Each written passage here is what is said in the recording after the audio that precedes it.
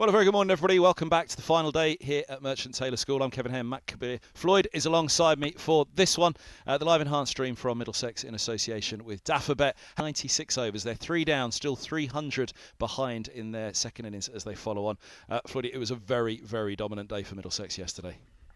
Yeah, it was. The bowlers just stuck to their task, didn't they? And also they were a key bowler down. It was Zafar Gohar, who unfortunately injured his shoulder. We're hearing now he's not going to play any further part in the game, which is a bit of a blow. But the seamers really stepped up yesterday, didn't they? There is still a bit out there for the seamers, a bit of seam movement. Rightly enforced the follow-on as well. And it's a very important game, this, for Middlesex. So tight in that table, isn't it? From 6th to second bottom, really, which is where Middlesex were at the start of the game. But a win here rockets them up. 7 balls, that's all it's going to take. But without their spinner, it's turning out there. I think Middlesex will be happy they had a bit of a rest yesterday as well.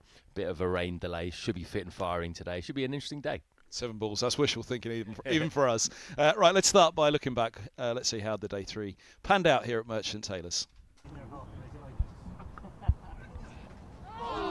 And there's the first one of the morning to interest Roland Jones. Really good start by Toby, right on a good length. Gets through. With the first runs of the day, there'll be a boundary as well. Lifted just fine of Max Holden. 4 it'll be. Cry a catch from Helm and from Cracknell, I think it was. Lift again and gone. Higgins holds on at gully. Middlesex have their first wicket of the 3rd morning. Helm striking his first of the innings. Upish, but through. Holds him with the admirable chase, but that's through as well. Lovely shot. Right out of the meat, that one. Up the hill as well it was. This one's up the hill for 4 on the hook.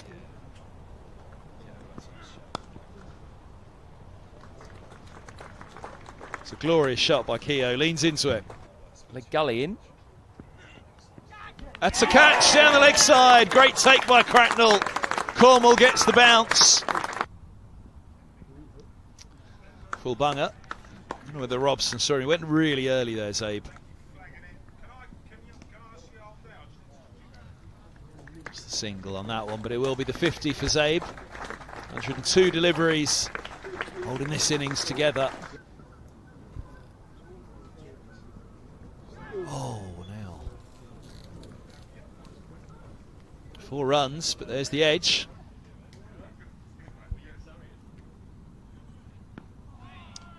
Made no for Roland Jones. 65 done, 210 for 6.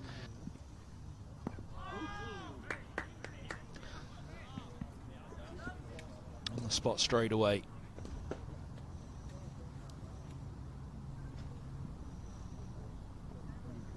Gets through and gets away. 4 byes. Cornwell's also bowled 11. Oh, now it's dragged that wide of mid-on, but it was in the air.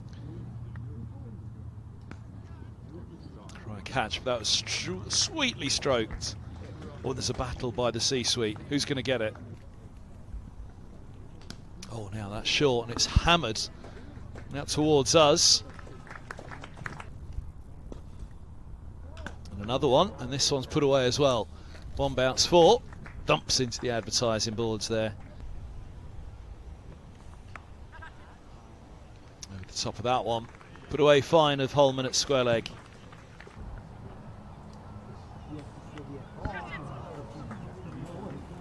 Is there any bat involved? I'm not sure there was. Yeah, it was. Signal. Up in the air. Deploy holds on. Oh, it's Kane Williamson backtracking. That's gone. No doubt about that one. Higgins will be on a hat-trick at the start of his next over. Sanderson barely forward. And he gets a lucky single in the end of that leading edge. Eventful over. Higgins quietly, pretty much all on them from here on in. Here comes Cornwell. Oh, bounce back and mind those fingers. There's been enough injuries in this match. Kia. He's bowled him. There goes. Off stump. Cornwell goes straight through. Zabe's Resistance is finished. Gone for 82. No century for the 1,000-run man. But a 9th wicket for Middlesex. And he's bowled in middle stump. Yorked him. And Cornwell will be on a hat-trick when he comes on in the Northamptonshire second innings. You'd imagine it will be a follow-on here.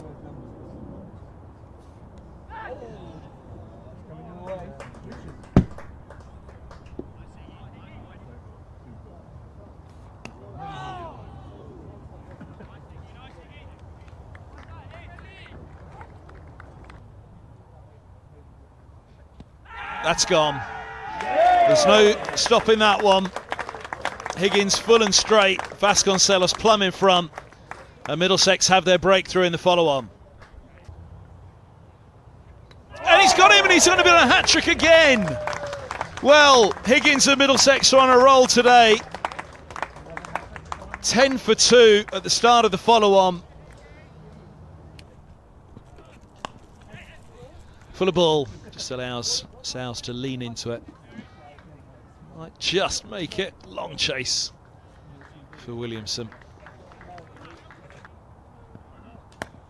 It's a lovely shot.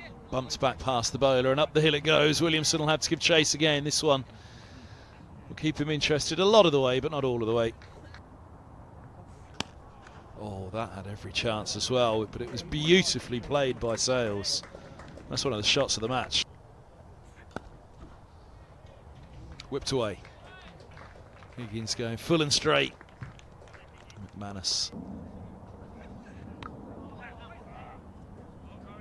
Run away for another boundary. Slightly straighter from Roland Jones. And turned away for a boundary. Just put a little bit of extra oomph into that one, perhaps. Lovely shot. Over the top of it and onto it quickly, McManus.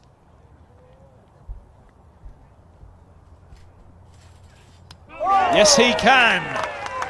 Roland Jones takes the umpire out of the equation. And he takes the stumps out of the grounds.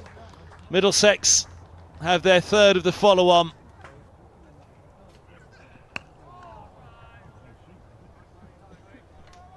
Back again to end the over. 19 bowled, 64 for 3. Trailing by 300.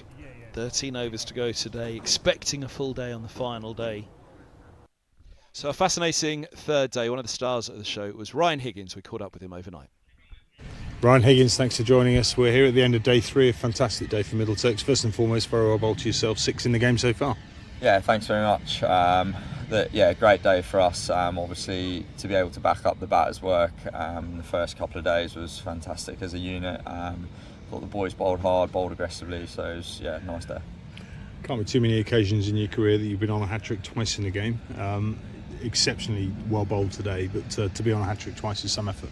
Yeah, I think sometimes it sort of seems to be the way in this game. When a wicket comes, it feels like there's virtually a lot of the time being another wicket just behind. So, yeah, one of those. Maybe tomorrow, go all the way and get one. Yeah. We're really building on a fantastic performance with the bat there, 625 for 8, puts us in a superbly strong position in the game. Already 3 down in the second dig. I guess there was no doubt whatsoever that we were going to make the follow-on happen. We must be pretty hopeful with the way the ball's still nipping around that we'll get through them tomorrow. Yeah, the pitch has definitely sort of worked in our favour. Weirdly, we probably would have bowled as well, but weirdly the pitch has probably got a bit quicker, a bit harder, and it's meant that invariable bounces come into it. So it's been positive for us. I mean, the batters to get 620 is just an incredible effort, I feel, and they deserve a lot of plaudits for that. There's some real strength and depth in this squad now. You look at the blow we took this morning when Zaf went off injured. Obviously he's going through some medical assessment as we speak. Yeah. But you've got Leas coming in bowling kind of part-time spin effectively, and the same with Robbo. Both were getting the ball to do huge amounts, so that I guess must give us some hope that they've got a job to play tomorrow. Yeah, 100%. I think spinners always have a great job to play. It was obviously really gutting to see Zaf go down like that, but hopefully he's all right. But we'll see in the morning. We'll know more in the morning. But yeah, I mean, to be fair, especially for 2 guys who haven't bowled a lot this year, to come on and do a job for us and give us, I suppose, a little bit of a rest was an amazing effort from both of them. And they'll definitely be needed tomorrow. Yeah. As someone that's been regularly taking wickets for the club since you came back and joined us back from Gloucestershire 3 years ago, how impressed have you been with the youngsters that have stepped into the ranks? Because obviously Navia himself has done exceptionally well at times, and Seb Morgan's obviously come in and played a part, and you've got other people like Jamie Feldman coming in and doing his stuff, and of course Noz today was bang on it. Yeah, no, I honestly I'm really impressed with all of them. I think it's one of those, it's amazing for a club to have 4 guys in a similar age group to be doing such amazing things at such a young age, and so impressed with them. Noza, obviously probably a year more of development, so he's been unbelievable for us this year in all formats, and long may it continue. Yeah. Absolutely. Last one on yourself, Ryan. I spoke to you earlier in the year. You'd been a little bit frustrated, I think, with how the ball had been coming out, but seems to have come together at the right time of the season. We're pushing ourselves into a really strong place now to push for promotion. You must feel confident that you're going to play a big part in that. Yeah, definitely. You always want to be contributing with wickets, but I think more so just contributing to what the team needs in any moment. Promotion is obviously probably a while. So it's Tom Helm to get us underway on the final day. Down the hill from the Benham end, where he's enjoyed some good bounce to challenge the batting lineup. None for 11 in this innings. It's been Roland Jones with 3 in the first. He's got 1 in this innings, a couple for Higgins this time around, a couple in the first dig as well. It's a bright sunny day here at Merchant Taylors' School, which has to be the priority for Middlesex with the time lost in this game, a session and a half probably to this stage.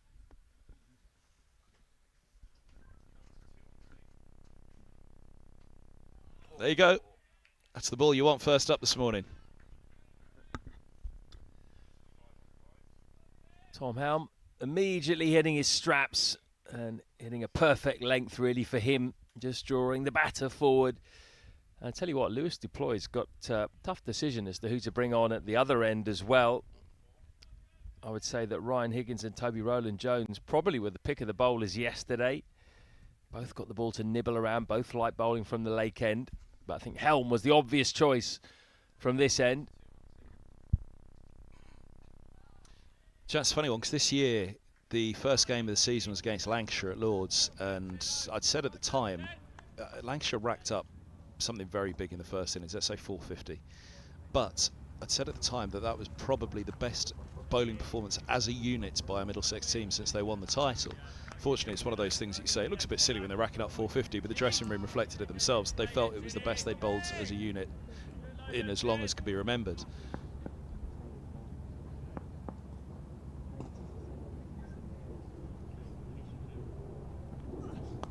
Oh, edged, but going square and fine.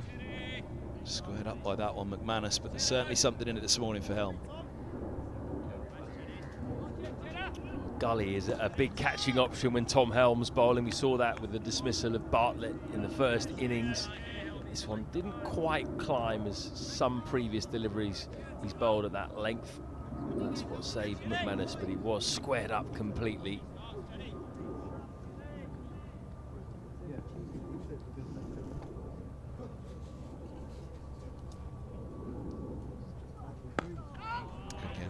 Right on the spot. Helm was injured for the first half of the season, so it was Brooks and Cullen, Roland Jones, Higgins.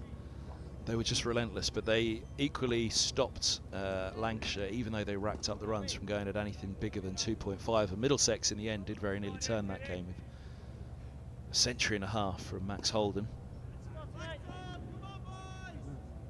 So got a 50 in the first innings of that game, Holden. A prolific start to the season, which he's backed up here with another 150.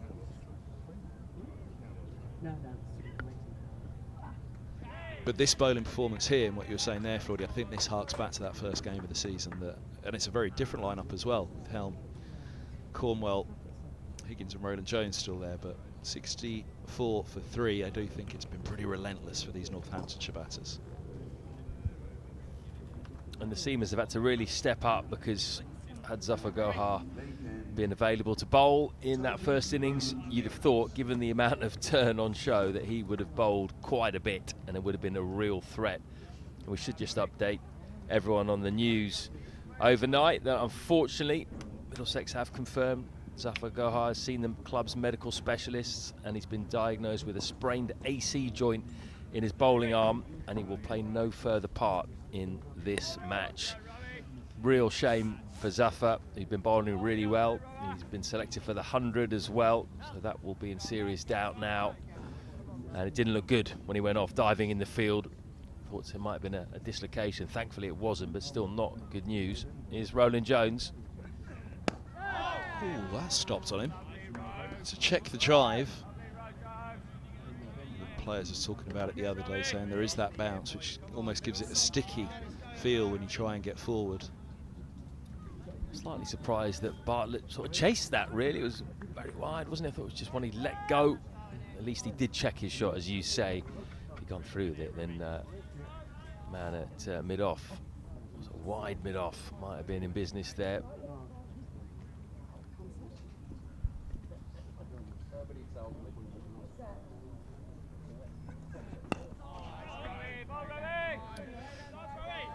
Yeah, it's a real shame for Zafar Gohar. He's had a good season, first season for Middlesex, and he's added a real threat as a front-line spinner, something that Middlesex have been missing at times over the last few years.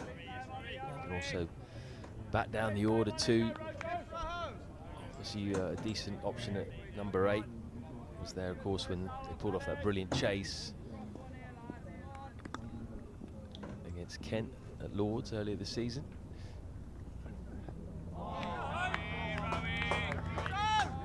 At least the seamers know now we're going to have to do the job, and they probably suspected that yesterday, and they really stepped up. Got 4 genuine seamers, so Lewis Deploy can rotate them quite regularly, short spells, and then I think whenever he needs to give them a rest, it'll be himself or Robson, just to see if they can burgle a wicket or two. Then his turn out there, especially for Robson, the leggy. So I do think we'll see a bit of them, but not until he's given a good burst for all 4 seamers.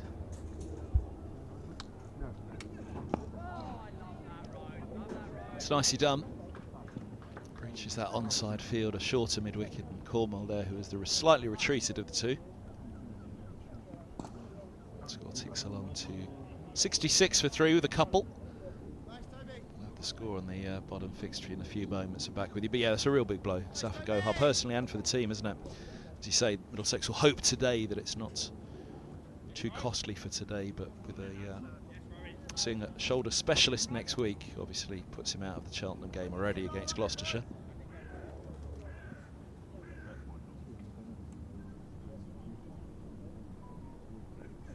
I think this is where Middlesex this year, just going back to the seam attack as well, and with Gohar, they do have a lot of options. Young Sharma missing this one, who arguably would have played because of the fall for he took and the manner in which he took that fall for at Grace Rose. But he misses out with the side strain, and Middlesex produce a side that put together a bowling performance as a unit the best since the opening round, which was the best in many years. And equally that batting lineup on paper, that's what they will hope for the remainder of the season, that they can try and put pressure on the other sides and get back into that promotion race.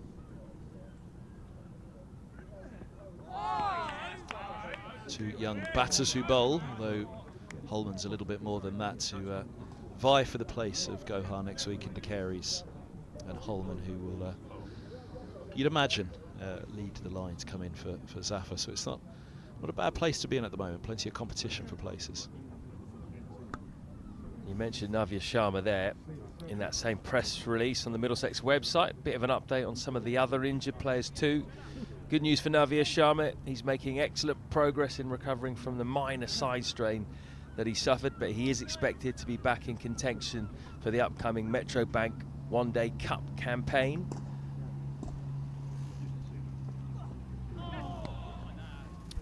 Another seamer, Henry Brooks, is also making excellent progress in recovering from his side injury. He's now back in contention for selection as well, having come through a second 11 match recently. Bowled 23 overs in that game. I think he took a 5 as well, didn't he, in the first innings. Two other young seamers, Ishan Kaushal, Seb Morgan, they're both out, still recovering from foot injuries. They're expected to return at the back end of August. Blake Cullen, unfortunately, he is, of course, out for the season with that stress injury of his back. But just by reeling off those names, you realise how many young seamers are coming through. Admittedly, 3 of them at the moment are injured, with Sharma coming back. And there are options which you need over the course of a season. So much cricket to be played, and especially with 50-over campaign coming up as well. Good opportunity to rotate, rest some of the bowlers, maybe some of the senior fast bowlers.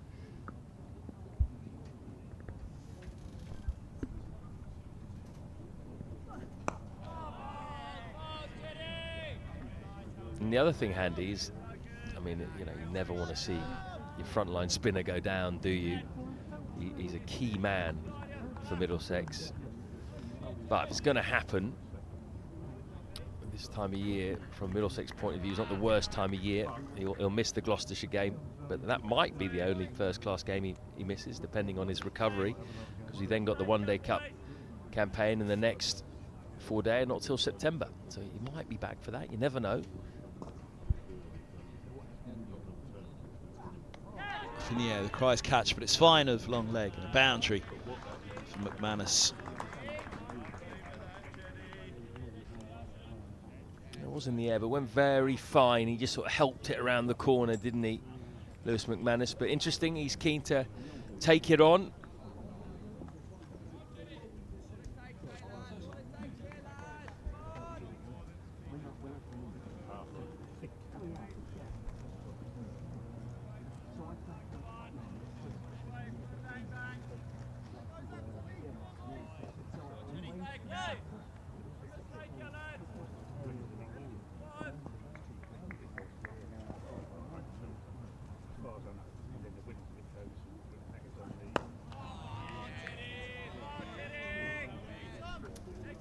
I wonder how Northamptonshire are going to play this.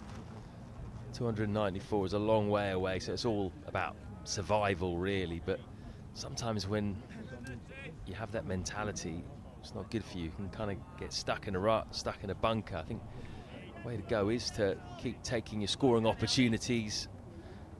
Lewis McManus and George Bartlett can both score quickly when they want to. I think that's the way to keep it going.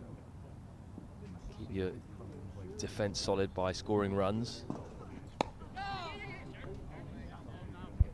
Nicely done. Pick up that single, rotate the strike, end of the over. 22 done, 71 for 3. Just quickly back to Zafar Gohar. Yeah, the final games to come, I reckon the game that they'll really like to have him back for was Old Trafford. But Old Trafford, a bit of spin up there, isn't there? That grey square that Old Trafford can so often have. Yeah, it's been pretty flat up there this year, hasn't it? And looks pretty flat at the Test match too. Always has carry. Old Trafford, so the Middlesex fast bowlers should enjoy bowling there, particularly the likes of Tom Helm. It could be a big game. Middlesex might need to win the majority of their final games to finish in the top 2. Get this one done. That's 2 in 2. Confidence will be high.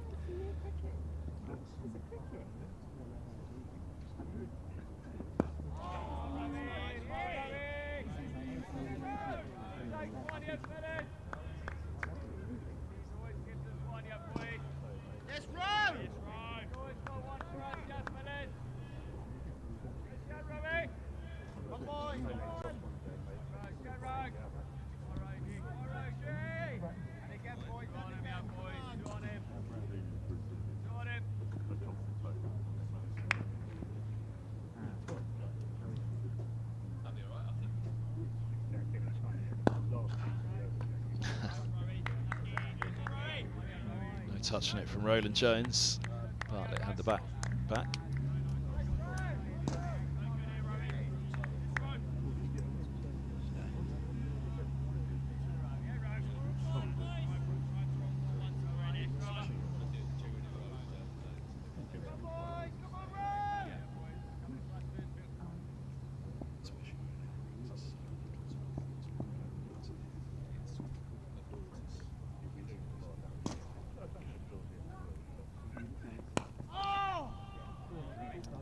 It's a lovely push, just through cover points.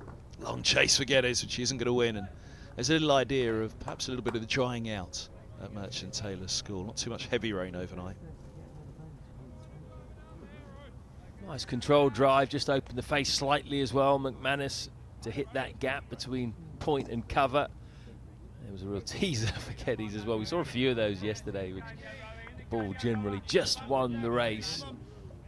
Just up the hill there, he thought he was in with a chance and then realised, nah. So that's it. Looks like McManus is keen to take his scoring opportunities. That's the way to go, I think, if Northants want to get through this. Oh, he's gone! Attempts to shoulders arms, doesn't get the bat up high enough. And the deflection down onto the stumps. He looks at the toe end of his bat, McManus. Maybe an extra bit of bounce from Roland Jones, or maybe that bat just wasn't removed quickly enough. Well, Lewis McManus was decisive in the previous delivery. Striding forward, lovely cover drive. Indecision this time. Should I leave? Should I play? A lot of that down to Toby Roland Jones and just putting it in that corridor of uncertainty. About there, he's thinking, I'm going to play, and then he changes his mind. Says, I'm going to leave it, and it's too late. Off pole, out the ground. So important for Middlesex to get an early wicket today as well, just to keep things going from yesterday. Roland Jones really looks like he's near the top of his game. The last few overs he's bowled yesterday and today. Big wicket that.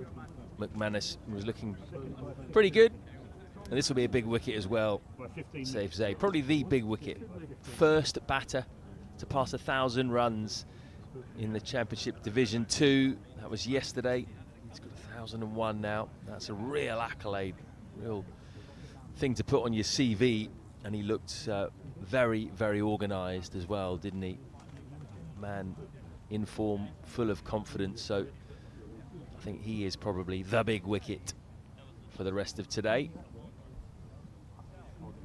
Well, they felt that they had him on 7 in the first innings, LBW, Zabe. Replays suggest they probably were right. Can they get him early this morning? If they do, then all of a sudden 6 down inside the opening half hour. And it could be 5 down, sorry, inside the opening half hour, and it could be, well, it could be curtains from there for Northamptonshire, really. It's a massive, massive task they have on their hands. It was the scenario set up by that big first innings by Middlesex. I did think on that first day that Northamptonshire was slightly off, and Middlesex, Sam Robson, funnily enough, with his 50 at the beginning, I thought was the best of them. Saw him this morning and said that, and he said, yeah, then I got a little tickle down the leg side, but that's cricket. He said that's the game.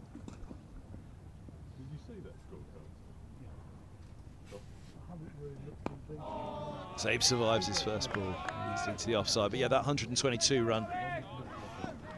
That 122 run partnership between Robson and Holden really set the tone, and then Holden and Williamson took it on from there. But I did think that Middlesex had just upped their game on that first day with the bat. Northamptonshire weren't quite at it at Middlesex. Undoubtedly now, definitely overachieved in the first dig. Having been put in as well.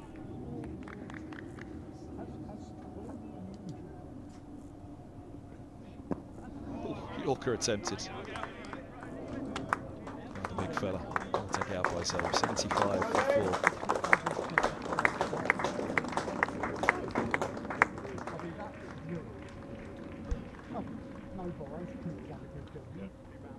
Let's have a look at it one more time.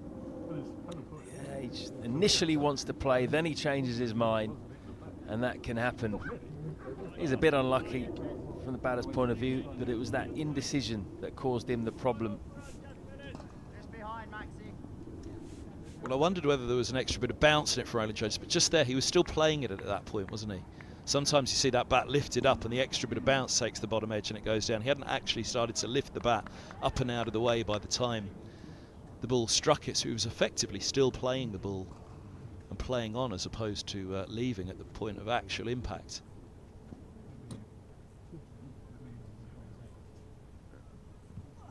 Oh, now. That's just what you want to do next ball, Tom Helm. Just look at the way that Bartlett fidgets at this and pushes at it, and then a sort of nervous tick afterwards. He waves the bat with his left hand. That is a perfect channel, isn't it? Perfect length as well. You're neither forward nor back. We have to feel for Helm, don't you, the injuries he's had over the years, because you look at that ball, and you said it yesterday, his height and his bounce. He, on this surface, is going to be the most effective for Middlesex. And again, that wouldn't have been out of place at Old Trafford this morning, would it? Almost a carbon copy. This time almost looked like Bartlett was sort of trying to get the bat out of the way. I mean, he played down the line of mid-on, really, and this ball was a lot closer to stump. It's almost gone over off stump, that.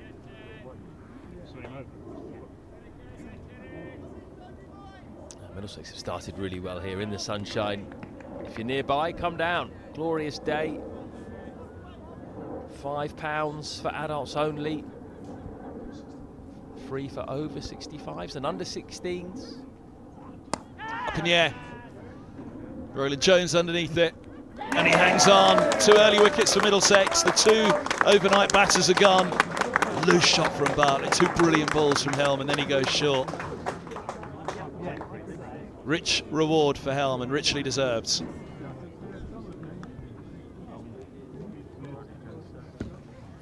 Extra bounce from Tom Helm. How many times have we seen that in his career? Simple catch for Toby Roland Jones, and that was a really nervy end for George Bartlett, wasn't it? Those last 3 deliveries, he looked all at sea. It was almost a panicked shot there. He thought, I'm under pressure here, I've got to play a shot. And that was the wrong delivery, wrong bowler, who gets steepling bounce. What a start by Middlesex. And now if you're Northamptonshire, well, this could end very quickly, couldn't it? Rob Keogh comes out.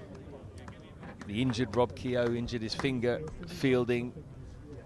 I haven't heard about that. It might even be broken, we don't know, but he manfully carried on in the first innings. Did a good job, actually, didn't he, for a while?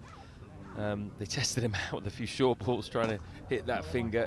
18 off 36 balls he made before Noah Cornwell got him. Caught down the leg side in the end, but you think he's the last hope, really. Afterwards, it's a pretty long tail. Dominic Leach batted well in the first innings, 23. Sanderson, Guthrie, Chahal, 2 of those made ducks. It is a long tail. This is the partnership for Northamptonshire. They need these two to bat until lunch, really.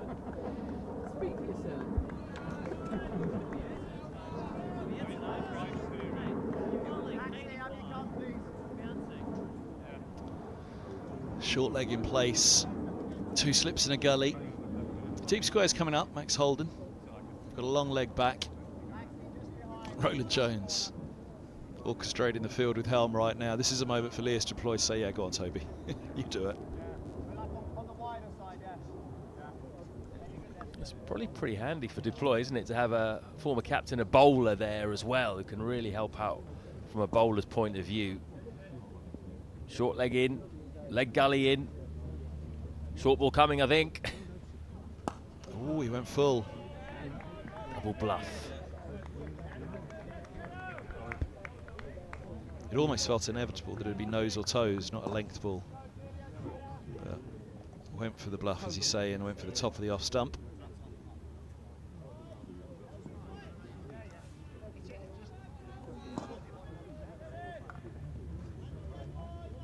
I was going to say, if Helm realises his potential, which he is doing this year, I think, he looks a different bowler. He looks confident, in control.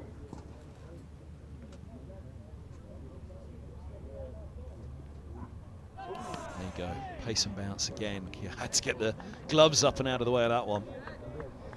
That's how they got him in the first innings, wasn't it? Except it was the left arm of Cornwell. Tickled a short one down the leg side. It's obviously what they're thinking about, given that injured finger. Just makes you a little bit more uncertain when you get one up in the ribs. Not sure he's going to be playing too many pull shots either, or hook shots, and Middlesex know that.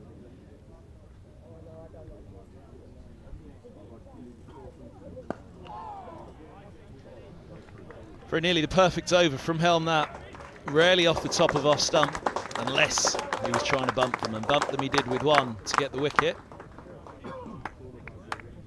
Here's the first 2 of the over, followed by the wicket.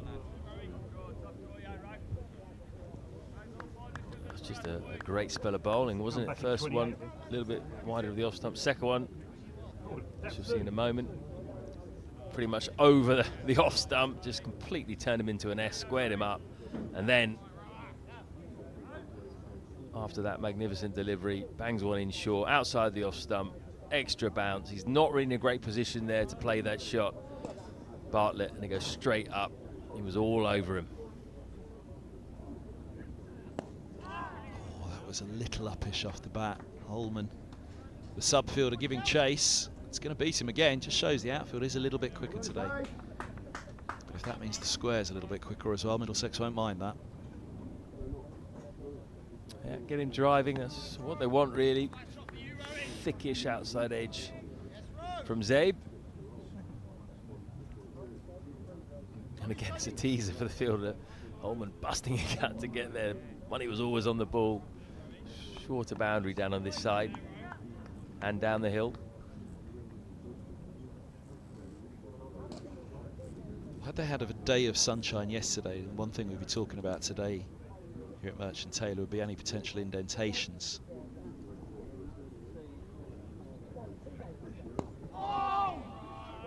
Renowned to be slightly up and down here, but where it's a soft. Oh, now where's that ended up?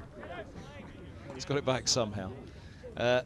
Where it's renowned for being a little bit up and down, it's obviously soft to begin here, lots of grass on it, but a day of baking sun had it have been yesterday, like it's set to be today. Let's put it this way, you wouldn't want to be batting on this tomorrow. Whether Middlesex needs that assistance off the surface today remains to be seen. At the moment it doesn't look like it. 80 for 5. Still with Higgins and Cornwell to come.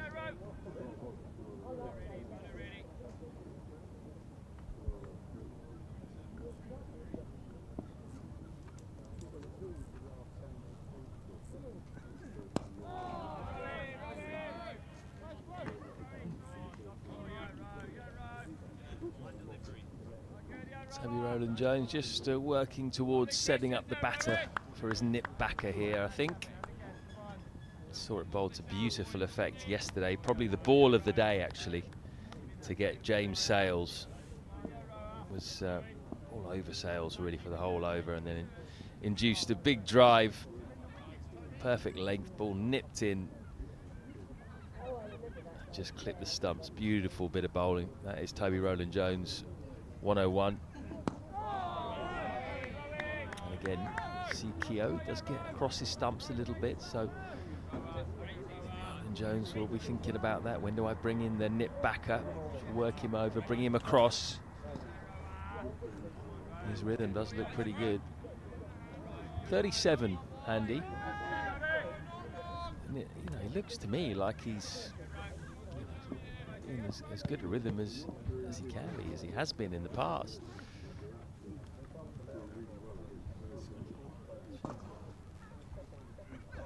Yeah, he's searching there, he's testing out this defensive technique. Contract ends this year, doesn't it, Rowland-Jones? Looks to me like he's still got quite a lot to offer, so it'll be interesting to see what happens with that. Yeah, I mean, Toby's an incredibly popular player at Middlesex, on and off the fields. A leader in every single way, but I think it was inevitable at the end of this season the captaincy would have passed on. They've obviously decided with the T20s switching to deploy to do the same for the first class at this stage. Into the over 80 for 5.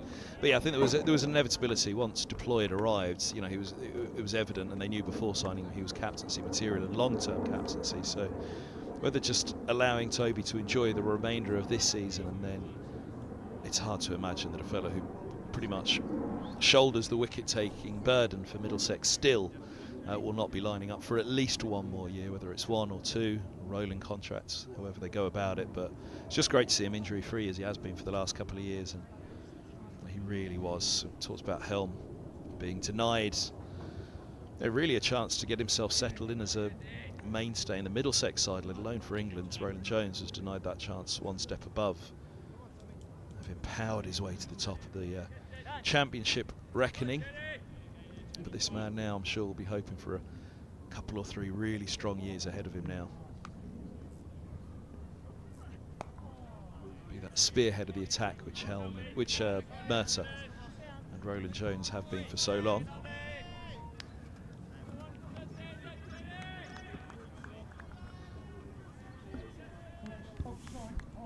Well, I do hope that Rowland-Jones has the appetite to carry on, and he does carry on, because he's just such a valuable weapon, and it's useful to have that vastly experienced bowler in there.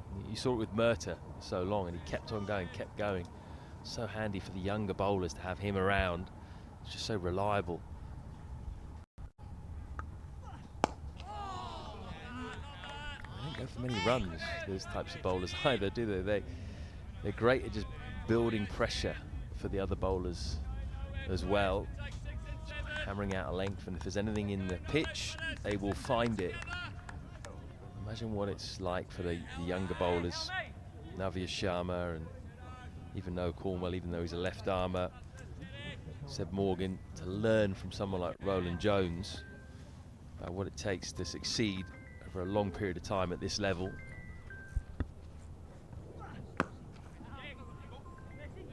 Oh, I guess through just fine of hold, and then only get a single still as Cornwell comes around. There's one of the men you're talking about, and that, I think, from the start of the season, Brooks and Cullen were the pair in possession. Dane Patterson, that was the other bowler I was forgetting from the start of the season. When Helm was injured, Patterson had that position. So in some ways now Patterson's gone for the second half of the year. Helm stepping up, stepping in where Patterson had been. But the way that the youngsters have kicked on, Cornwell, Sharma,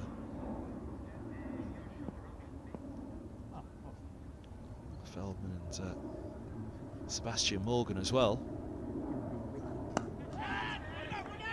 Now that was close. Guedes alert at short leg.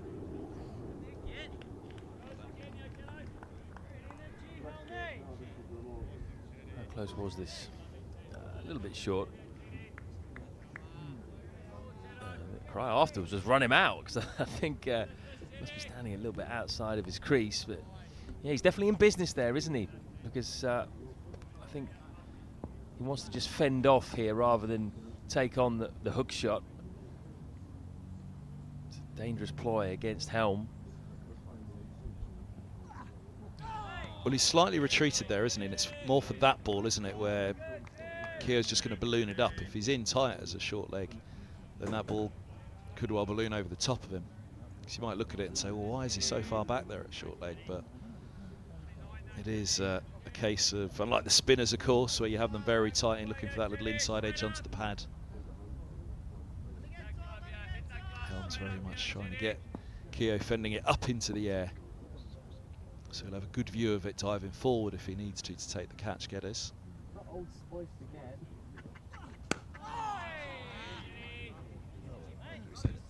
Keeps ringing his bottom hand, doesn't he? That's troubling him. Rob Keogh, he's showing some real fighting spirit by coming out there and batting twice. And that's it, high on the bat. You can imagine that has really just wrung down the bat and onto his hand, just jarred. Horrible feeling that when you've got a broken finger or an injured finger and it doesn't hit the middle of the bat, it hits the bottom or the top of the bat. You just get this horrible vibration, don't you, that goes down the bat onto your finger. It's amazing the pain that jarring effect has, isn't it? Reverberates, as you say, through the hands and up the arm.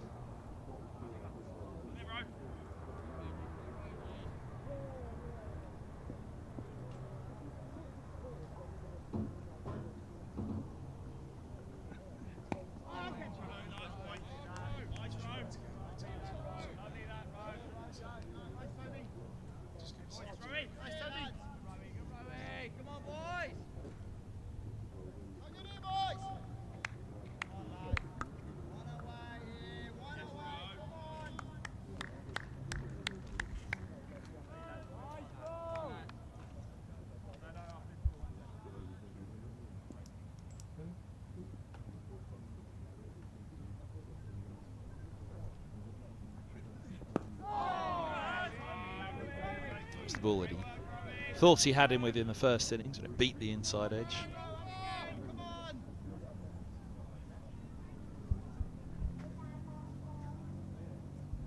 I imagined Roland Jones get a decent length spell here, and then it might be Ryan Higgins from the Lake End. He also looked very dangerous from there, and then Cornwell possibly to follow Tom Helm from the top end.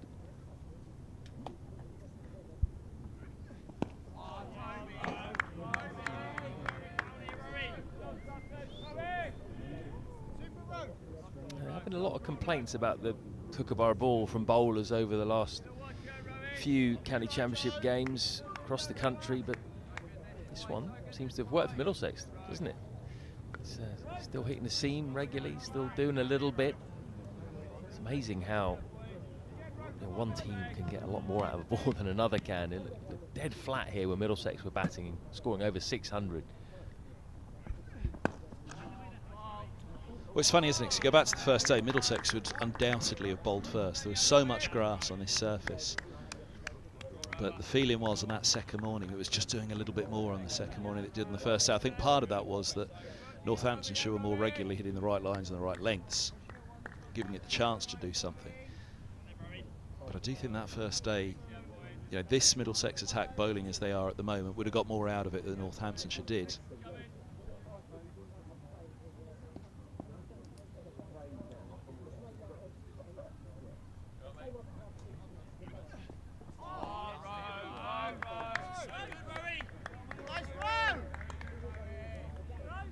But that said as well, I do think that Middlesex just batted incredibly well on that first day. It was a genuine masterclass from Holden as well as Williamson, and Robson arguably only getting 50 and a little tickle down the leg side, but arguably looked the best of them on the first day on this surface. Played here so often at Merchant Taylor School, and he looked most at ease with it. It wasn't, you know, Williamson and Holden made it look easy once they got in.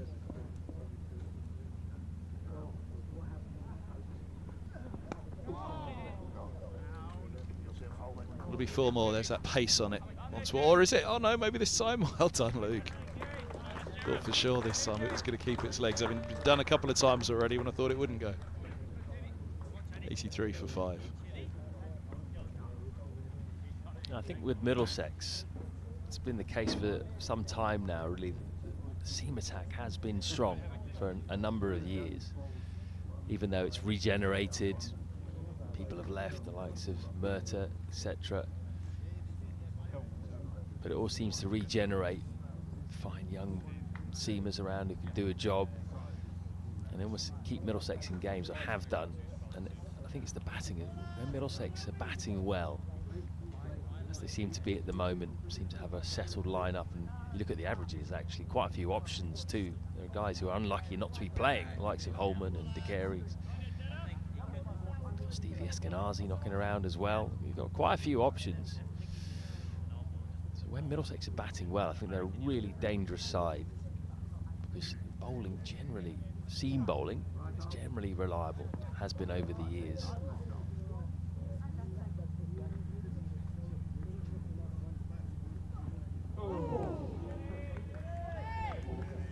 Yeah, he didn't have to play it that really, but it was a good length from Helm.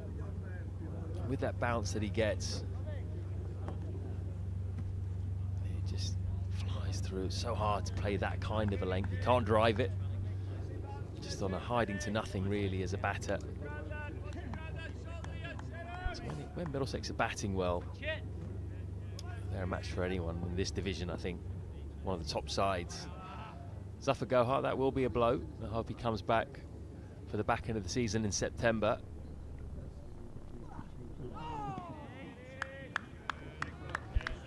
Uncomfortable now, isn't he? Keogh is mixing it up nicely here. Helm, short ball, good bouncer, and he just pitches one up in the channel. Foot moving a little bit slow. This is a real examination. Still on naught of 12 deliveries. Not that that's that important. Runs are not that important today. It's just about batting time.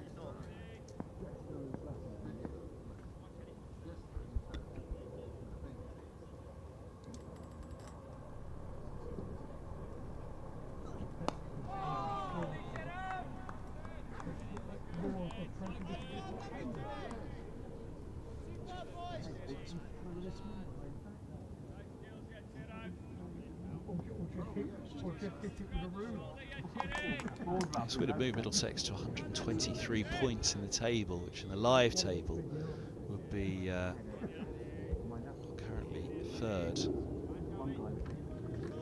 But interesting, fourth indeed, 1 point behind Glamorgan. Glamorgan got a little bit of work to do against Kent this morning though. 7 wickets standing, still 140 runs required for victory. That would really throw the cat amongst the pigeons, because Middlesex have played Glamorgan twice already.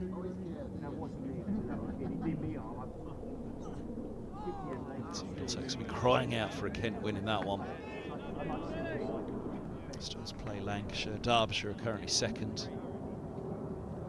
Played Gloucestershire twice. Cheltenham next week, then at Lords. Last game of the season. But yeah, I think it's that Glamorgan game. If Kent can do something against Glamorgan today, then all of a sudden this Division 2 promotion race looks wide open. Derbyshire obviously with a little bit of a battle as well. And the other thing that would help Middlesex is if Gloucestershire can snatch a draw against Lancashire. Gloucestershire following on 129 for 1. They still trail by 47 runs, but that could easily be a draw if they carry on batting like that. Because Lancashire and Gloucestershire are right in the mix as well.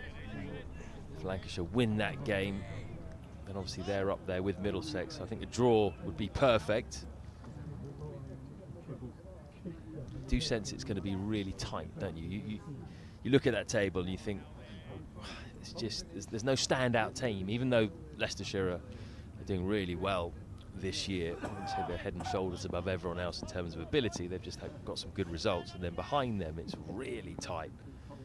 Just one spot available, of course, to go back up to Division 1.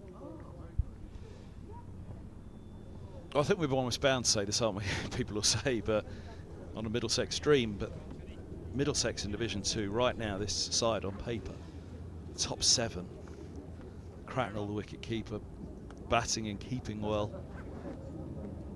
Holman and Zafar Gohar are a fair pair of spin twins, and then a plethora of seam attack with Higgins, the all-rounder, Roland Jones, the spearhead, Helm stepping up here brilliantly in this game as well.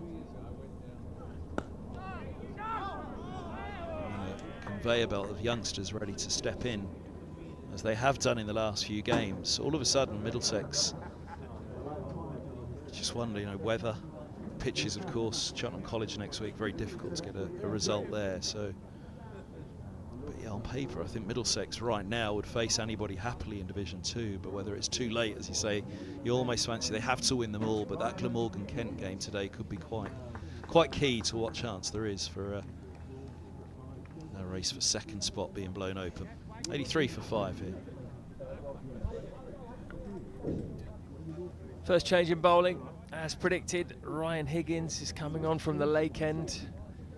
Picked up 2 wickets yesterday, 6 overs, 2 maidens, 2 for 19. Trent Vasconcelos LBW, and he bowled Adi Sharma first ball, so he got 2 in 2. Adi Sharma dismissal was a beauty, full, getting him to drive, nipping through the gate. He should enjoy these conditions as well, just as Toby Roland Jones has done.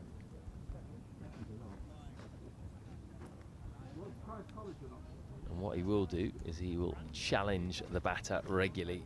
You don't get too many you can leave with Ryan Higgins. He's always at you in that channel or on the stumps. Might slip in the odd bumper, as we saw yesterday. Different conditions today though. Sun's out, don't have that cloud cover. Will that make it slightly easier for the batters?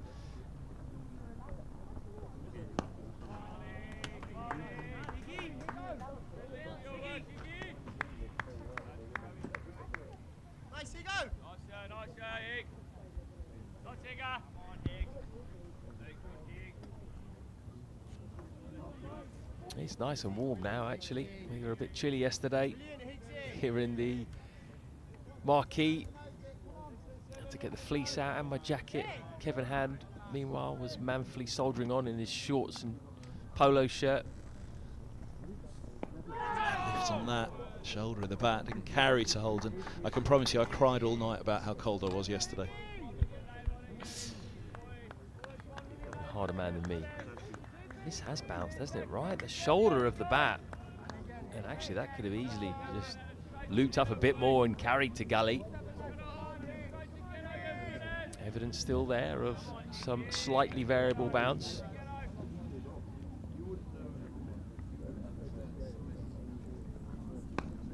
Width on this or no, put away. Saves into double figures.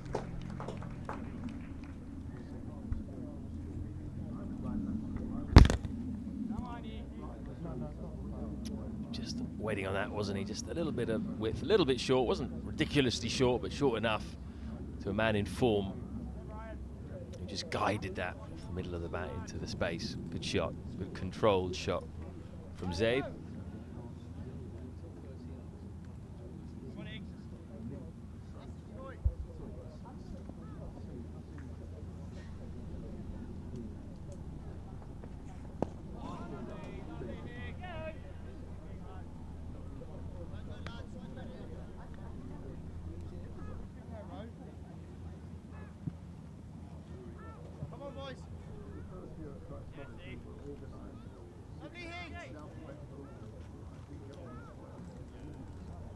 Wicket away, you feel Middlesex from really cracking this open. Get Leach in next.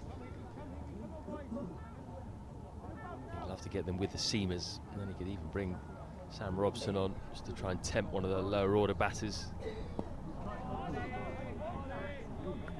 I do think a leggy is a good option sometimes when you've got lower order batters. Eyes light up a bit and try and have a go when there's turnout there. They'll have a burst from Higgins first of all. I'd imagine a spell from Cornwell too. And we'll then go back to Roland Jones and Helm if he wants to. He's got options to deploy even with Gohar off the pitch and not available to bowl.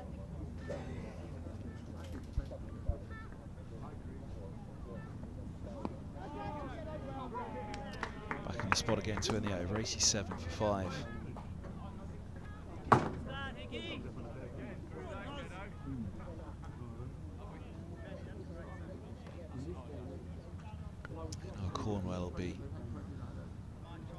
Floyd. In fact, here he comes. Placing helm, 1 for 17 from 9.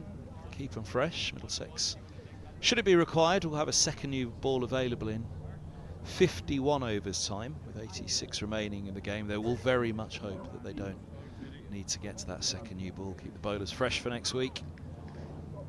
Saturday and Sunday. From the Benham Noah Cornwell.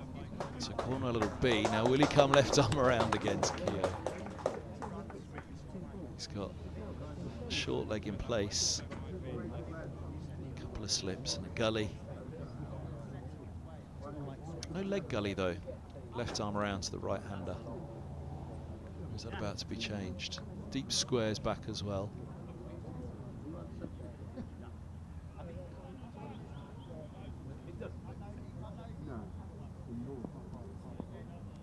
I was about to say they have a mid-off and mid-on as well. They feel slightly redundant, but mid-off's just been moved more to cover.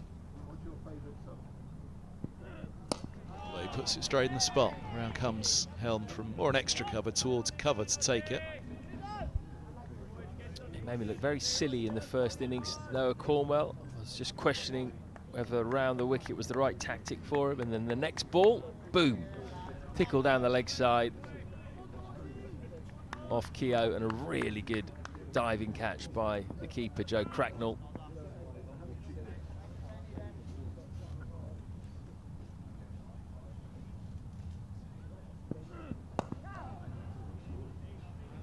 He's off the mark. 18th ball for Rob Keogh. I'm sure he won't mind just getting away from that short ball attack that was inevitably going to come. Yeah, I was with you in that first innings as well. Just felt that over the wicket into his armpit was going to be more difficult for Keogh to fend off on a more regular basis. It was the way they got him in the end.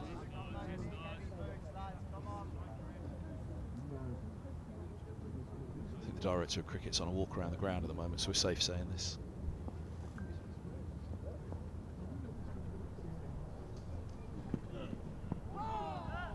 Well, he seemed to enjoy coming up and telling me I got it wrong when when Cornwell got that wicket. Soon after I said he should be going over the wicket. He obviously remembered you putting him away for a few boundaries many years ago, Floydie. I think I ever played against him actually. A couple of years younger than me actually. Alan Coleman. Played for Wickham House Cricket Club. Used to have a very good Colts system there. I'm sure he played his men's cricket there though. I'll have to ask him. Run away. So he'll pick up another boundaries into 16. This is genuine nick. Maybe angled it slightly. To just push out the last minute at that ball. Middlesex won't be unhappy at seeing that. That really does run away down at the lake end, down the hill. Apparently the Middlesex youth team records of that era just had Coleman, Coleman, Coleman, Coleman on all the wickets columns. Is that what he told you? That's what he paid me to tell everyone. Pays the wages, Coley. Signs off on the commentators, so we have to be nice about it. Great bowler he was. Unplayable. Unplayable. What a lovely day now, really is. Lots of blue sky around. As I said before, if you are in the area, get down. It's only a £5 if you're an adult, free if you're under 16 or over 65. Stroke through. Long chase here for Roland Jones. Go hard, let's Abe. Couple 20 over 90. 94 for 5.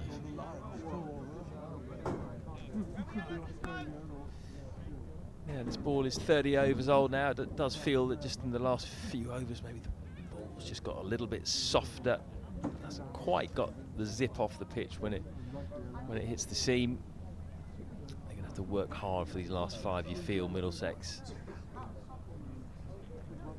I'll have to see some different tactics employed throughout the day.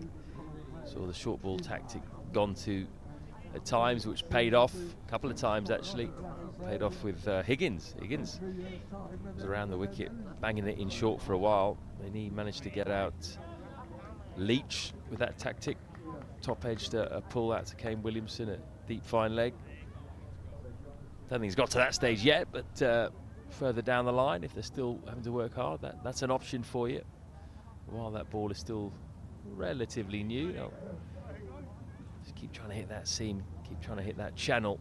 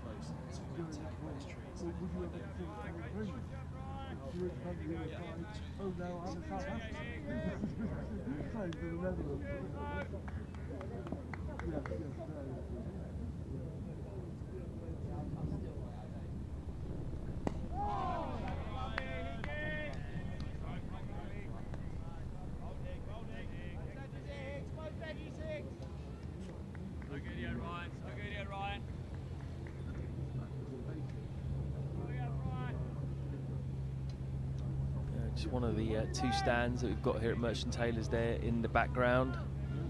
There's one on the other side as well.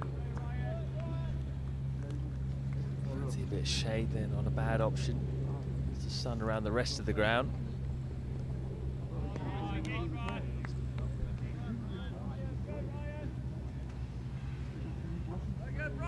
It's not like a roasting hot day today, so it is quite pleasant being in the sun. But I don't know about you, Kevin, I don't like to watch cricket directly in the sun for a whole day. I think I'll dip in and out is the ideal for me. Get to some shade when you can. With Irish skin, my life rule is get to some shade when you can.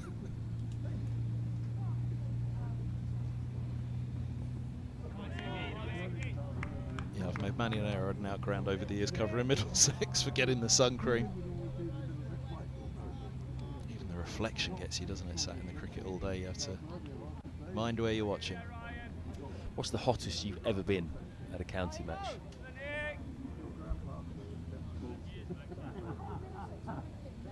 Uxbridge was up quite high, wasn't it? Uxbridge kind of springs to mind because a hot day at Uxbridge, that's the driest of all the grounds in Middlesex, isn't it? So I guess it would have to be there based on that, wouldn't it? There must have been a game there, but equally any of the outground days at Middlesex, they're hot long days, aren't they? Yeah, not a load of shade at Uxbridge either. It's quite open. Used to be a fantastic pitch as well there. I remember playing club cricket there a few times. It's an absolute road. I can imagine county players on that would have filled their boots, the batters.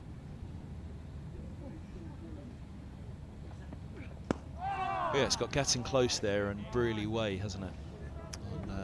Or the other way around, actually. It might be Brearley Close and Gatting Way at Uxbridge, but as you say, it was renowned as a great batting surface, but it was the part of that reason was it used to be fast, didn't it? It was lightning fast. I do remember the tales of Malcolm Marshall bowling at Uxbridge when it was at its quickest. Apparently it was terrifying. But yeah, Gatting and co, they cashed in at Uxbridge, didn't they? Been there in a long while. I don't think Middlesex played there for a while either, have they? What it's like now. Old club Uxbridge, and they've sort of slipped down the leagues as well.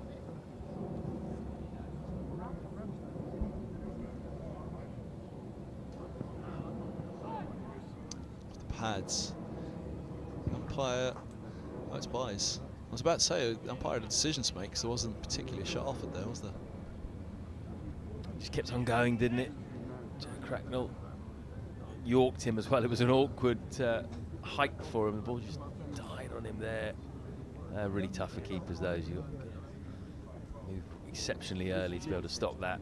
A bit unfair, I think, always when they call those buys. Not much you can do about it as a keeper. Felt a bit for Drew Durrell at Lords, actually. There's a few of those which he couldn't get to, but he had a very high buy count, didn't he? Good bounce from Noah Cornwell.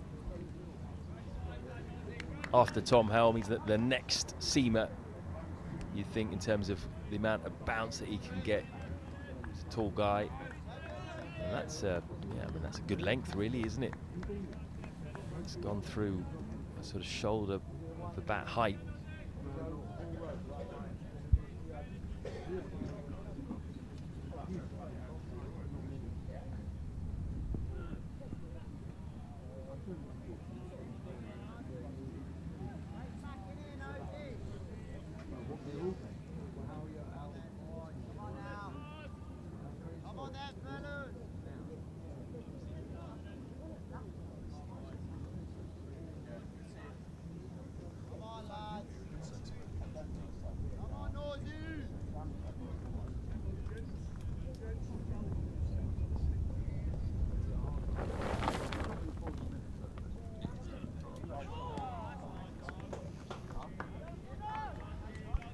News from the test match at Old Trafford, and Joe Root is now the 3rd highest run scorer in test match cricket. He's gone past both Rahul Dravid and Jacques Kallis in this innings. He's up to 31 not out there. England trailing by 97, still only 2 down. Only Ponting and Tendulkar ahead of him. Incredible, really. And actually, Ponting's not too far away. Ponting's got 13,378. Root's now 13,290. So another, what is that?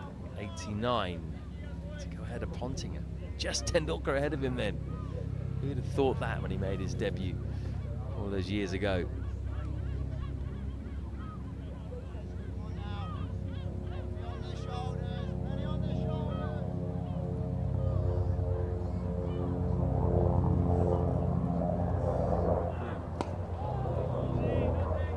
For 5 here.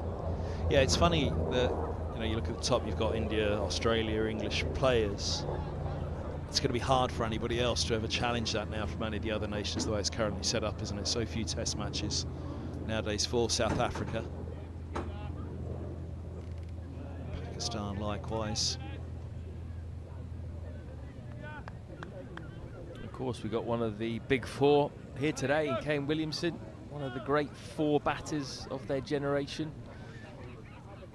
Virat Kohli, Steve Smith, Joe Root, Kane Williamson.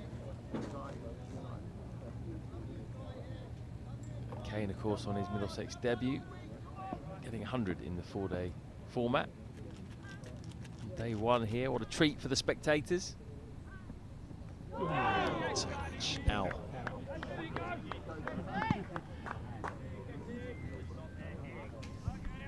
This has actually hit him on the elbow. Might have been glove and then elbow. Just nasty. It's not what you need with that injured finger. Might have been, let's have a look. Might have been glove and then elbow, which is probably even worse for him. This is bottom hand, which is, oh no, straight on the elbow. And that is painful. That is really painful. Right on the point. He's in the walls, Rob Keogh. Same hand that's injured. There's the strapping on that finger, which he's taken off and will put back on now. But yeah, the elbow seems to be moving freely, which is the first thing, isn't it? He's not holding it limply to one side. Actually more concerned with his finger. You could just see his hand shaking there, couldn't you? As he took it off and he's in pain. Just re-tape it up.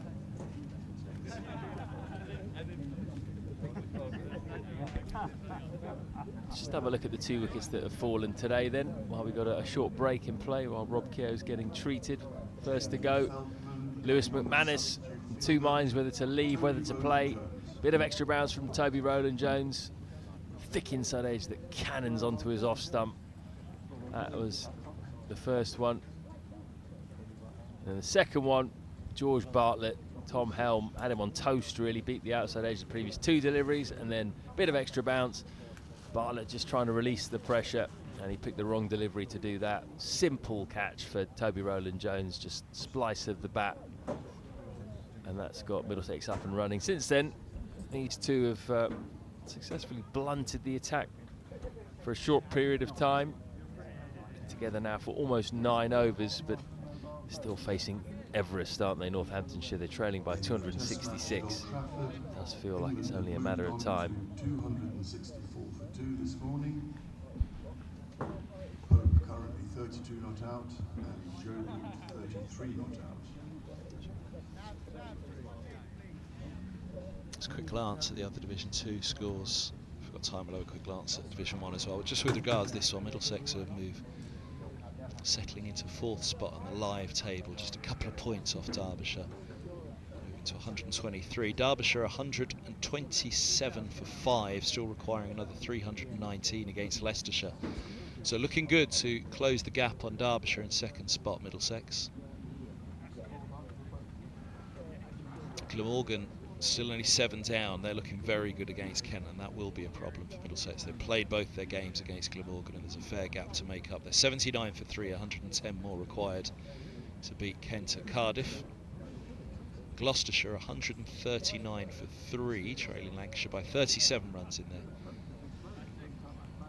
2nd innings, 7 wickets standing. As Floyd said, Middlesex probably most hopeful for a draw in that one. Glamorgan match is the one that will give slight concern for Middlesex's aspirations. Glamorgan on 124 points currently. Middlesex would move to 123 with a victory, both having played the same number of games, but Glamorgan with a win. Basically a game ahead of Middlesex then, and Middlesex will be relying on results elsewhere, even if they were to win all their games.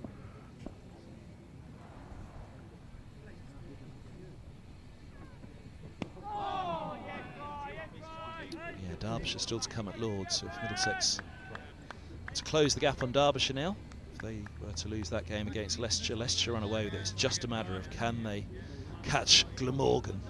2 to play against Gloucestershire, so the answer is yes, they can catch Gloucestershire.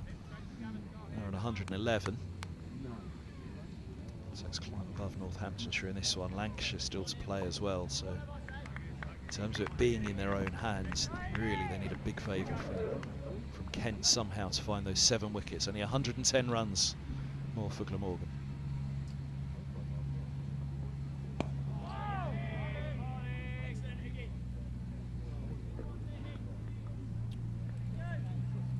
He sensed this could be a big opportunity for Middlesex here to get Keogh just while he's unsettled, hit on the elbow, still ringing his finger. I do think that once this next wicket goes down, that could signal the end of the resistance. It's a big one, this.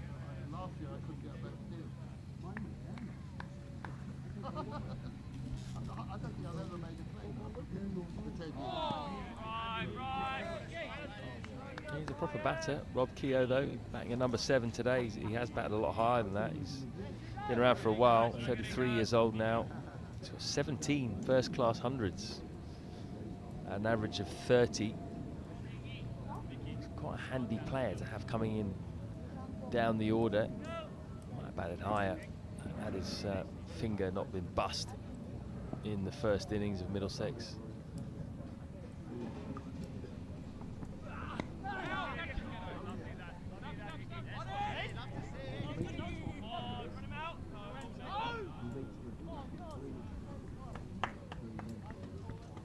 Could have had some overthrows there had the ball not hit the batter. I think it did as he came back for a second. It was quite a tight second, and Tom Helm there was trying to get round to back up, but I'm not sure he was there, and the ball seemed to hit the batter as he was running his bat in. 100 up anyway for Northants, 100 for 5 following on, still trailing Middlesex by 264.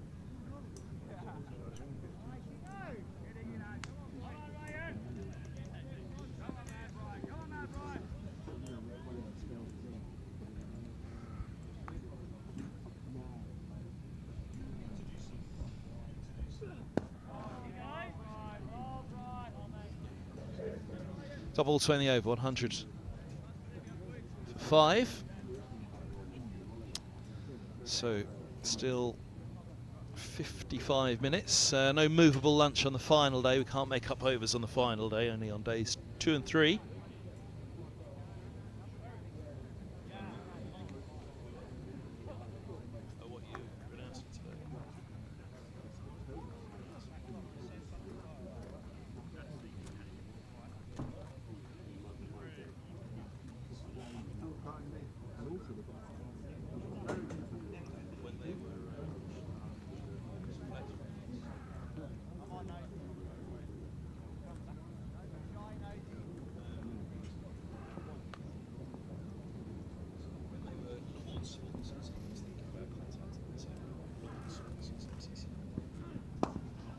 Lovely drive. Dipping the head helm as he tried to get to it. No need to dive on that one though. Runs are on Middlesex's side. Oh, gave Lady a jump, didn't it? Did nobody give her any warning? It's coming this way, it's coming this way, it's coming this way. Oh, there it is.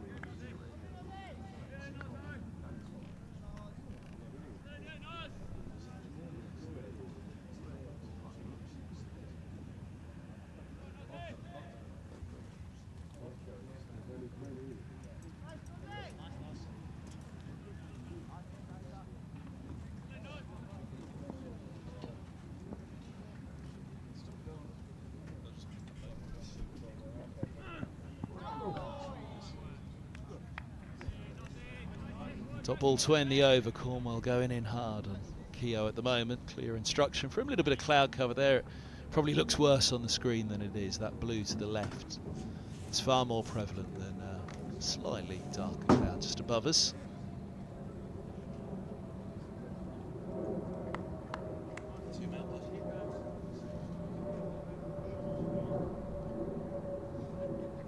Temporary stand-in for this one.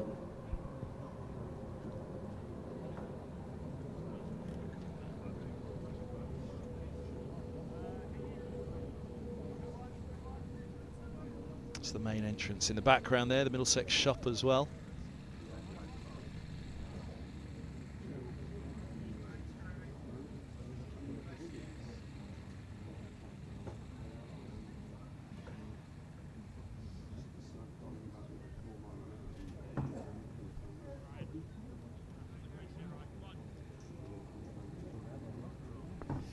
Keeper up to the stumps for Ryan Higgins.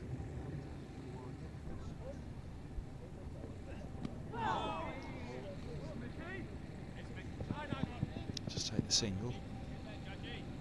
Little inside edge onto the pad, 2 noises. This is the period now where the seamers are going to be most challenged, isn't it? 35 overs old, this ball, a bit softer. Seems pretty much flat on a kookaburra as it is, but certainly by now.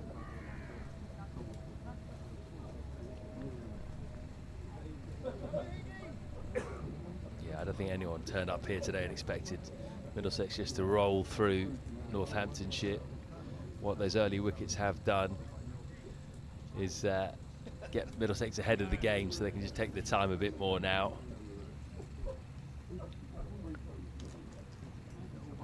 I do think we probably will see some spin before lunch, maybe not too much, but probably see something just to mix it up a little bit. Interesting that Cracknell's gone back for Rob Keogh. He's only standing up to Zaeb at the moment.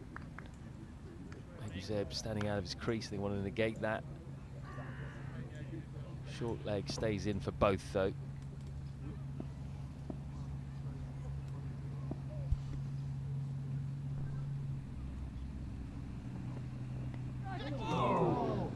He's nudged it fine for 4. But it got the juices going for Middlesex for a moment. There is a leg slip in, but he's wide. You'd have to be a sort of genuine first leg slip, which you never really see. There's the leg slip there, more like a leg gully and a short leg. But it is a legitimate mode of dismissal for them. Saw that yesterday with Keogh, taken by the keeper.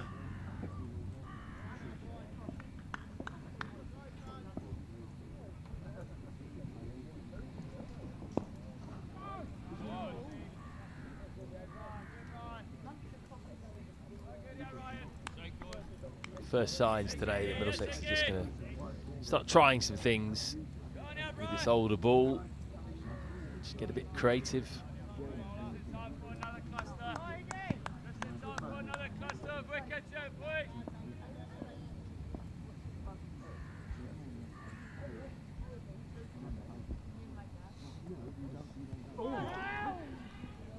Too hard a thud onto the shoulder, fortunately quite meaty. That blow for Keogh. Showing some ticker here, Rob Keogh, isn't he? Just to be out there with his injured finger. He's taking a blow on the elbow now, one on the back. That one not quite as painful as the one on the elbow, but he looked uncomfortable, didn't get up at all.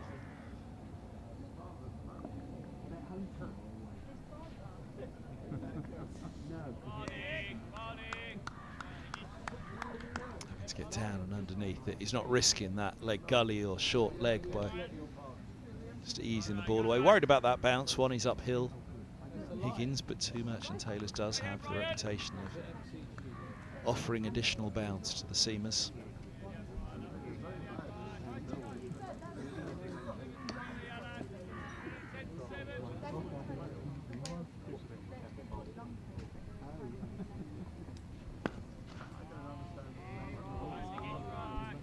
.10 for 5. Do you think there's more bounce here than at Lord's?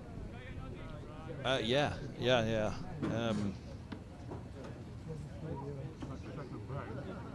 so it's a surface that is always slightly more on the lively side, isn't it, Merchant Taylor School? An outground, which actually you mentioned Uxbridge, and that was really the killer blow for Uxbridge. That it was losing pace, it was losing bounce.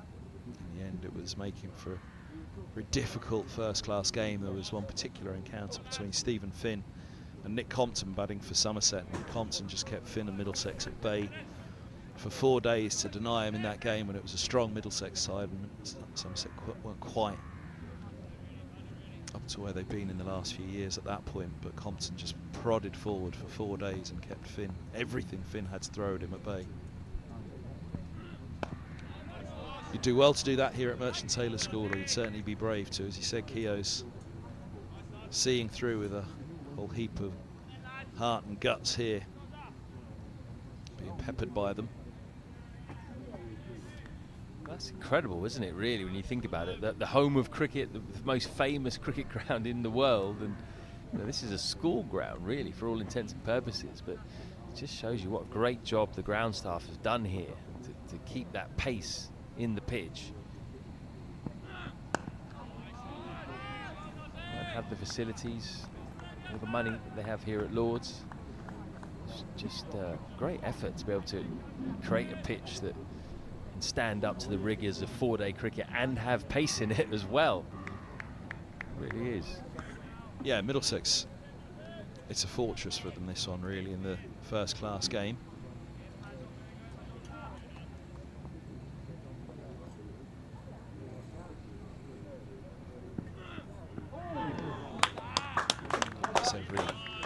Guildford's renowned as a road, isn't it? And the Surrey Bassers love going there.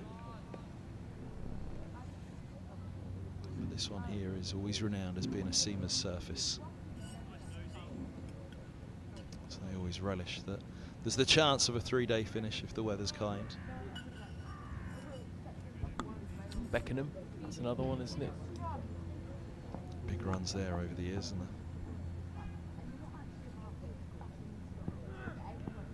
Ow, now he's not showing it, but that looked as though it was elbow as well. Yes, it was. How hard is Safe Zabe? He's just taken that right on the elbow and just walked off, and just a little glance. Now he's down. Finally showing a little bit of pain, but initially he just looked like he wasn't bothered at all, was he?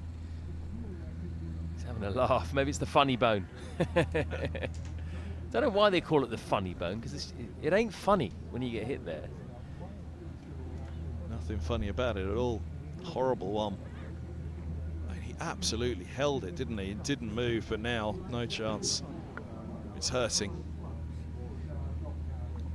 He's got a finger taped up as well, Zabe.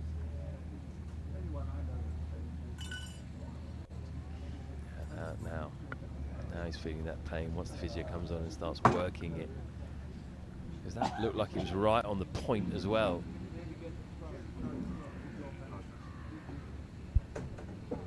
Well, this, I mean, everything we've talked about, we've just seen it in the last few deliveries, haven't we? The elbow of Keogh, now the elbow of Zabe. It's the extra bounce. The one that got McManus, of course. A bit of bounce in it for Roland Jones, or it was as much indecision, though, from McManus that did for him on that occasion. Still effectively in his mind, well, in action indeed, playing the shot. Was only just about to leave and the bat was struck already.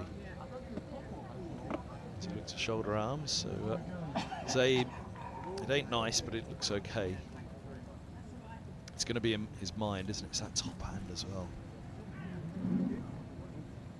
It's going to make the fingers just feel that little bit weaker, isn't it, on the top hand now for him.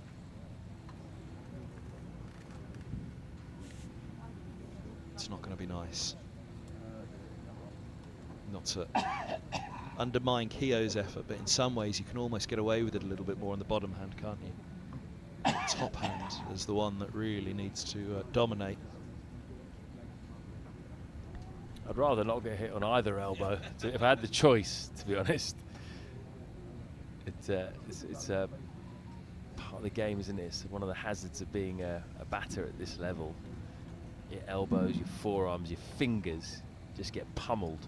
And then you got the background, you've got Keogh administering his own magic spray. Like, if you ever look at a batter's fingers, a guy who's been in the game, or a woman who's been in the game for a few years, their fingers are all gnarly and gnarled up. Keepers are the worst. Keepers have got horrendous fingers, just all pointing in different directions and different thickness levels, different shapes and sizes.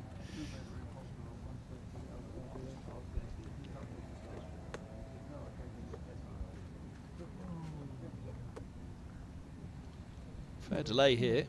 Obviously happy to take a little bit of time out of the game, take a little pause as well before lunch. 40 minutes until the interval. Umpires having a little look at their clock now.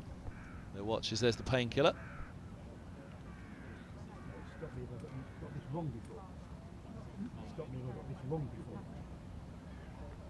Yeah, Northampton won't mind this delay. Eat up a few more minutes. 39 minutes until lunch. They can get to lunch just 5 down with these two there. They'll have a glimmer of hope. Only a glimmer really, but it will be hope. These are the two that they've got to do the lion's share of the work and just try and tire out these Middlesex bowlers without Zafar Gohar available. Try and get to that second new ball if they can after 80 overs. It's a huge factor, isn't it? Gohar missing at the moment for Middlesex. They've evolved a huge amount. I think if Gohar had been fit right from the start to bowl and hadn't had that shoulder injury, this could be done by now. It really could, given how we've seen the ball turn. It's amazing, really, that Yuzvendra Chahal didn't take a wicket in Middlesex's innings, even though they batted first, because even in that first innings there was turn available. I think Gohar would have liked bowling on this. Luke Holman would have liked bowling on it as well. Holman, you think, will get his chance now, and with him coming in, that'll lengthen Middlesex's batting further. So we'll look at the positives of that too. Did turn much at Cheltenham? That's where the next game is. Yeah, it's a funny one, isn't it? It can be a bit flat at Cheltenham. I think they'd have definitely liked to have had, well, there's no doubt Zafar Gohar would have played. They'd have definitely liked to have had him there, and I reckon they'd have played Holman, the pair of them, in that one. Depending on whether they turned up. So plenty of grass on the first day, maybe. And how Gloucestershire view it against Middlesex may depend on how their game finishes in this current round.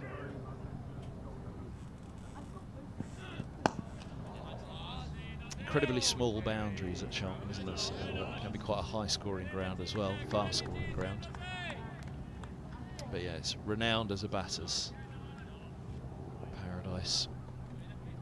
Whether it is to be, it's another Kookaburra round as well, so whether it is to be both take a high-scoring draw from that one and move on to their later encounter at Lord's.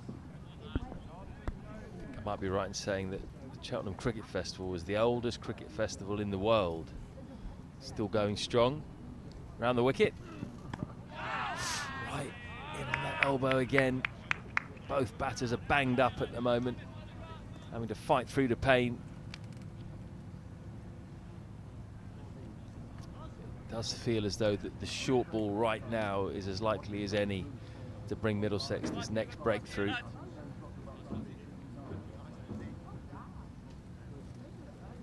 Might get another burst of Tom Helm before the break.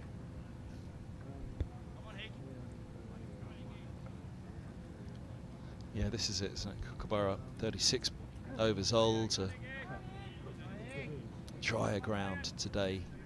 Overheads better for batting. That grass that was on the surface, not as alive as it was on that first day, and also on the second day, and then the bowlers really coming to the fore yesterday. A short leg and a short mid-wicket. Roland Jones, the short mid-wicket now.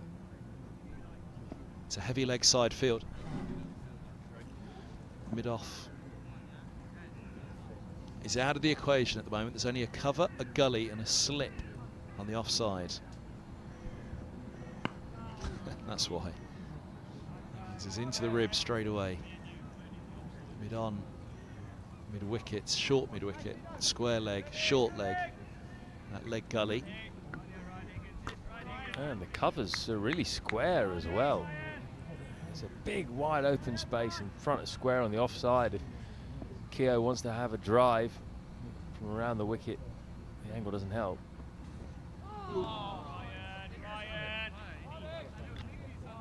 Anything that's going to be on a bat off stump, he can just push that down the ground. It's going to be runs for him.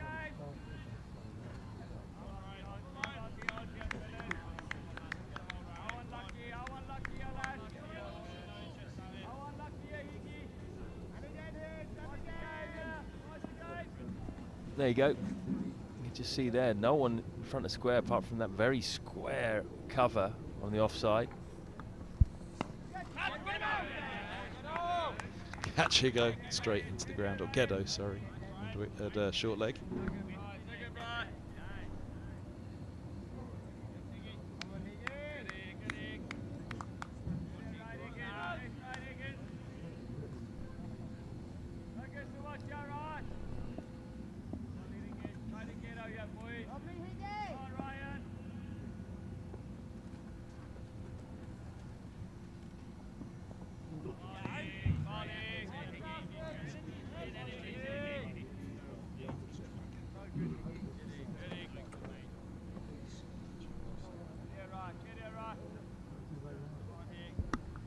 Going back over. He's had enough of banging it in short around the wicket. It takes a lot of energy, that, particularly for someone like Ryan Higgins, who's not express pace.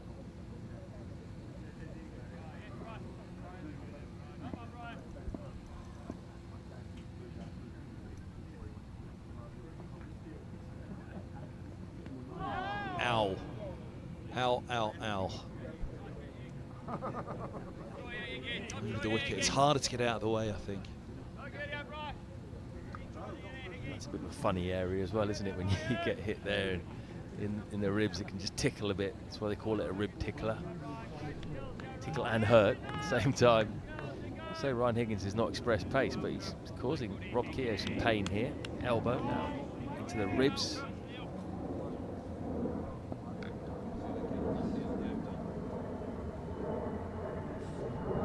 Back around the wicket, but pushes it down the leg side. 37 done, 110 for 5.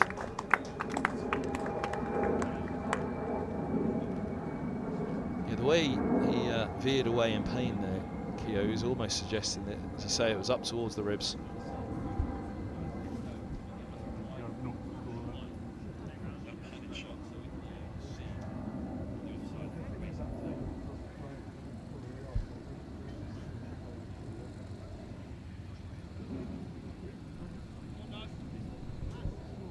See exactly where it hit him.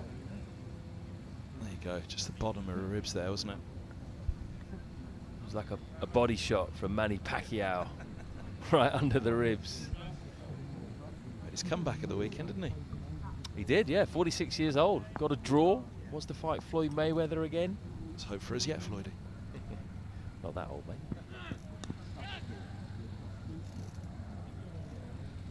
Oh! One for the cameras from Helm. Sorry, Helmy.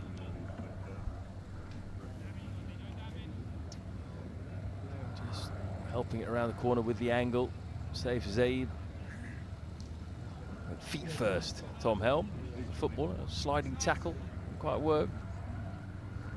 Yeah, it looks odd from that angle, from the other, the reverse. You could almost see the method to the madness, couldn't you? But runs at a premium, you could imagine he'd have been diving forward to that one. Good from Cornwell again, fended off by Zabe.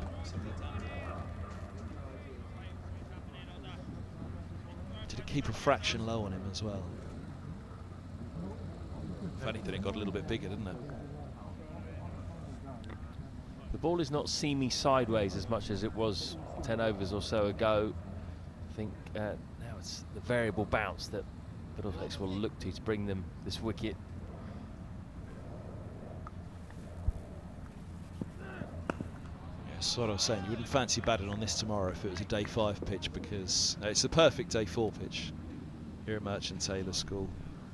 This had a day of, day of sun on it today, batting on it tomorrow, those indentations, and then as a result, that up and down bounce would be more prevalent. You can have a few nasty ones that really veer up. We haven't really seen that this week. There hasn't been one that's really leapt at a batter. We haven't seen a grubber either. But there's just been enough of both, hasn't there? It's put enough doubt in the batter's mind, and that's where Middlesex persevering at the moment, particularly this man Cornwell. He did well there. Zabe, he just pulled the bat away.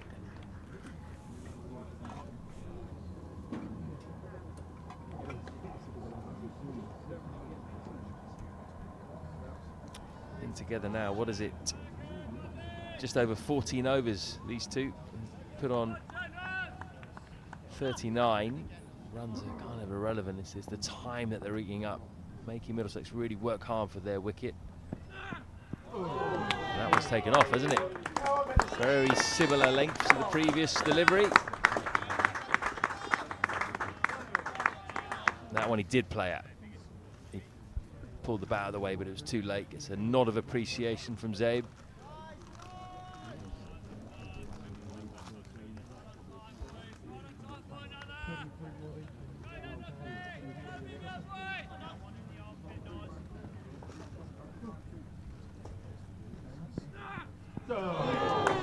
That's a really good bowling from Cornwall. That's just really encouraging for Middlesex.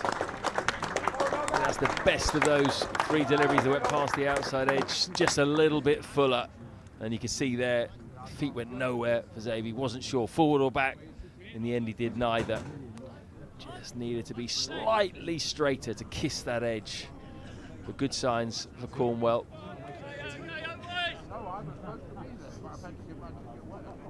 Some of the patrons in, some of the Middlesex members. Middlesex shirts on. In the shade at the moment, although the cloud is just coming over us a little bit. It's not as much sun as there was earlier. It's a good spot to be. And the one you like to be is just left of that, isn't it? The red tree, that's one of your spots. I reckon that's where I'll be once they finally get rid of me and stick me in with the rest.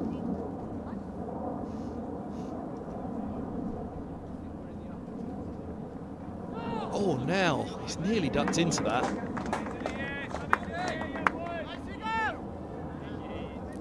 He almost headed that one into the goal, didn't he, really? Looked like he's just trying to get on the end of it at the back post. There you go. Just gets under it. But he is troubled, isn't he, by this round the wicket angle short delivery attack from Higgins, because the ball's not getting up that much. Sometimes that makes it harder for the batter.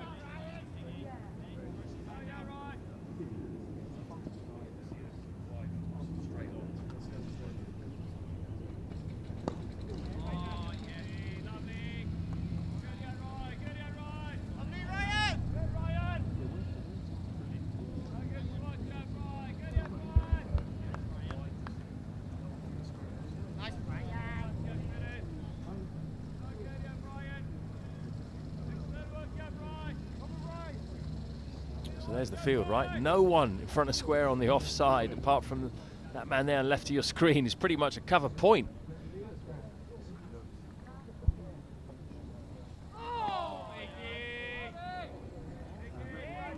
He just wanted to try and tempt him there, didn't he? That one decked away a bit.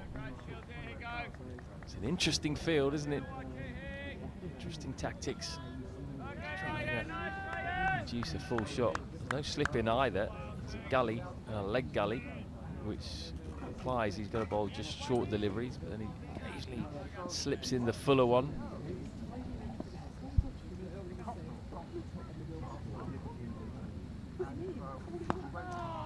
This is where they'd ideally love to have had Zafar Gohar at this point, just to set the fields, set the trap and wait, which is effectively what they're doing with Higgins. But not to say that spin bowling doesn't take an awful lot out of you. Obviously they'd have preferred that they had the spinner doing this. These hard yards, they're one of their main men, which Higgins most certainly is.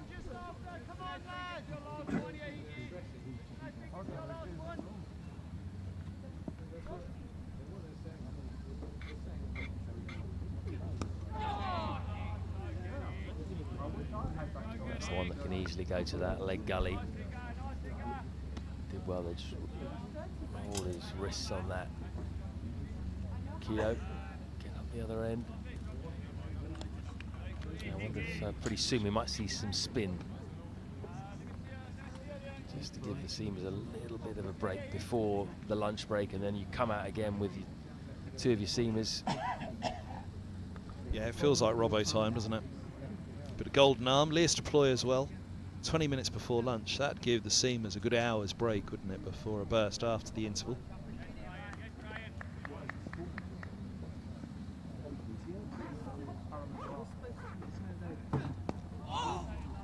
So the second new ball effectively will be available sometime around tea. Again, Middlesex will very much hope that they've got the job done by then. Mainly because the bowlers will be tired without Zafar Gohar or Luke Holman. Gohar out injured and Holman not selected for this one. 116 for 5. At what point do Northamptonshire start to have a little bit of belief? I think only really if these two are still there facing that second new ball could they have any genuine belief that they were going to bat out the day. 76 overs, still a very, very long time to go.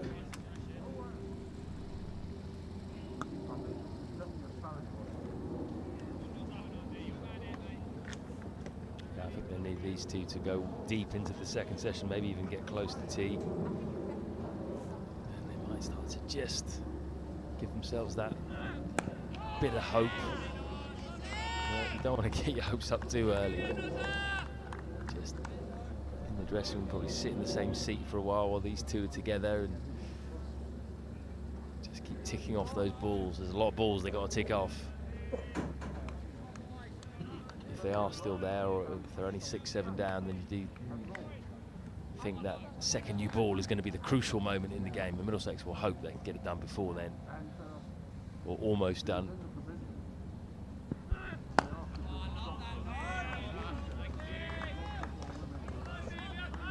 Cornwell did bowl Safe Zabe in the first innings. A real peach of a delivery. It was with the second new ball though. It was his first over with that new ball. Just after the interval, very full delivery, which Zabe tried to drive, nipped in, bowled him all ends up. I think he's thinking about that. Just full, trying to induce the drive again.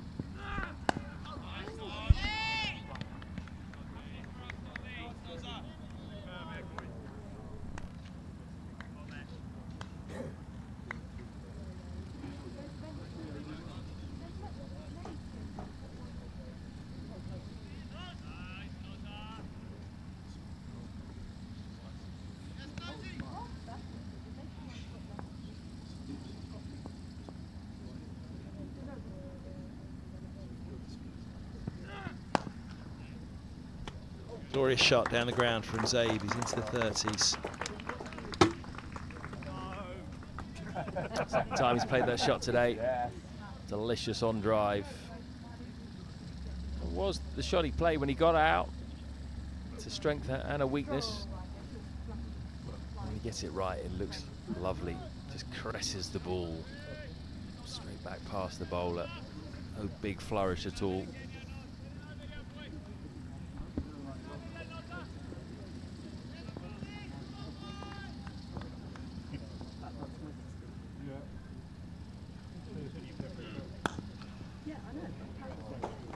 Gets another one through. That's a glorious shot from Zabe.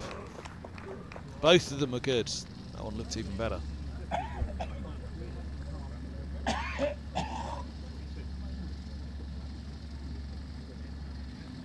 big gap there in the covers. He just had a bit more width on this occasion. Genuine half volley, which he could lean into. Feels as though Safe Zabe has made a big breakthrough in his career this season. At 27, having been around for a long time. It is very early. I think it was 16 or something like that, possibly, from memory. Looks like he's finally cracked the 4-day game this year. Be a big player for them for the next few years, you'd think. Round the wicket.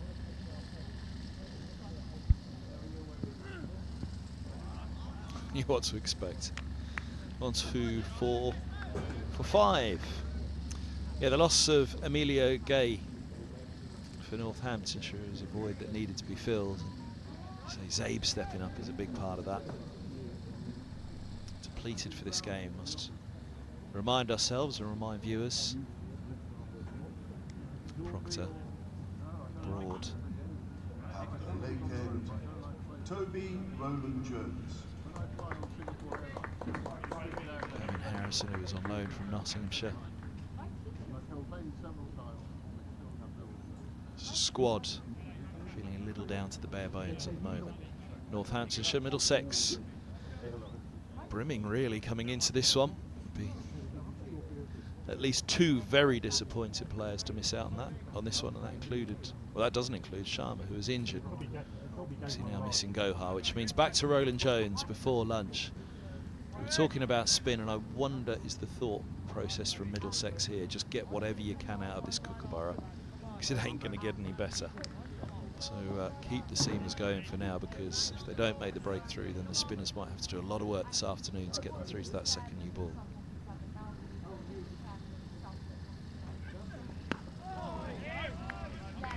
Yeah, that could well be the thought process.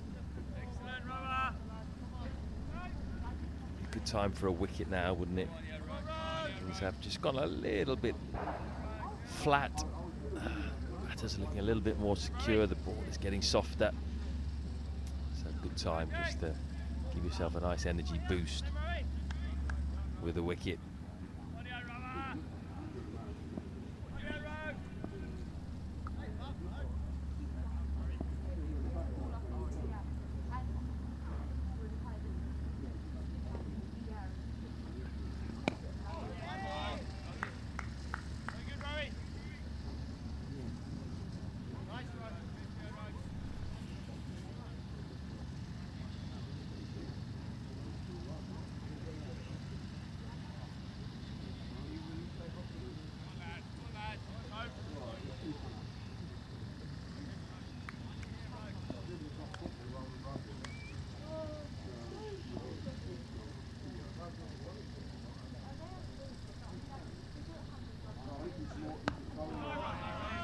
Certainly a bit of bite there still for Roland Jones. First one hit the splice, didn't leave a nose.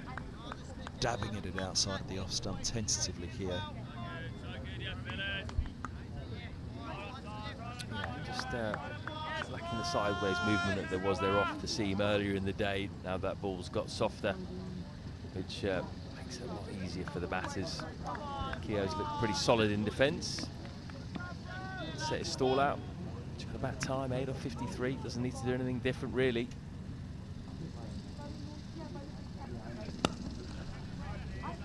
Watchfully done again from Keogh there. That was there for a full-blooded drive. Field's pretty well set on the offside at the moment. Bit off on the cover. There's a man they'd love to have running in at the moment, Navia Sharma. His side strains kept him out of this one, which perhaps gave Cornwell the nod. Otherwise, I think they'd have gone helm Roland Jones. Higgins would have been difficult. Cornwell bowled really well in the second innings, but that 4 for in the first innings. Serious lick as well from Sharma. It made it difficult to leave him out of this one.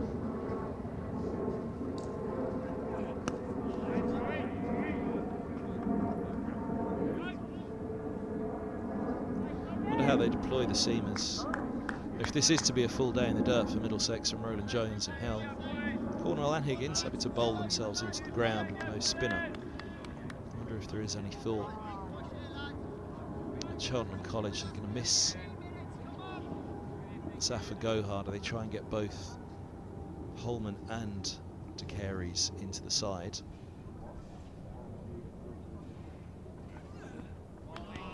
Just in case it's a flat one, flogging the seamers again. 24 for 5 after 41.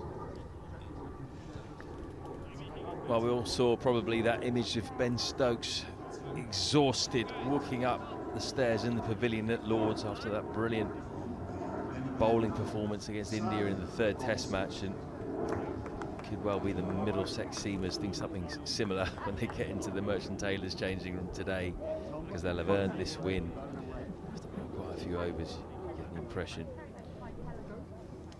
They'll have a bit of a break next Tuesday when the game against Gloucestershire at Cheltenham starts, and then you've got a long break till September for the next 4-day game. So some of those bowlers will have most of August to rest. Some of them will have to play white ball stuff as well, but it's just time for a big push from your fast men, isn't it? This game and the next one, and it is going to be spin before lunch. Sam Robson, can he wheedle one out? Gives it a big rip. There was turn on offer for him yesterday. Looked pretty good actually. His control was pretty good right from the off. And he starts well, doesn't he? He lands it on a good length. I'm sure he'll want to bowl at Keogh more than the left-hander.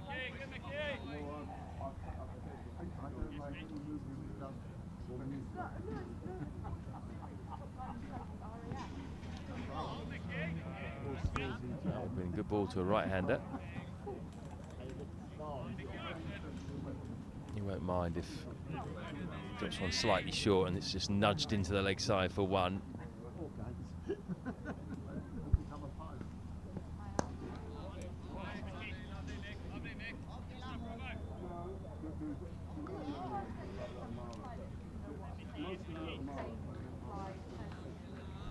Now, can Keogh be tempted by a big drive here, perhaps? If he tosses one up outside the off stump, that's what he's aiming for.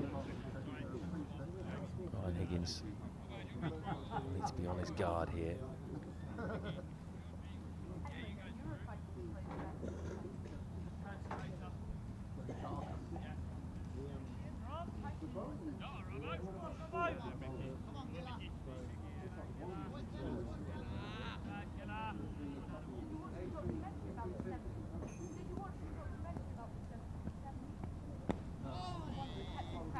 Just a little too full from Robson on this occasion. I do think they've exhausted the seamers at this stage, haven't they? You can well see Robson with a lot of work to do this afternoon. There you go. It's an afternoon for Robson to perfect that. He has worked hard on his spin bowling in recent years. He's always capable of producing a peach of a delivery, but with any part-time spinner, you can drag one down, throw one up as a full toss. Just send it a little wide like that one. Top ball to end the over, just a single. 25 for 5. We've got just over 12 minutes to lunch on the final day. 2 wickets falling in this morning session. Middlesex would have really hoped to have done more damage than they have. Mainly to have got some time with their feet up before the match at Cheltenham College. Travel there on Tuesday and train. Imagine they'll get the Saturday and Sunday off. Sometimes Middlesex would train day out and then have the day before the games and have it off, but given it's a travel day, they might try and do travel and training on Monday.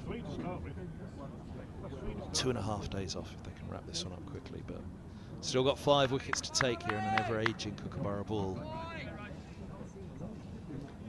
A few darker clouds have just rolled in above us, dim the light a little.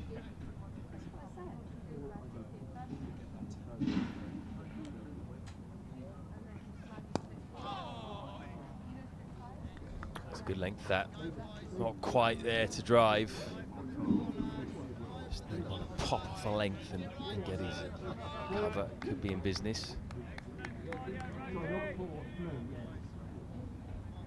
you feel the Middlesex just need a little bit of impetus going into that lunch break? Wicket here would definitely give them that.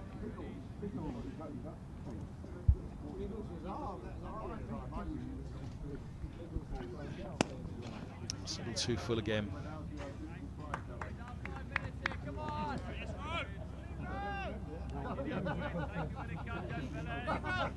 Fatigue will certainly be setting in. He's only had 12 in this innings, but it's effectively 2 days in the dirt now for Middlesex, isn't it, in terms of the bowlers have had to do.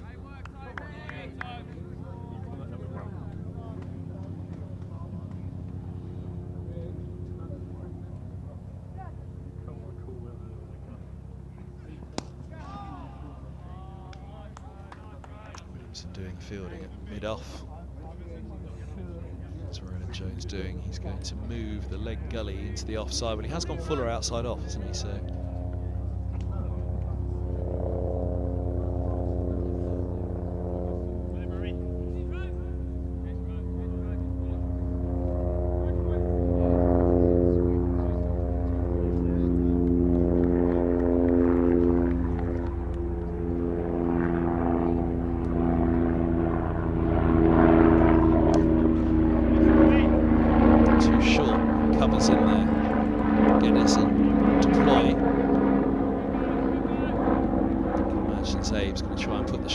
certainly now through to lunch.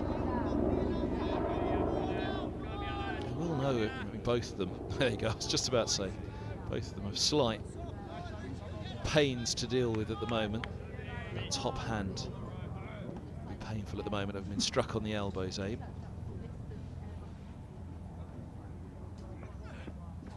If they can come back out after lunch, these two, they'll know they'll at least make it painful for Middlesex in terms of the time in the field. No Zafar Gohar. Of course, Northamptonshire themselves still in with a chance of pushing for promotion, but if they were, they'd have to get out of this one with a draw, you'd fancy.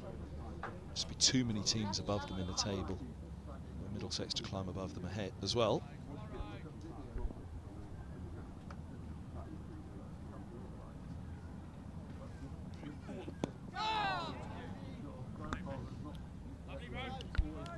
One, 2, 6 for 5 at the end of the 43rd. Still trailing by 238. 9 minutes to go until lunch. This would be a bit of a sickener for Middlesex if they can't get over the line from here, but I'd imagine if you looked at WinViz, they'd still be about 95% or something like that. They hold all the cards. It's just going to take a bit of magic to break this up, and then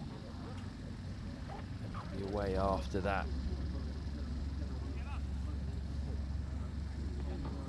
Fast bowlers will be pretty relieved they've got a 40-minute break coming up, just to get some food in them, get some sustenance, just reassess some plans and get that energy back.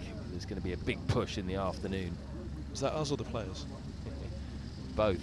We've got a few sandwiches lined up at the back actually, which I'll be tucking into, which I'm looking forward to. I'll walk around the boundary. Although, I bought some mini flapjacks and those chocolate cornflake crisps, you know, those things. So I hoping maybe a few of them left, but they've all gone. I think Steve Fletcher's eating them all. I'll put my hand up to a few of the cornflake ones.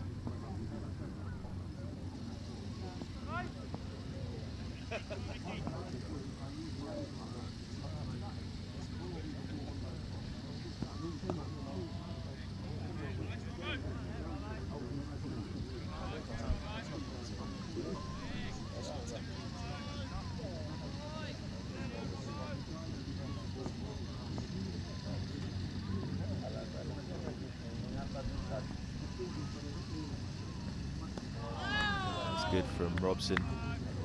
Good length, is drawing him forward. If you're Rob Keir right now, it's probably not the kind of bowling you want to be facing. With just a few minutes to go to the lunch break, tempting, one gets tossed up above his eye line. You've got a decision to make, and then if you're indecisive, that can often be worse. I'll tell you a little indication of where we are at the moment. Just look in the background behind Robson now as he walks back to the top of his mark. See Tom Helm out there at deep mid-wicket, and in his ear, the interim head coach, Dane Villas. He's working things through with him at the moment, has been out there for a little while. There you go, elbows, all sorts being talked about.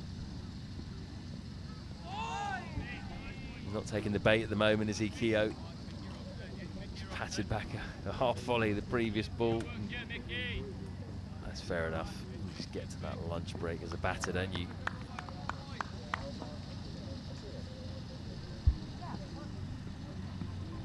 Drags on short, single out to Helm. So that's the beauty of what Middlesex have this afternoon. If Robson can just keep the threat going with that ball that rags every now and again, even when he drops short, offers up a full toss, Middlesex have got lots of runs to play with. Runs aren't against them, but time is. 128 for 5. Good time for a caffeine injection. It's the espresso truck over there on the far side of the ground. Distinguishable red van, which I reckon will be inundated with orders in the next few minutes. We all need an injection of energy.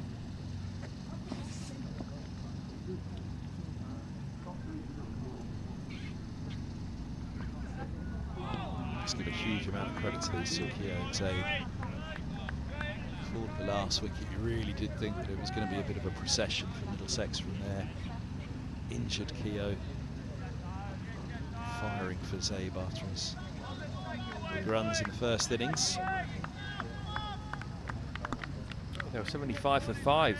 Got those 2 wickets quite early today, McManus and then Bartlett.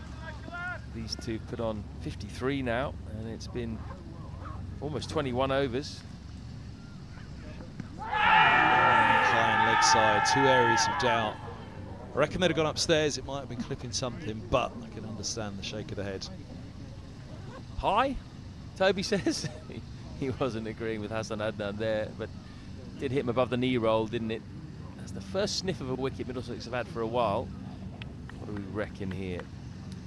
Yeah, I think that's fair enough. That's hit him quite high above the knee roll, and it's decked back a long way.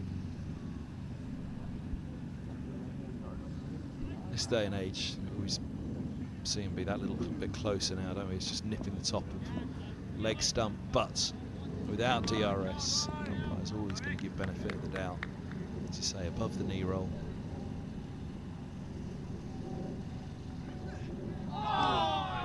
Did we have DRS Middlesex? Well, they well have reviewed it, but you'd fancy at very best it would have been umpire's call. And of course, if you use DRS, you've got to press the right button as well.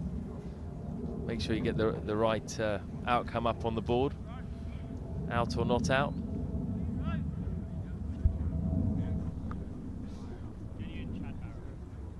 It's okay, I'm allowed to joke because I know the guy who pressed the button. So. Just ribbing him if he's listening. I won't reveal his name.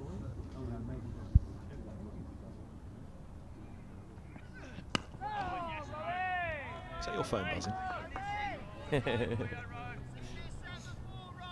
It's on silent. It's a better over, isn't it, this, from Middlesex point of view? They've threatened in this over. Roland Jones plugging away just in that corridor. Been a while since they threatened to take a wicket, but this over he looked dangerous. And they just nick one out before they head off. If we get one now, then that'll probably be lunch.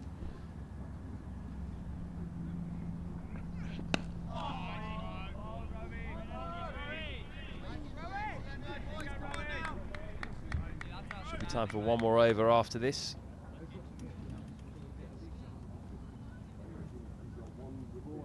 Still chuntering a bit, it's Toby Roland Jones. He's had a couple of decisions not go his way in this match, which he hasn't been too happy about. He's kept going. 2 for 36 in this innings. 1 for 33 in the first. Good carry right at the end. Gets a warm round of applause from the Middlesex faithful. Appreciate their experienced fast bowler still running in, still extracting something from this pitch. And it will be Robson with the final over before lunch.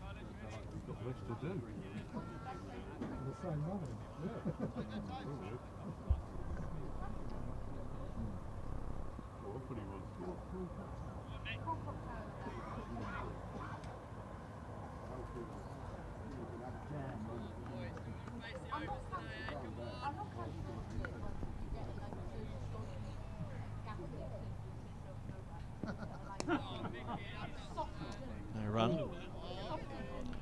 Since Keogh, it was a nicely landed first ball from Robson.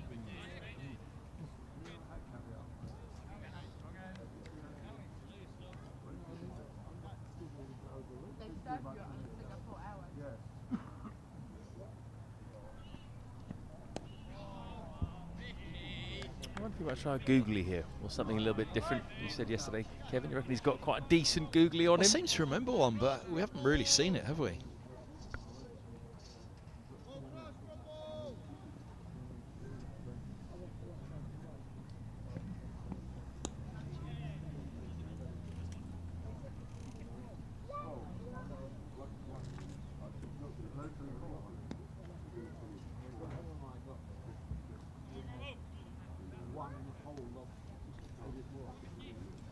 Get the impression that some batters enjoy bowling more than others, and I think Sam Robson's one of those who likes having a bowl, doesn't he? You can see he relishes sort of tossing the ball up to himself before he releases it.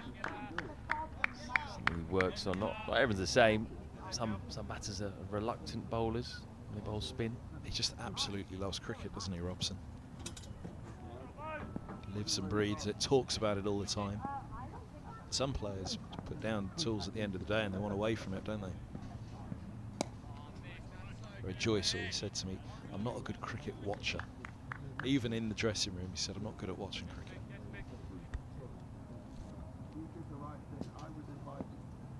Right, this should be the final ball before lunch. Can Robson rip one out for them?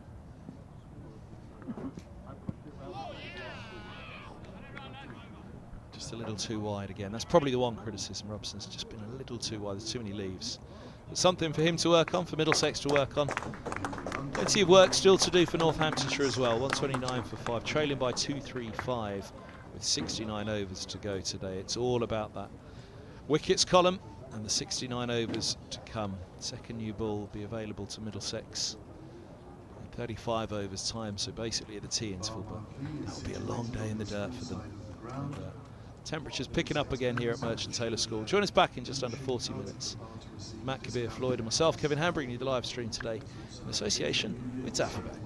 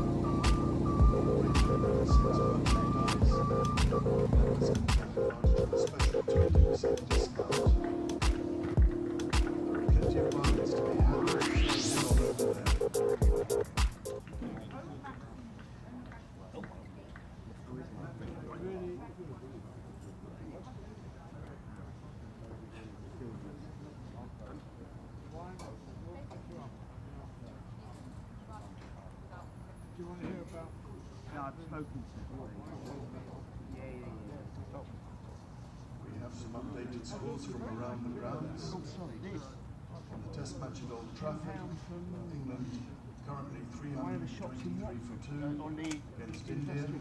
50s for Ollie Pope and Joe Root. In the County Championship, Division 1, Hampshire currently 439 for 9. In response to Notts 578 for 8 declared. 100 scored by Tilak Varma and Felix Organ. At Hove, Essex have won the match by an innings and 39 runs, bowling out Sussex for 261 in the second innings. At Edgbaston,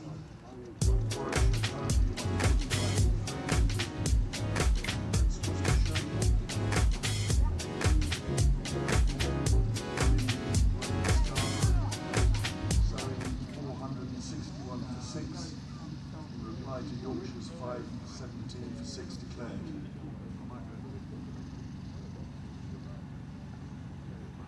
In the second division of the County Championship, Derbyshire currently 167 against Leicestershire. Rian Ahmed has taken 5 wickets in the second innings. There's a close game in Cardiff, where Glamorgan are 151 for 4 in their match against Kent, requiring 189 to win. And finally, at Cheltenham, Gloucestershire currently 163 for 3 in their second innings, requiring 176 to make Lancashire that game.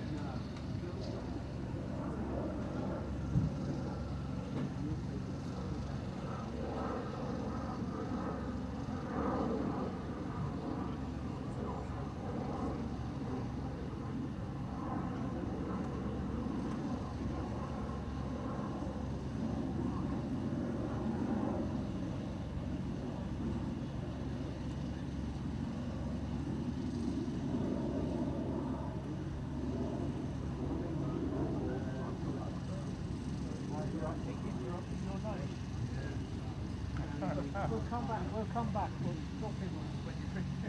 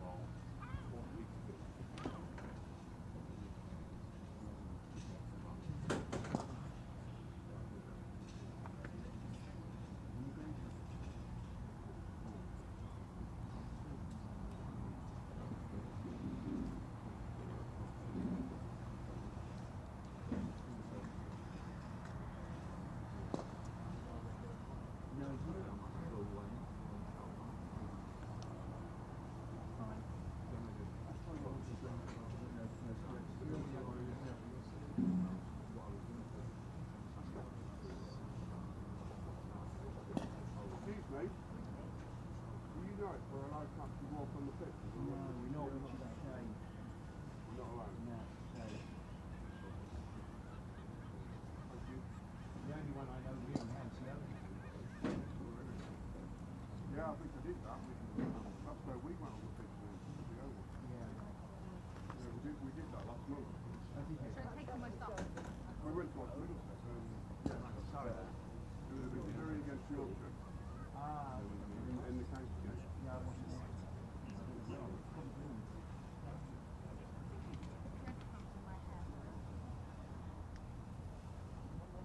Yorkshire played Thursday, I think.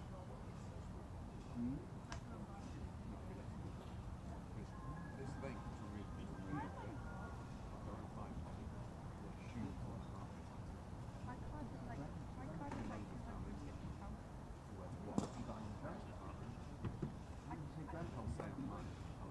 No, you're able to do it. Yeah,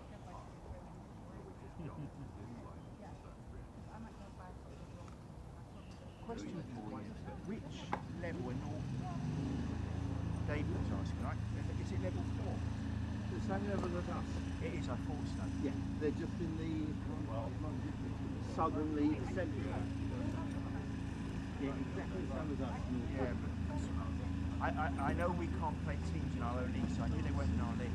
And I'm pretty sure they were on. Yeah, they are. Yeah. So we beat them 5-0.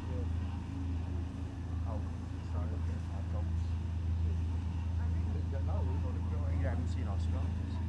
I know we won 2-0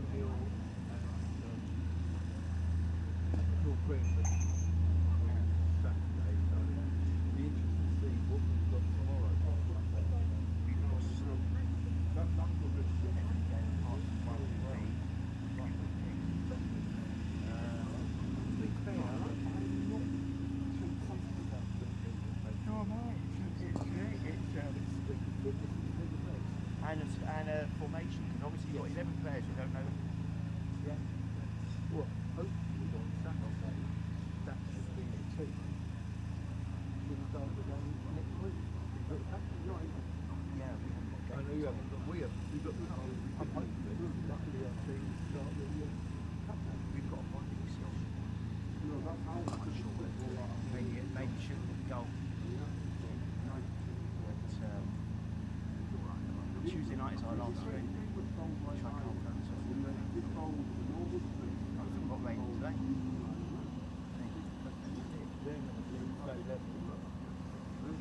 I know we'll have more tomorrow.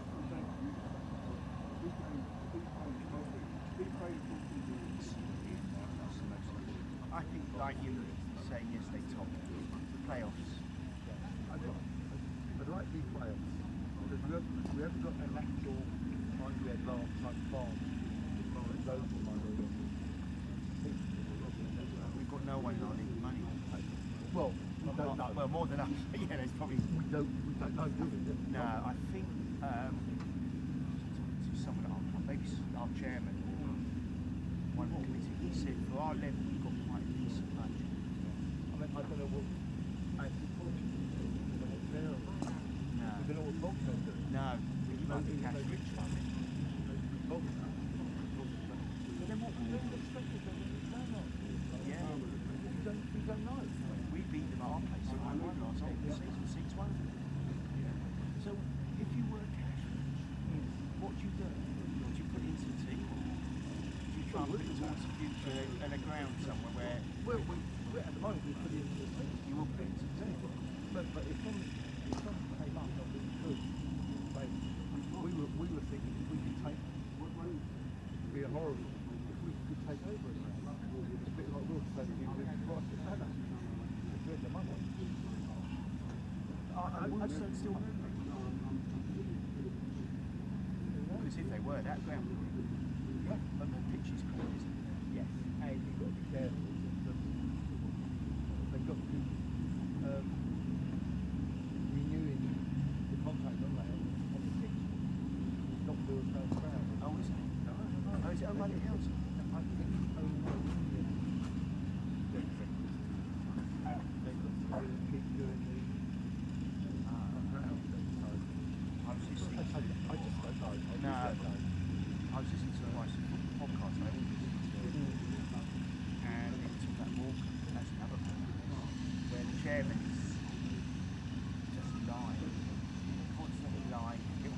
sold tomorrow, and they now believe he's brought someone into the equation who doesn't even exist. I think the Glazers did that with Shane. My feeling on that is Qatar, they lost the financials. Just say Jim Matthews said, I'll beat the whole club, I'll beat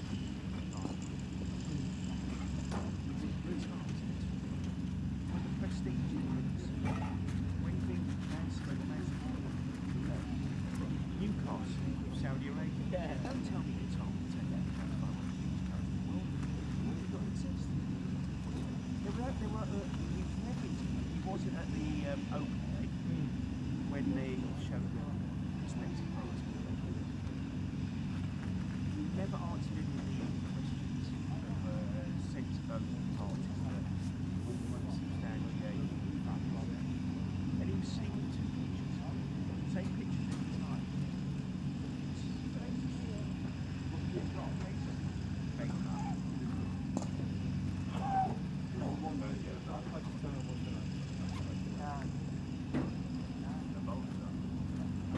They were also saying that they wouldn't surprise him. Not all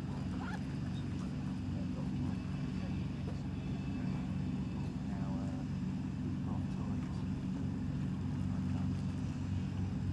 If they can turn the which would follow, I'm not seeing them be old half an hour.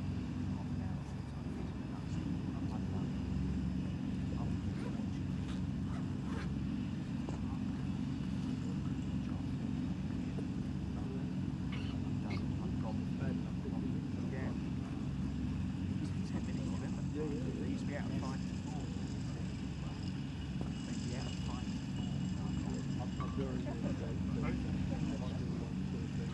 Yeah, that's what it's I do, you know, policy.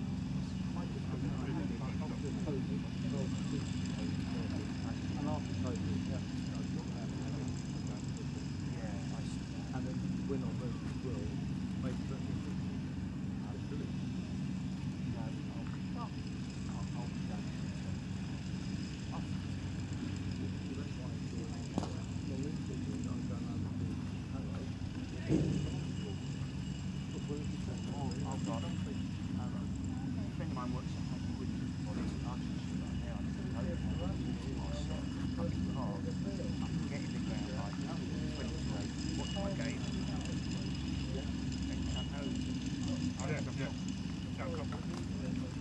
VAR, they make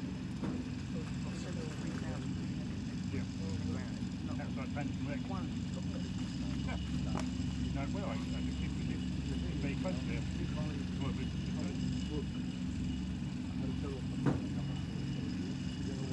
Well, I've never ever been there in my life.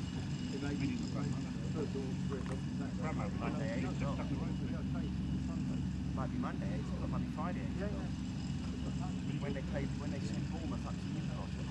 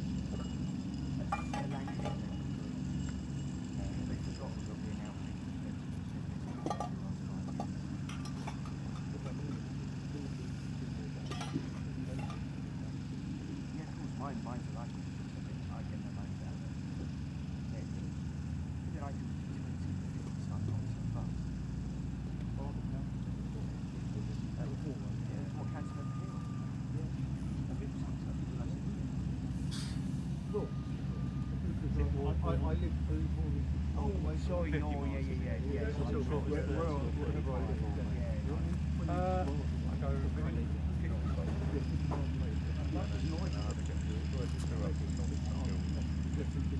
That's right, I was getting to my brother. or I get a fast bus. So I got a life memory. I got 5 years ago. I could use the central line last night, there was a problem there. So I ended up going back to 140. Northamptonshire fire station and then walking for half an hour. I have got this. Travelling across country. Well, it's At the end of the week or the end of the following week, and I won't have my living. But where I live now, I used to live in I Bristol, don't say yes, I won't say. and So I thought, I live at you guys, a problem. But now I find that, certain countries, getting to places like Twickenham and Chester, I've got to get down and then go out.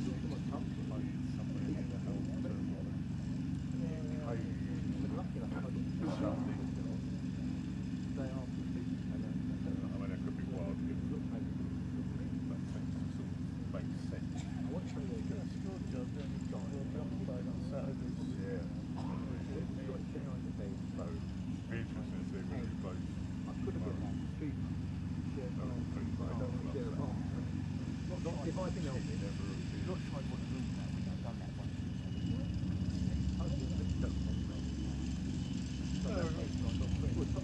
Jamie felt fun.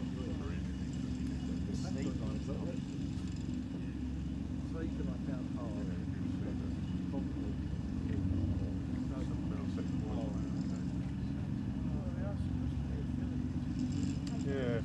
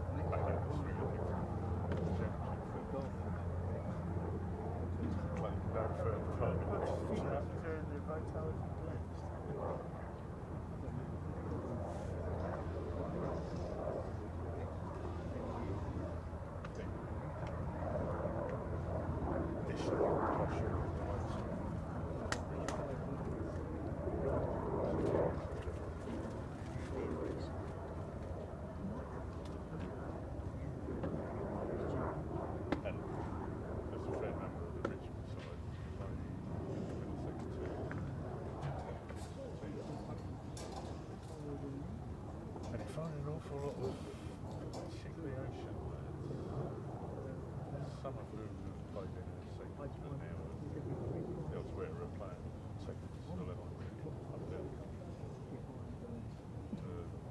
Richmond opener who has played against Middlesex Victory in the morning.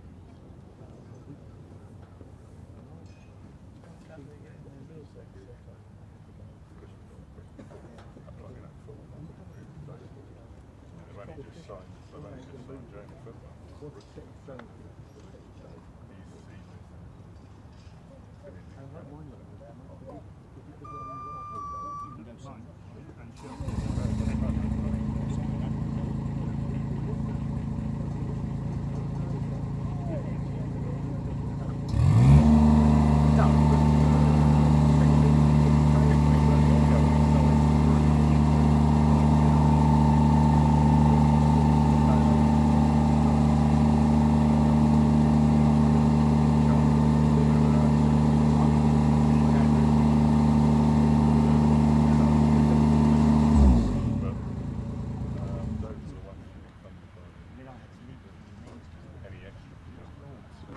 he was young.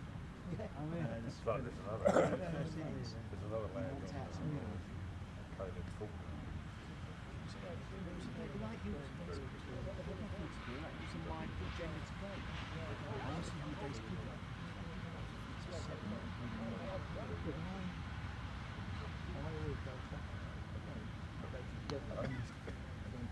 He might be one of those players who's quite qualified.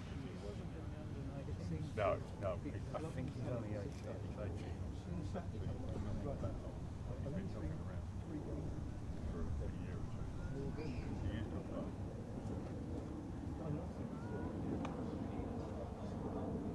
I'm guessing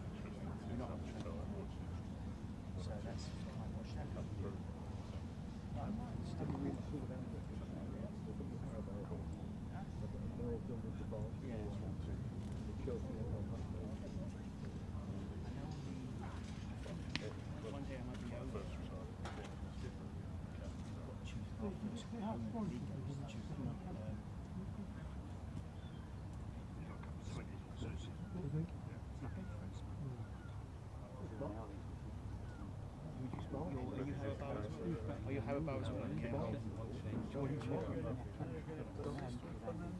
Yeah.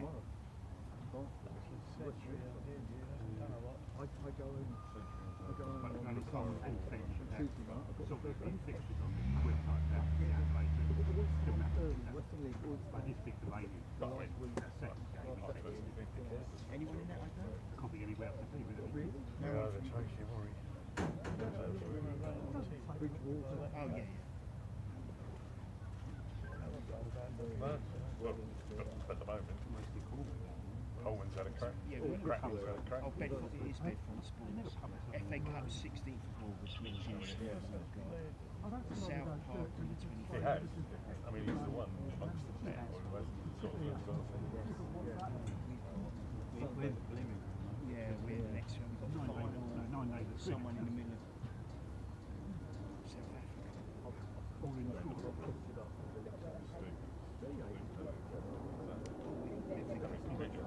Little hands on it.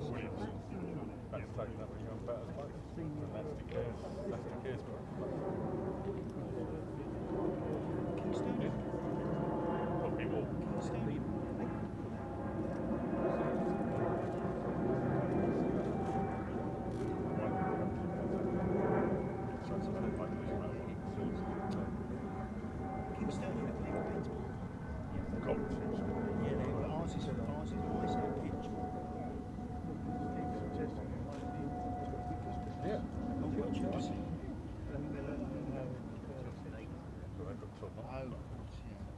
I've been in Seagull.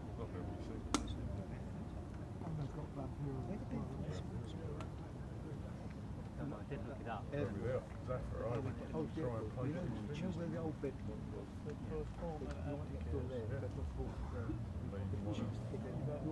Happy Cross. Yeah, if you're a plane spotter, perfect for you. There's so many. You see them flying over. Yeah. Plastic pictures. Not the main one. That would be my Southport, Hazelwood. choice. That's going to be and there's nowhere around Hazelwood, so let's have me then.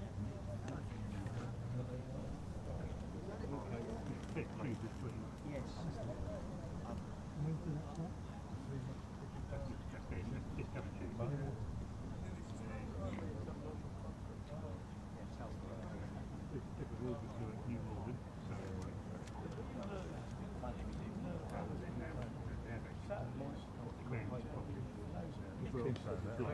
We've had a couple of dogs.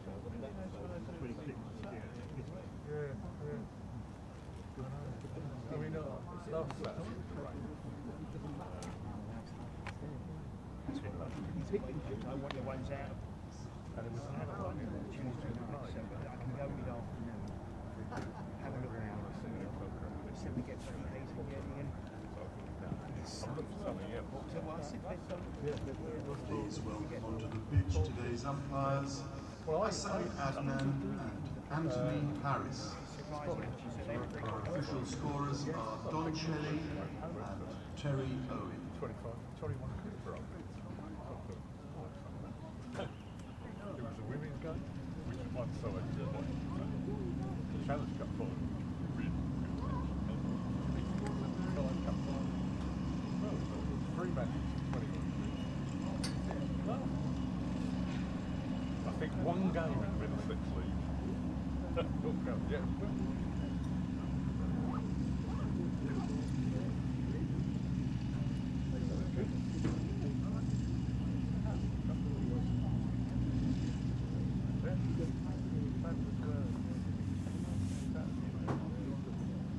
Well, I ended up getting sick for the week. Then when I saw the forecast, Well, good afternoon, everybody. Welcome back to Merchant Taylors School in Northwood. It's the live stream from Middlesex in association with Daffabet. It's the home side taking to the fields for what they would dearly hope would be the last time in the match. However, Northamptonshire are fighting back. 129 for 5, 46 overs gone in their follow-on. Keogh 9 runs, Zabe 41, but the key figures really are the 73 balls faced by Keogh so far. Zabe 64, and the two of them have really dug in for the visitors to try to hold on for a draw in this game, which they know is quite crucial for their hopes of remaining in the Division 2 promotion chase. Middlesex hoping to come back into it with a victory in this one. Should it be defeats for either, or indeed for Middlesex, a failure to win in this game, then you'd really have to think it's going to be too far for Middlesex. A draw for Northamptonshire, who start the game 9 points ahead of Middlesex. They just about still be in with a chance of securing second spot. This session will have a very big say. Middlesex will know that they'll have an evening session as well, with the second new ball at that point to try to get at what remains of the Northamptonshire innings. But just 2 wickets in the morning with that Kookaburra ball that Roland Jones has in hand. They bowled well, just couldn't get any of the assistance that had been there in the last couple of days.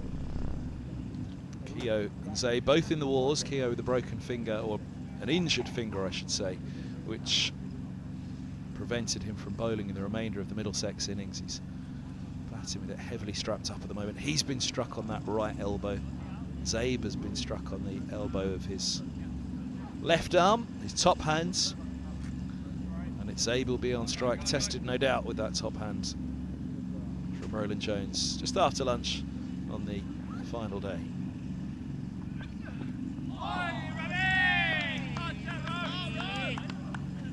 I'm Kevin Hans, bringing you the live stream of this one with Matt Kabir. Floyd, we're well fed, well caffeinated, we're ready to go. Our Middlesex. Oh, we are, because we've got about 20 sandwiches in here.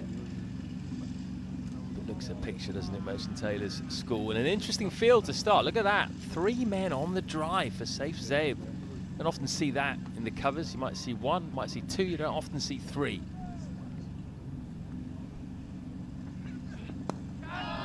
And very nearly one-handed drive to the first of those. Geddes deploying the middle there, and Williamson completing the pack.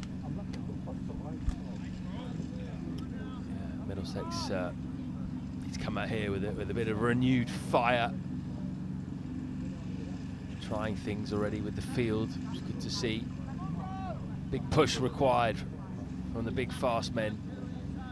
Decision to make as to who bowls at the other end. Is he going to continue with Sam Robson's part-time leg spin, or maybe go back to Tom Helm or one of the other seamers?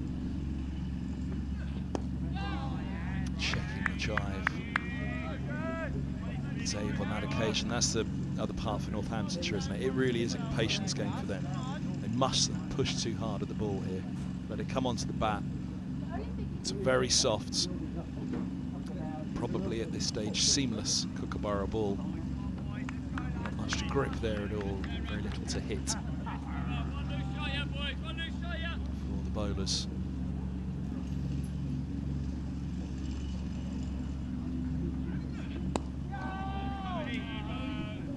Toby Rowland-Jones is a good bowler to have men on the drive for because of his height and the bounce that he gets and the length he generally bowls. He's good at tempting batters into a drive, balls that are not quite there to drive. And it will put a seed of doubt in Zabe's mind with those three fielders just right in front of him, really. They're right in his eye line. You have to be very careful when driving.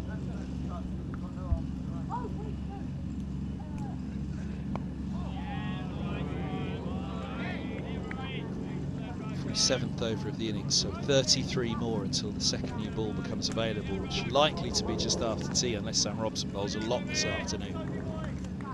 68 overs remaining in the game. Tea on the final day fixed at 340, not based on overs, based on time. So it's a 2-hour session. Unless Northamptonshire are 9 down, then there could be an extra half an hour in the afternoon.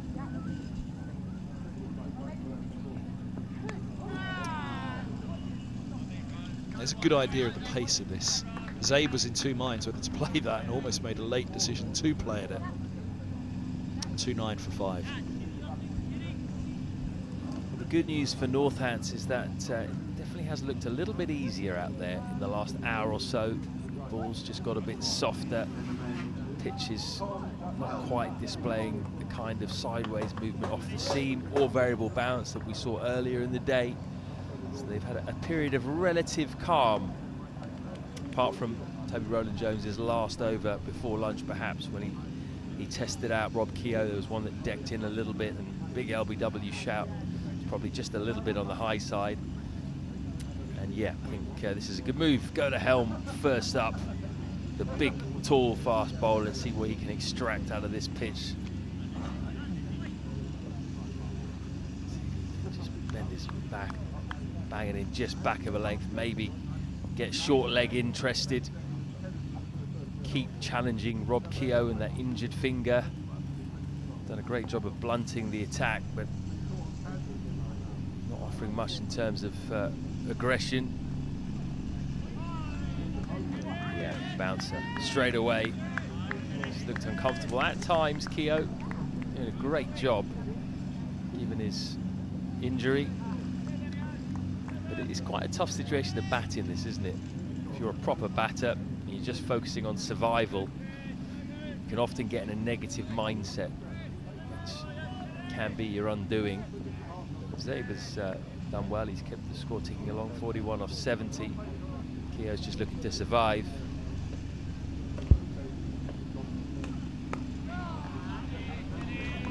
Just lost a bit of zip, hasn't it, that ball for them? Tired will this team attack be in 33 overs time if they are still trying to find wickets to win this game? Don't need to panic just yet for Middlesex. They just need to keep chipping away here. I think if they get to tea and Northants are only 6-7 down, then they might be a bit worried. So this is a big session.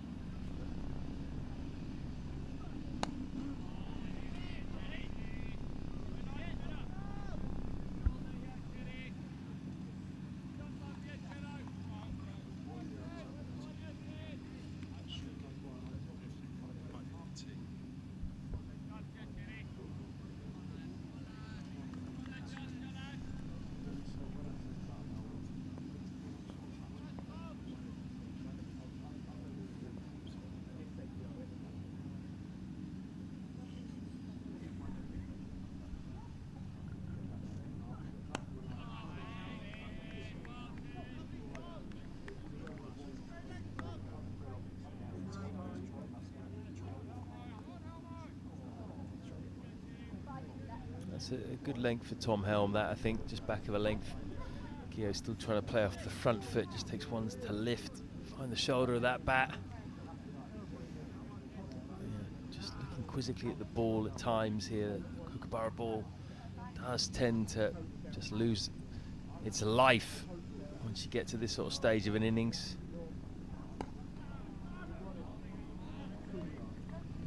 batters just not quite as rushed as they were earlier in the day. It could be a combination of things. It's the ball, it's the tiredness of the bowlers, it's the pitch itself.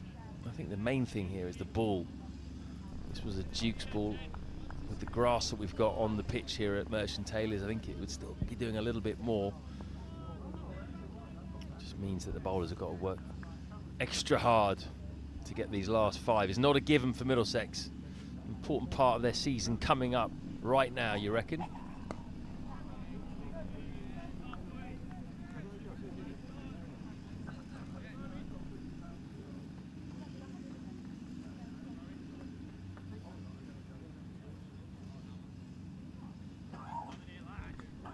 And if Middlesex can't find a breakthrough in these first 10, 15 overs or so, then you could see a fair amount of spin being bowled just in the lead up to that next new ball.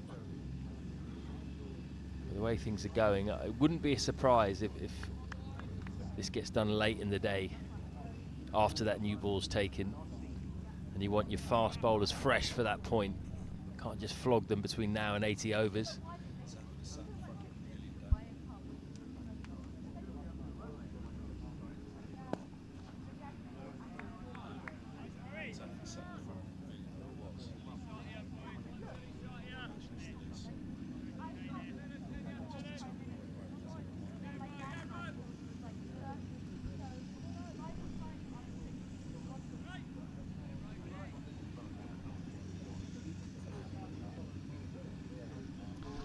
Exactly what needs to be done on this surface.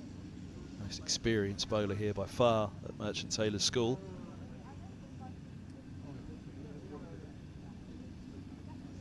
It's a very familiar surface, not unusual at all what we're seeing across these few days. The differing factor today is that Kookaburra ball though. Whereas on a final day like this here at Merchant Taylors over the years, you'd have banked on it being the seamers doing a lot of the work to try and blast through a side and win the match. It's the spinner they dearly love to have today because of the Kookaburra.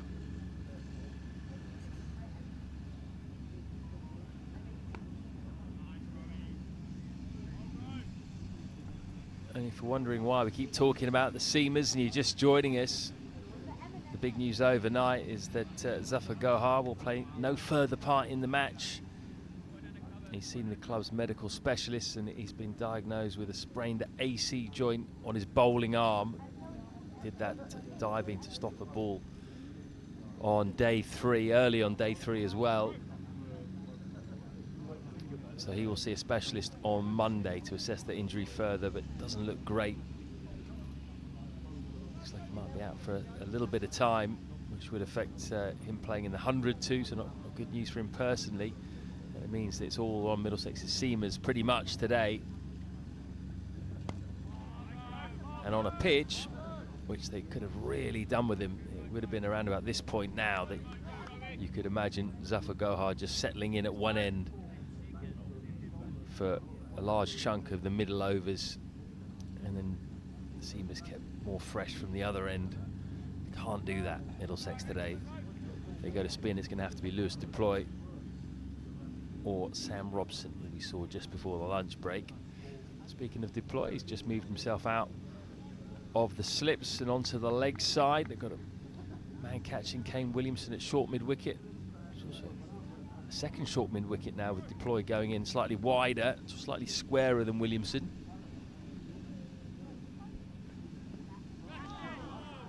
It's been the ploy very much the way through there, hasn't it, as well? Just to try and get them strangle something down the leg side, which was the first wicket of the match when Sam Robson nicked off down the leg side through to the keeper.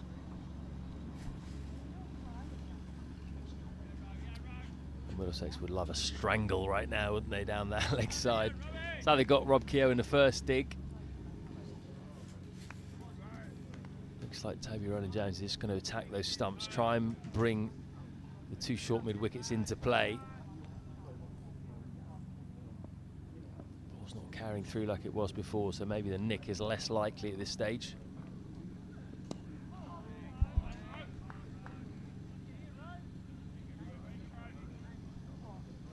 End of the 49th, 130 for 5.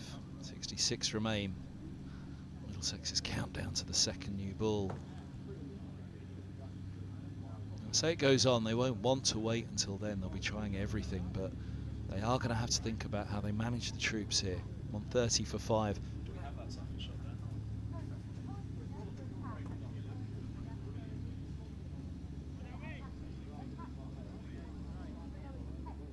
Elman, Roland Jones, the two tall bowlers who'll try and find some little bit of bounce, or if one keeps low. There's the man right of scene behind the column there, Safa Gohar with the cap on, who they dearly love, and likewise the man right next to him, Luke Holman. One of those selection thoughts that you start a game and you almost instantly regret, oh no, why didn't we pick the second spinner? Well, they certainly have regretted it since losing Gohar as well.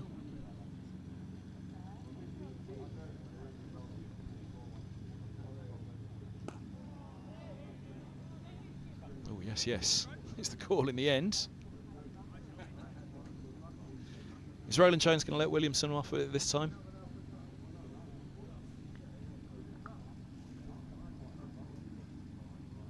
Well, Tom Hale might want to bowl at Keogh anyway rather than Zabe, so I'm not be that bothered about it.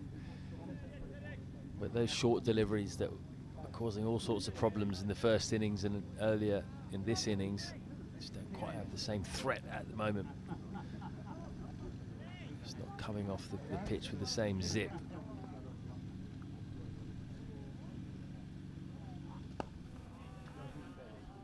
Just like that. Safely in behind that one. Keogh's defended really well off front and back foot.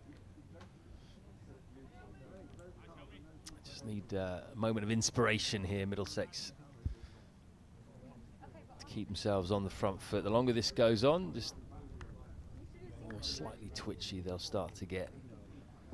And as you say, Kevin, they can't just wait for the next new ball. It could happen quickly then, but they'll definitely want to have picked up a couple by then at least. It's through again. And this time it'll go up the hill. And 4 runs, pops over the rope. Nice from Rob Keogh, second boundary for him. Hasn't had too many scoring opportunities, and he took this one. Pretty much a half volley, which he's just lent into and pushed straight back down the ground. No mid-off in place. Hasn't really been a mid-off for most of the innings, so a lot of opportunities to score will be straight down the ground, as we've seen with Saif Zabe. A couple of lovely straight drives. Better length.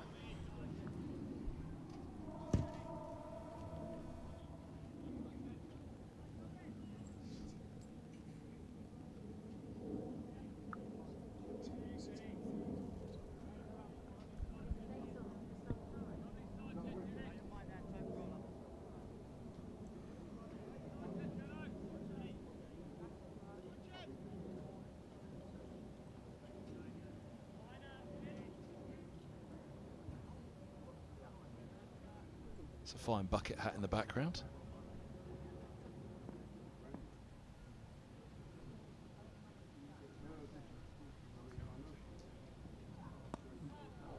Well played by Keogh, who's run that nicely down to long leg. I heard a rumour that you were offered a bucket hat to wear earlier in the season and you refused it. Is that true?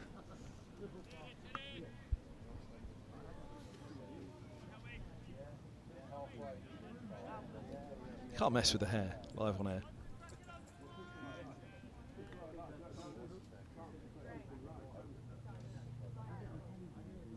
I don't think anyone could refuse that bucket hat though, could they?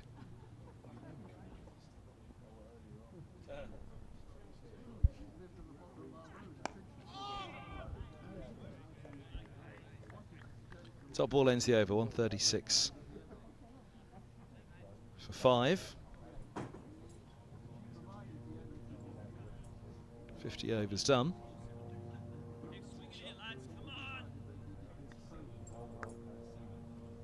Yeah, if someone offers you a hat, Kevin, you just accept it when you're here at Middlesex, no matter how silly you look. Tell you what, that's the most hair I've had, probably ever. Might keep it. It's my colour as well.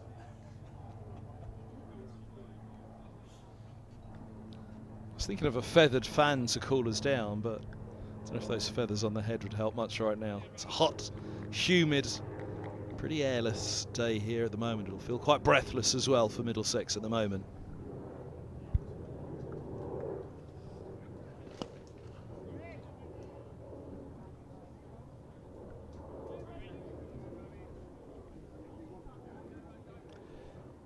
It's a pretty muggy day out there actually today.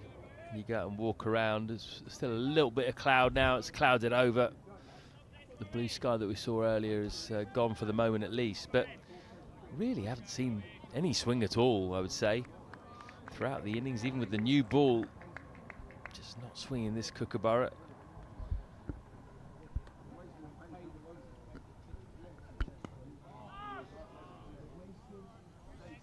Yeah, it's hot today.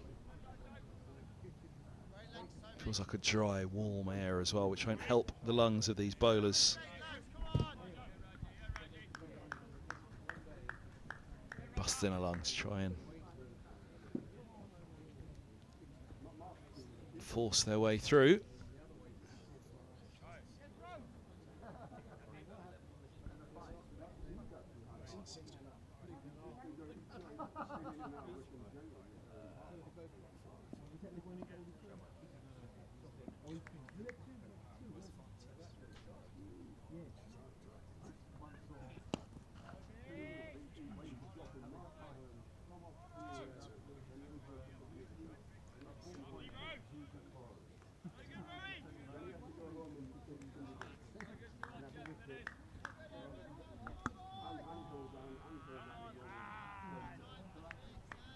I think these are the kind of days, if Middlesex can get through this, these are the wins that you really celebrate and really appreciate, because conditions are not really in your favour, but as a bowling unit, you've got to really work hard for these wickets. Nothing's going to be given to you on a plate.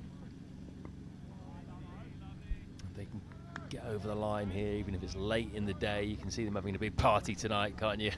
Friday night. It's actually quite a good schedule, isn't it? If you're a sociable player, Tuesday start, Friday finish, you get Friday night. Better than finishing on a Sunday or a Monday when there's a lot less to do.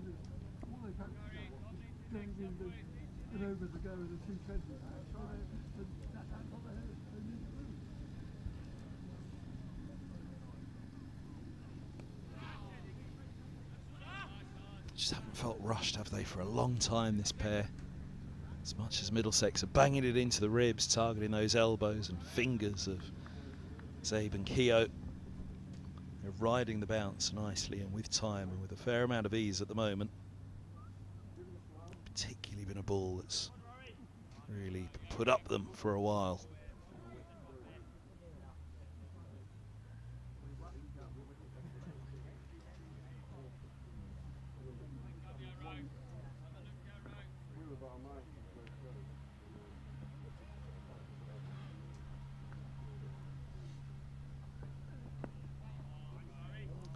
Single steered into the onside end of the over. 138 for 5. 22 minutes since lunch. Not really been anything that's made either of us sit up, nor Keogh or Zabe feel particularly alerted out in the middle. Becalmed is the way forward for the batting side. What can Middlesex do to unsettle them? Yeah, probably a good time just to have a quick read of the paper, because right now it's just hard to see how this wicket is coming. For the first time today, you'd say that two Northants batters looking pretty settled, not much happening out there. Quite a change from when they were 75 for 5, still quite a bit in the pitch and the ball. So the big decision for Lewis Deploy is how he manages these fast bowlers, because if he flogs them up until that second new ball, it's not going to be ideal when they do get that in their hand and a real chance of getting victory. Oh, there it is. He's got a little tickle, and would you believe it? Helm around the wicket, line and length bowling. Zabe snicks off. There's the moment of inspiration they've been looking for. What a delivery from Tom Helm, just out of nowhere. One has taken off that famous Helm bounce, and he draws Zabe into the shot. And it's just a thin edge. He tried to bring the bat back, but it was a healthy one. And boy, Middlesex needed that. They really did. Well, he got him with a solid line and length. Been bent their backs for so long.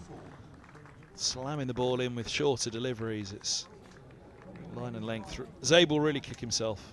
It was wide enough to leave alone. There hasn't been a great deal of seam movement out there today, as you say. A little bit of bounce from Helm. But in comes Leach to join Keogh. He was peppered as well in the first innings, Leach. That is a huge wicket though, and all of a sudden the 63.5 overs remaining of the day stretch that little bit longer for the visitors. Now the picture changes, doesn't it? Expect the Middlesex bowlers to be running in that little bit harder now. Chests puffed out. Finally got that breakthrough. Took a long time, didn't it? They were 75 for 5 off 23.3 overs. So it's taken them 27 plus overs to get the next one. Had to really work hard for it, but now they've got an end open. Dom Leach batted well in the first innings, 23, stuck around for quite a while as well, 65 balls. But his average coming into this match was just 3.5, so I will sense this is an opportunity now, Middlesex. They're going to have one frontline batter still there, but they got the one they wanted, which was Zabe, who just looked so organised all the way through this match, both innings. It was a bit of a surprise that he played at that. He was so good at leaving and judging his off stump. And he could have left that one alone, but it was just the angle coming around. He wasn't sure, is that going to nip in? Here we go.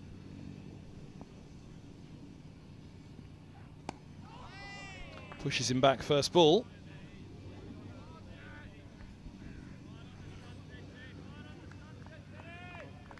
Hard on the stumps. Helmy. Cry from the fields.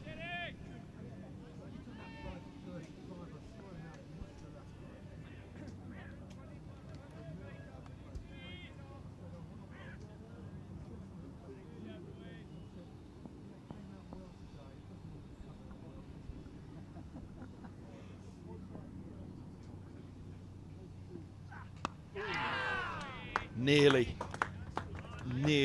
turned to Guedes at short leg. That was nasty, wasn't it? Well directed.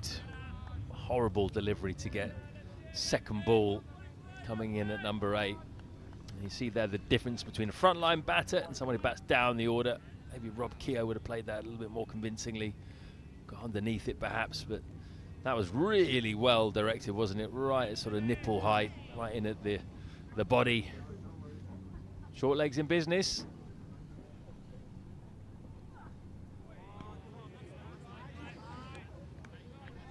So it's Helm. Feels like tails up now. You can just hear the chatter in the outfield has increased. It's amazing what a wicket can do for the spirit of a side and the noise levels. You can hear it right here in the marquee. Big difference now. All the fielders are up. All 11 players all together, all chatting, all encouraging. Helm's running in with even more vigour.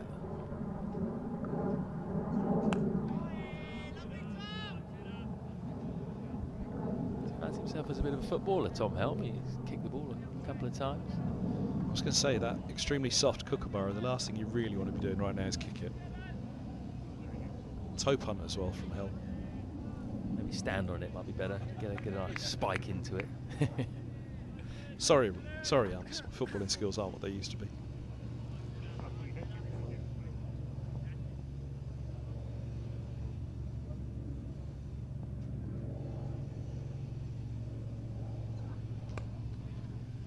grunt from Helm as he released that.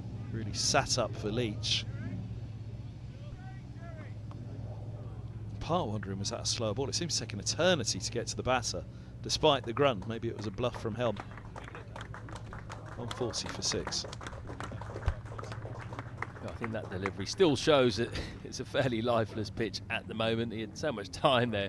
He almost looked like he was going to leave it, and then he just thought, well, actually, this is just sort of sitting in the pitch. I'll just play a shot and punch it through cover for a couple. And the one that got Zabe, that was an outlier, really, wasn't it? It was one of the few we've seen take off in the last 15 overs or so.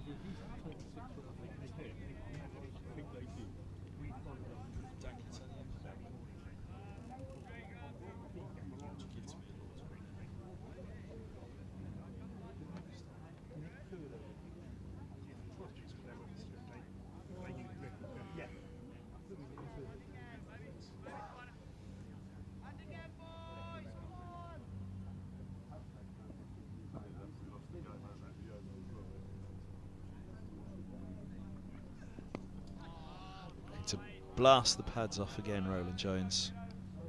Single gives him a look at Leach now.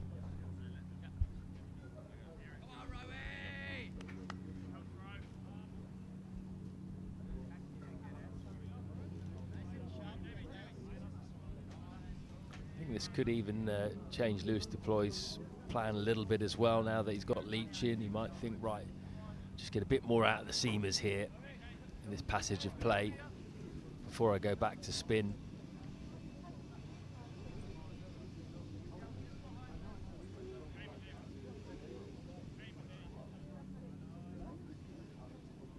See if Toby Roland Jones can just hit that seam, threaten the inside and outside edge. Haven't seen too much seed movement from him of late.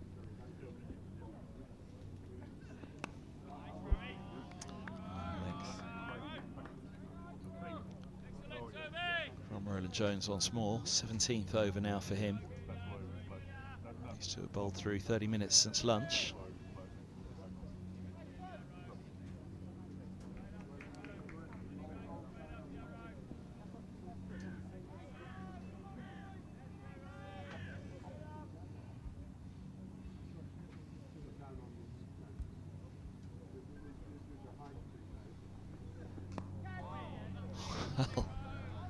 Not convincing. Yeah, he's not looked convincing twice now to the short ball, and that will encourage Middlesex, who might think now more about real short ball attack to Leach.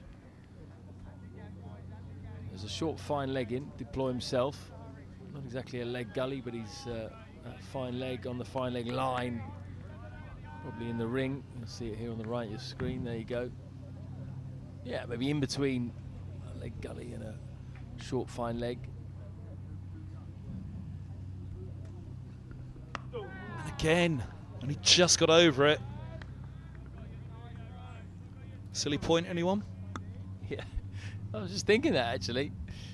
I often see a silly point to a fast bowler, but he looks like he's more keen to play the ball and try and ride it rather than get underneath it, which could open up opportunities.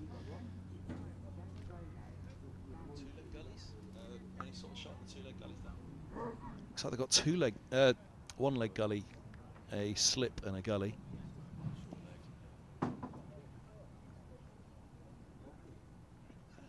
Oh, nearly. He's not comfortable, is he?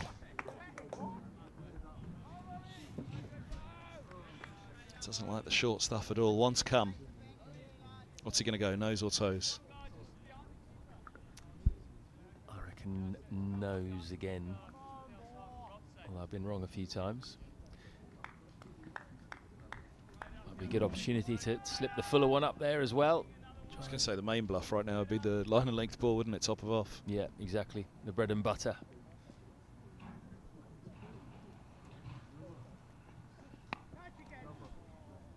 He's played that better to end the over, Leach. 2 from 10 he has. Keel have the strike. Northamptonshire 141 for 6.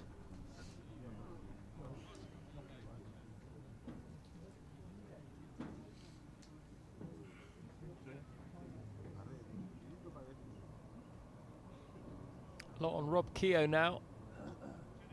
Don't think he'll try try and farm the strike just yet, but I think he will be thinking, right, it's better if I take the lion's share of the strike here. Leach, very competent player, but he is the start of the tail, really. And maybe it's a question of he takes the bowler that Leach is finding the most uncomfortable, although having said that, he looked uncomfortable against both Helm and Roland Jones to the short ball.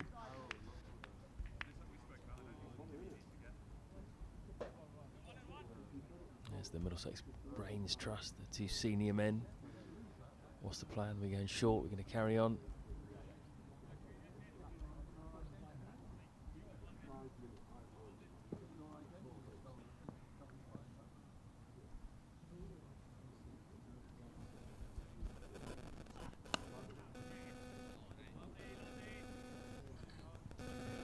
Takes the single again, over to Helm to bang it into Leach.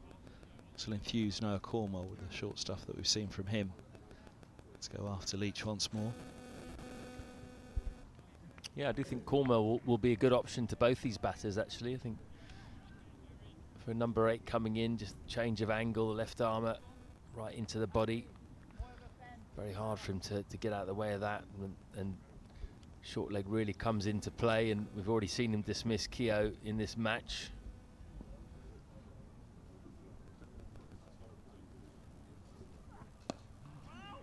Backs away and turns it to short leg.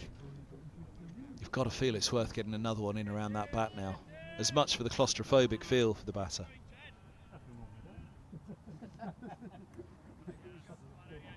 Yeah, got a leg gully. Could they put a leg slip in as well? I mean, that's it's quite an extreme feel, but you've seen it before. Clear the front leg, clear the back leg. Hello, Paul. Clear your stomach and open a bit.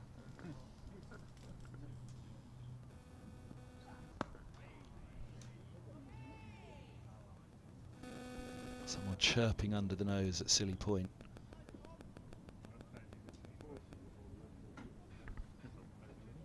Again, even if not there for the catch, just there for the distraction.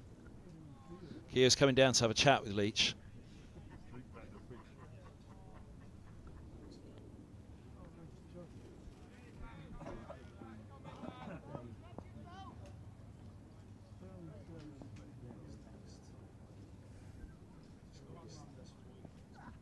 Oh!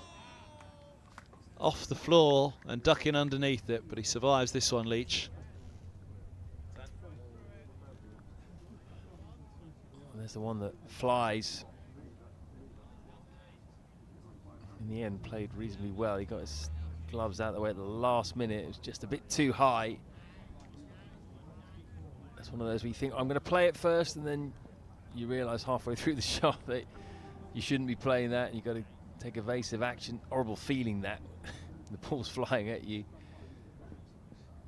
Just brought another one in to the slips. Yeah, this just looks very uncomfortable, doesn't it? Would not want to be the batter right now.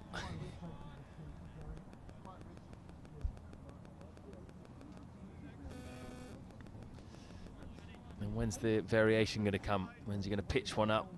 Try and bring those slips into play. Stumps as well, of course.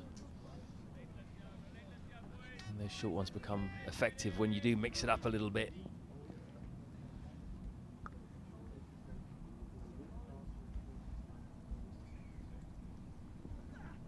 Edged and through. Just reinforced the ranks in the cordon. There it is, the edge. There's him just staying very much leg side of the ball, backing away. That's what can happen when you get a short ball barrage. Lucky, really. Third slip. Possibly would have had a chance at that. Would have been high, but got the edge they wanted. Just unfortunately didn't go to hand. It's going to be Ryan Higgins now from the Lake End. I'm interested to see how he approaches this. Is he going to go short ball, which we've seen him do already a couple of times in this match? Or is he going to just try and pitch it up a little bit more, nibble around? It'll depend who he bowls to.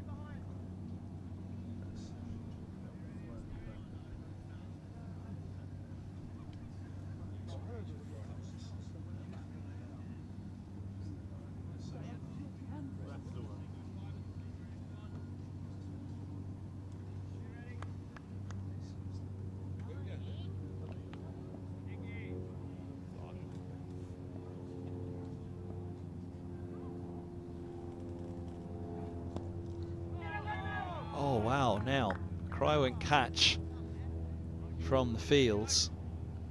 I'm not sure if he rolled his fingers across that one, did he, Higgins? I think this was into the ground.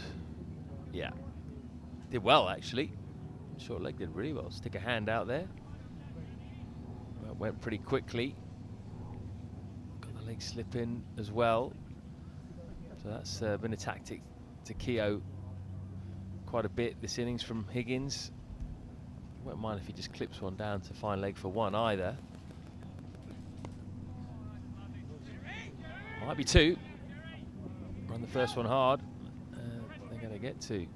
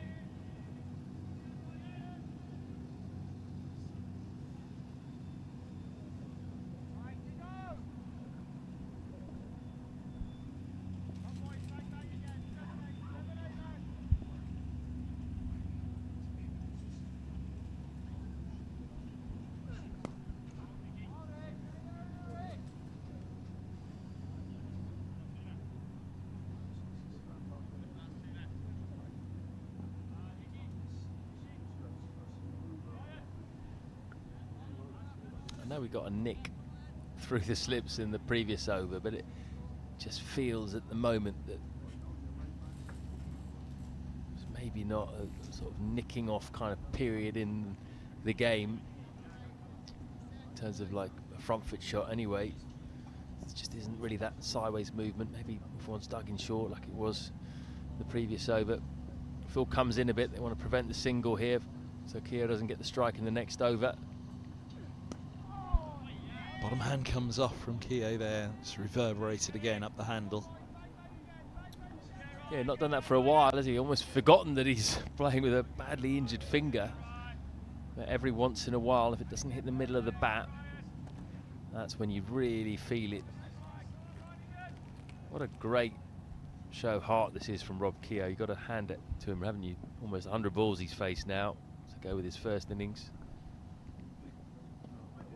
Faced 36 balls in the first innings with the injured finger. That's a wide. Higgins is indignant, although he will get an extra ball to bowl, which he could use. That's always the cry, isn't it? Use it, lad, if you're in the field. It probably was a wide, wasn't it? I think he was trying something a bit different there. Didn't come out the way he wanted to. Just take the extra ball, Ryan. Won't be complaining if you get a wicket here.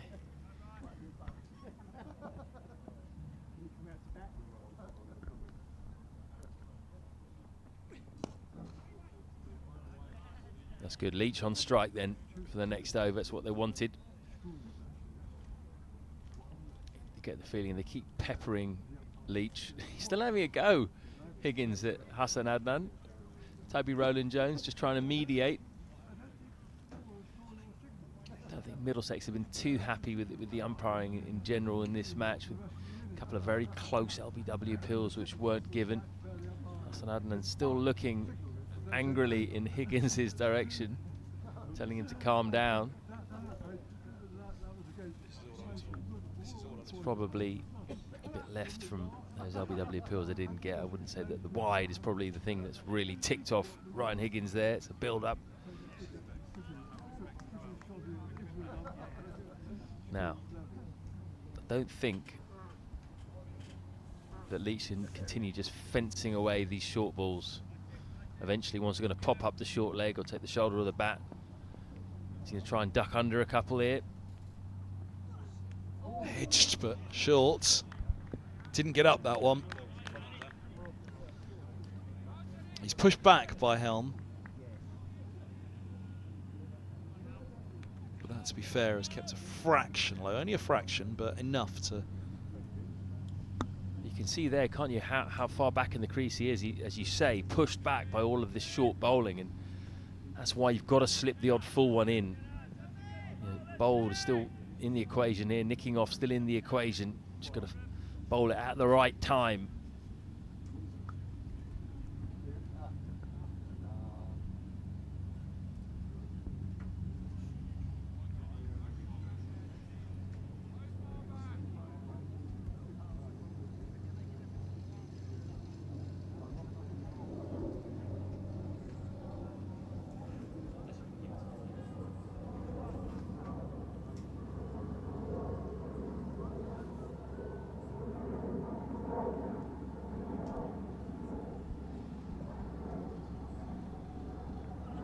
Oh my goodness me, now look at how far across he's gone. He's miles outside the line of off stump. However, what that does do, he is outside the line of off. However, what it does do is again lift the spirits of Middlesex even more, because it betrays how uncomfortable he's feeling at the moment. He's, oh, mind you, wow, actually.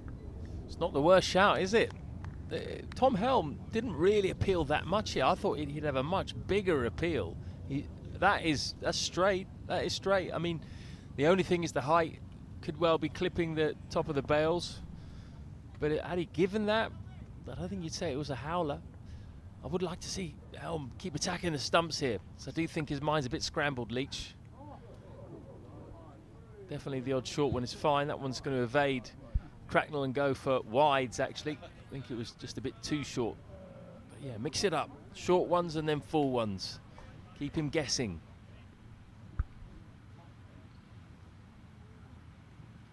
The umpire just gave a little movement with his head to Helm after the appeal, saying it was outside off in his opinion. I think the replays for us show it certainly wasn't, but obviously the umpire doesn't have the benefit of the slow-mo. Yeah, it definitely wasn't outside off. It was straight. Height was an issue, though, possibly. That's not going to improve the Middlesex bowler's moods, I don't think. You won't like him when he's angry.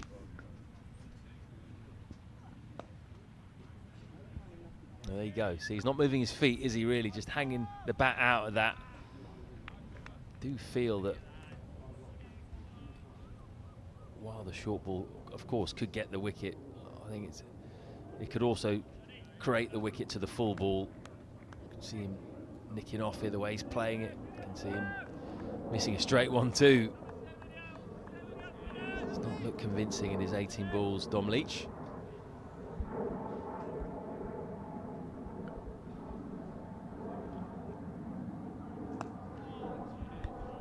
So that's a lovely solid defensive shot.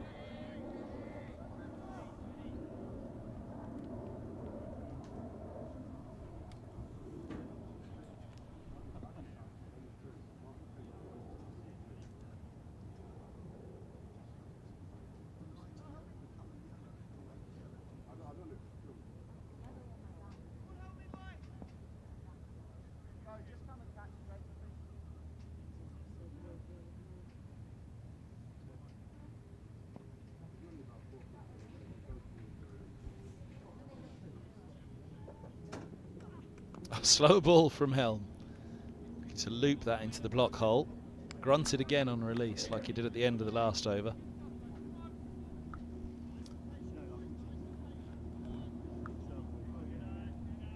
Yeah, slow ball's not the worst shout against lower order batters. Sometimes you can catch him by surprise. Can go anywhere really, just didn't quite get his length right on that one at the back of the hand.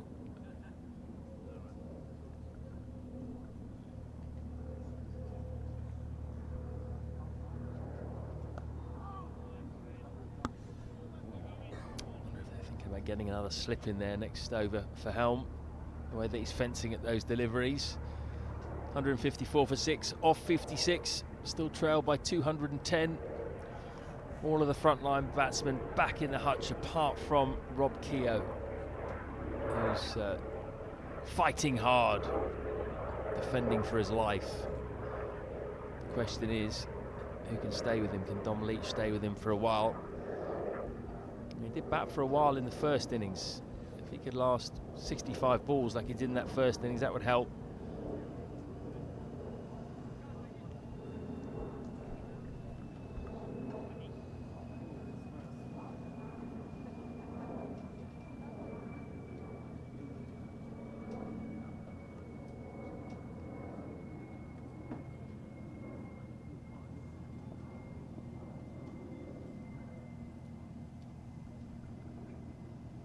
he's only ducked forward into that, hasn't he? Just gets away from Cracknell.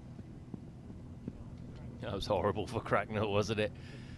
A bouncer that really died on him. He had to make a lot of ground to his right, and then just watch this, just last minute it just dies on him, bounces right in front. Those are ones that you can get in the face if you're unlucky. 4 byes it is.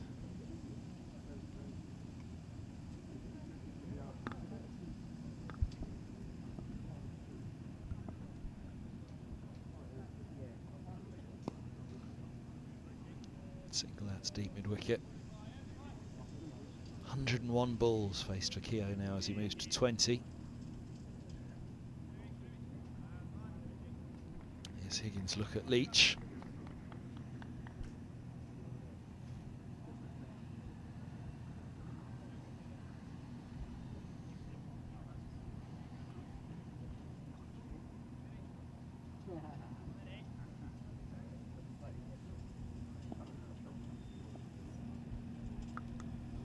They've pushed square leg out here.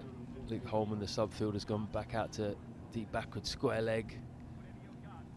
And fine leg, Duplessis himself is now 3/4 of the way, just in case he wants to have a go at one. He was out that way in the first innings, top edge to pull.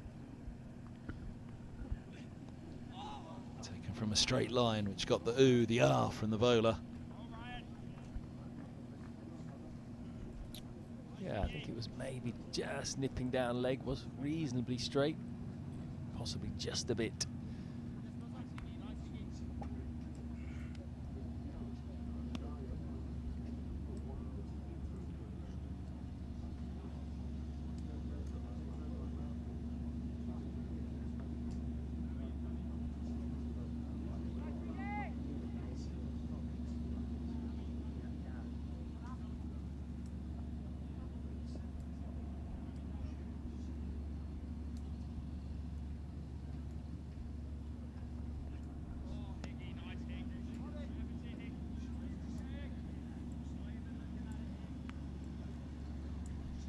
Been really noticeable, hasn't it, Handy, throughout this match that the Middlesex bowlers have used the bouncer quite a bit. Even someone like Ryan Higgins, he wouldn't necessarily expect it of, just to push the batters back. By and large, it's worked. They've got a couple of wickets with short balls, but they've also just kept the batters stuck in their crease. Is that strangle? Has been in play throughout the match. That was a bit of a criticism made of India yesterday with the ball. They didn't really use the bouncer. They also bowled 2 sides of the wicket to England and they got off to a flyer, but it's such a valuable part of your armoury as a fast bowler if you can use and direct it well. Just what it does to the batter in terms of the mindset and the foot movement.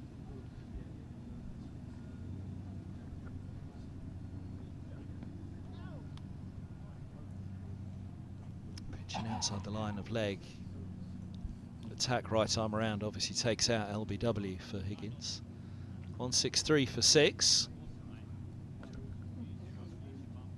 Quick check on see how some of those games are going elsewhere. The Glamorgan game is foremost on the mind, I would suggest, of Middlesex at this stage. And they've done it. A 5-wicket win against Kent. Glamorgan moment of major concern for Middlesex because they've played both of their games against the Welsh county, who hold second spot. So as such, Middlesex's fate is out of their hands. They go to Old Trafford next. Glamorgan, Kookaburra around there. Then they're at home. Well, then they're away to Northamptonshire. The championship resumes at the start of September, away to Derbyshire, who will be retaining hopes that they can scramble second spot, and then at home to Lancashire again in the last round, so they do have a tricky finish.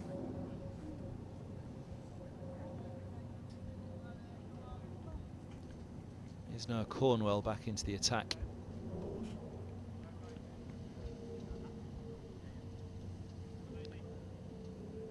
on from the Benham end. Derbyshire are 214 for 9, so they're nearly done. Leicestershire close to confirming really their spot in Division 1 next year. Should there be a Division 1 next year, of course.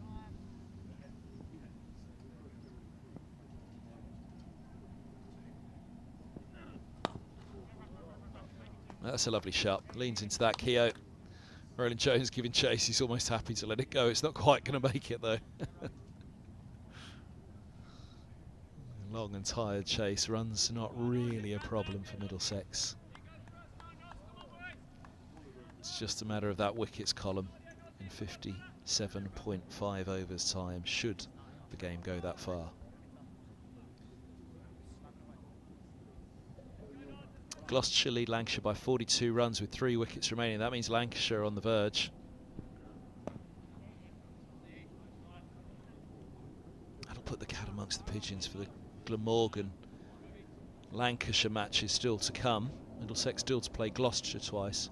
Glamorgan and Lancashire still to play each other twice. So that will put things in the mix for the final few games.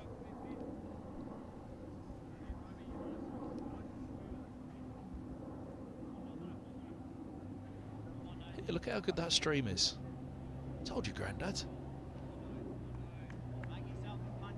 Not sure about that, Kevin Hand, though.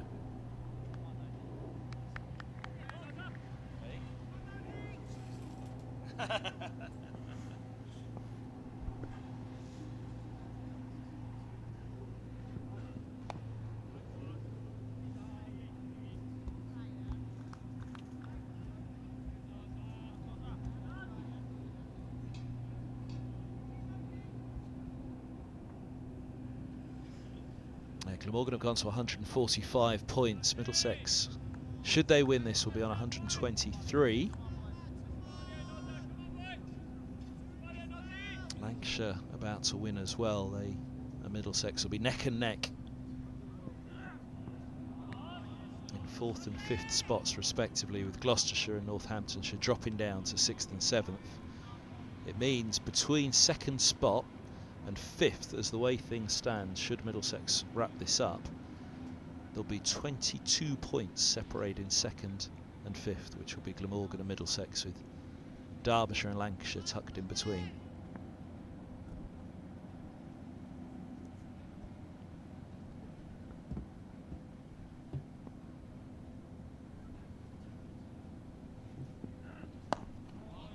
In some senses, Middlesex could almost be hoping for 2 Lancashire wins against Glamorgan and then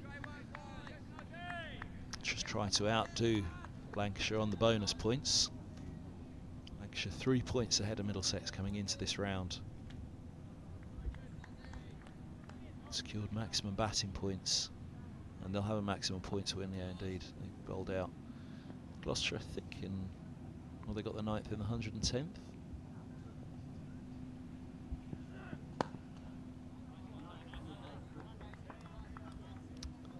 Gloucestershire first innings, they lost their 9th wicket in the 109th over. Lancashire racking up 557 in 141.4 overs.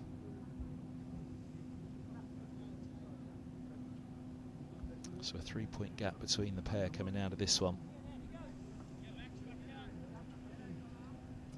All eyes on the next Kookaburra round. 166 for 6, still work to do here for Middlesex, 4 to win in that wickets column with 57 overs remaining of the day.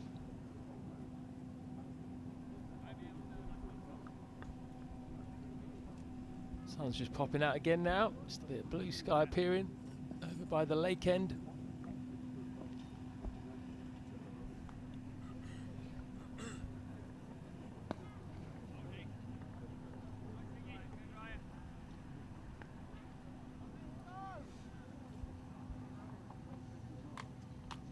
Got now just under 22 overs until that new ball. Of course, Middlesex will hope that they can do it before then. But I don't think it will just be seam up until that point.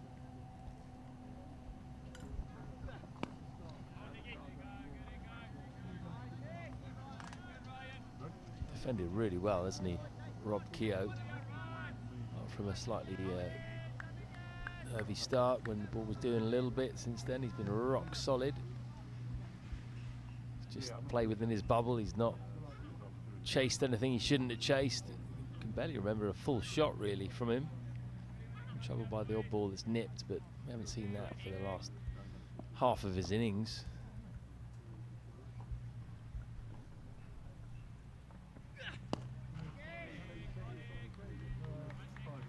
Again, right in behind that. It's not easy as well. We're seeing here, it's not easy as a bowling unit, regardless of the conditions, unless it's an absolute green top, to bowl a side out with just seamers. You know, that's why you always need that spin option just to break it up. And if you've got a quality spin option, it makes a big difference.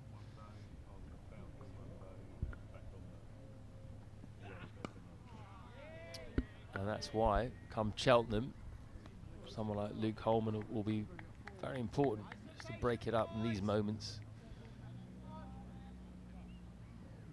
You want your seamers bowling with as new a ball as possible. You start bowling with a ball that's 60, 70 overs old. It's hard to get anything out of it unless it's reversing. And as we discussed yesterday, this Kookaburra ball in these conditions doesn't tend to reverse that much. It's just not dry enough. It's very lush out there.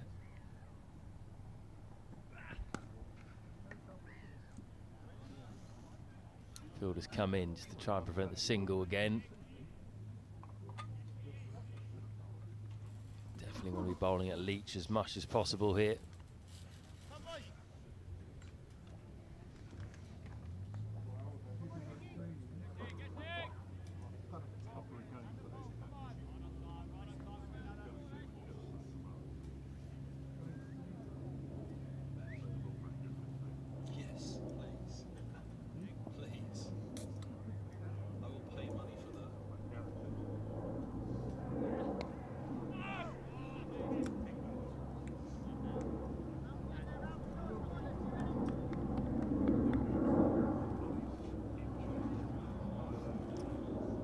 Discussing if they're going to have a quick drink here.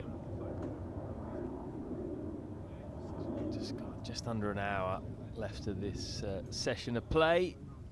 Looks like there won't be a drink. Just going to crack on.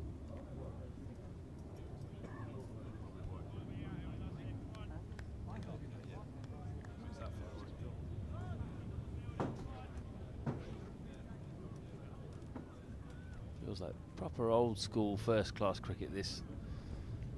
One side just trying to bowl the other one out in fairly benign conditions. The other side just trying to survive. It's not Bazball, that's for sure. It's interesting how England kind of went away from Bazball in that fascinating win at Lord's, wasn't it? That was proper old school, long format cricket as well.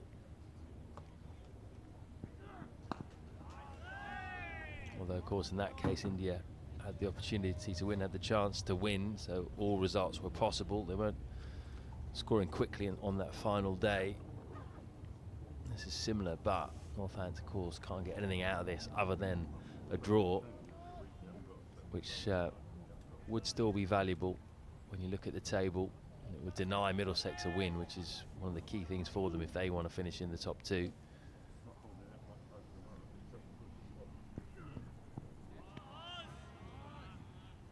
Just something about the way he plays the short ball, Leach. He does not look that comfortable, does he?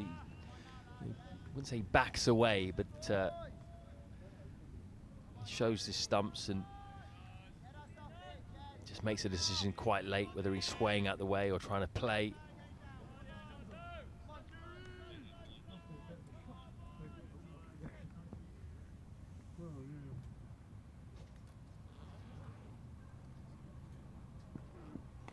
Again, he's backing away to play it. The edge brings him the boundary. Second time he's edged off the back foot through that area. And again, third slip might have had an opportunity there. It might look like following the ball, but now it's happened twice. I wonder if Deploy's going to fill that gap just for Leach.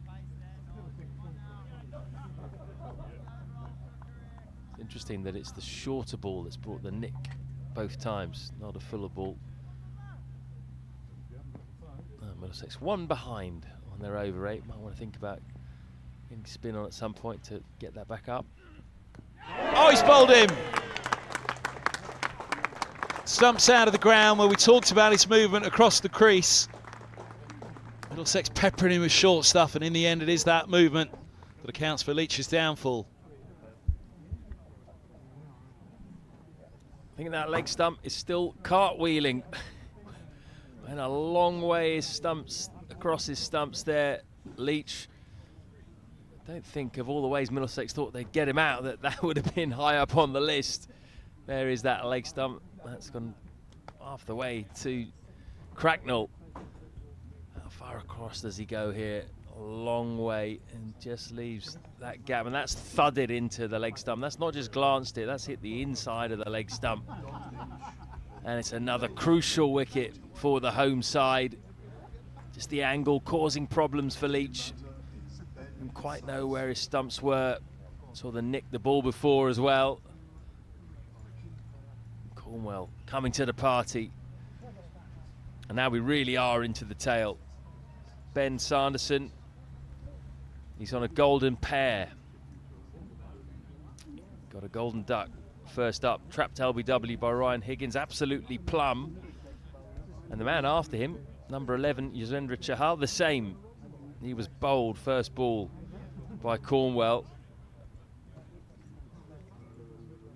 So now, just 3 balls away, Middlesex, from a crucial win, crucial points for them. And that's come at a good time, Handy, that. It has. They needed that little lift, didn't they?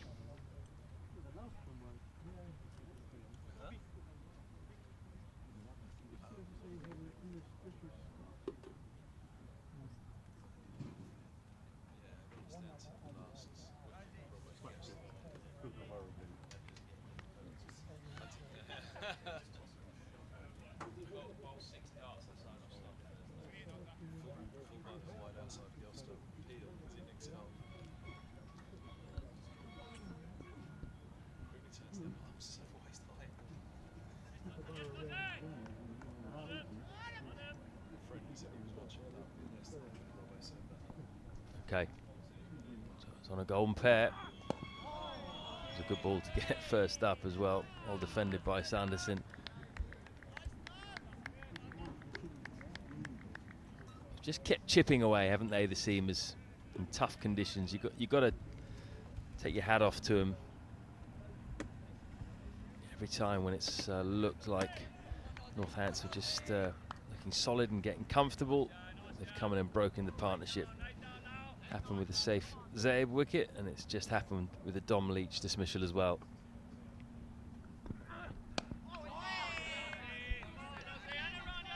End of the over, and 70 for 7, 3 wickets for Middlesex to take maximum points from this game and tighten up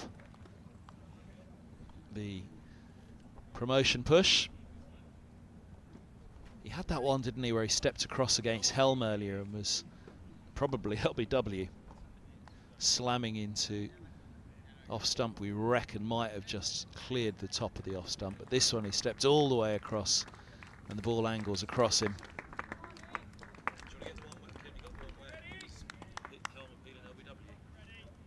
Beautiful sight for a bowler, that, isn't it? See that stump cartwheeling. Got to have the pace to do it.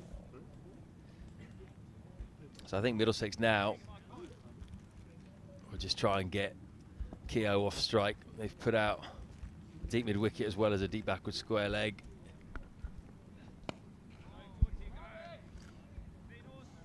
Sure, Higgins will fancy a bowl at Sanderson again, having got him in the first innings. Will he turn down a single, maybe? Keogh might think, right, now's the time for me to really try and shield the other batter. He might think Sanderson's capable of taking a few balls himself.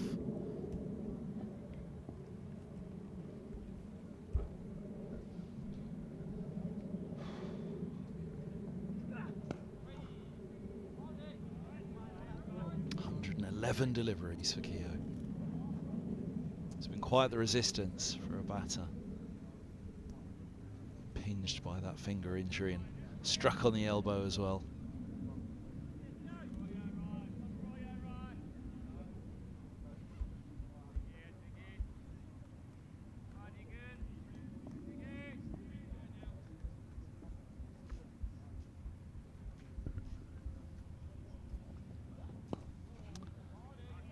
Dug out.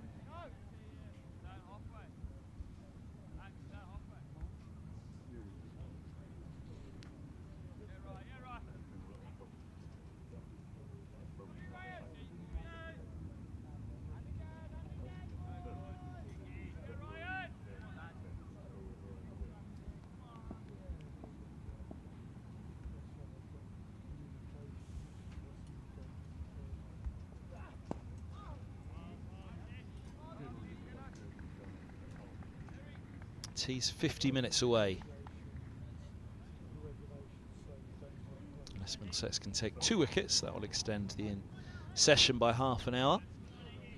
And of course, if they take 3, we'll be checking what the M25 is like on a Friday, Floydie.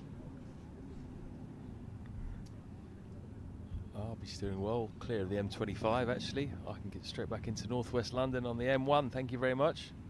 Might do a bit of North Circ. Don't want to miss that. But he doesn't. One ball to go.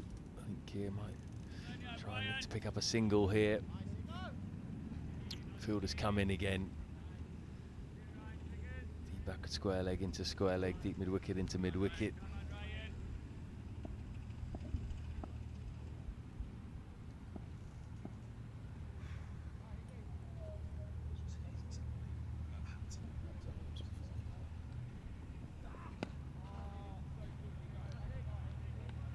On 70 for 7.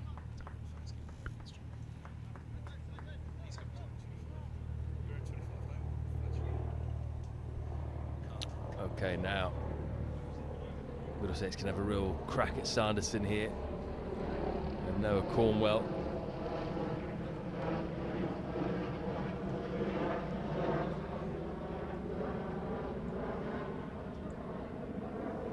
That Middlesex dressing room can just breathe a bit easier now. See Dane Villas, the new head coach, in the foreground there. Tim Mercer at the back as well. Just that last wicket can just calm the nerves a little bit if there were any.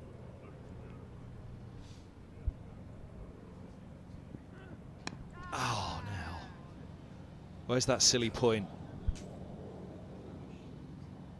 Just feels to me they're as much likely to get inside it and push that back upwards and the ball into the offside.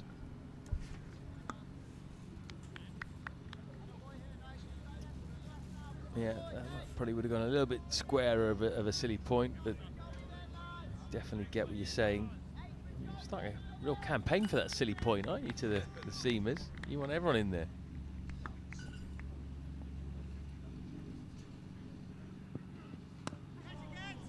Fends that one to the onside. I'll have the director of cricket in here in a minute, telling me leave the field placing alone.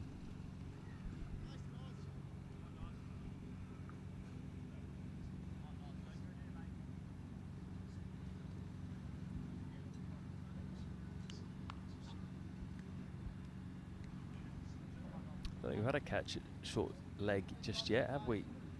Despite how threatening the short ball's been, we've had a catch down the leg side to the keeper. Maybe we'll get one of these final 3 dismissals.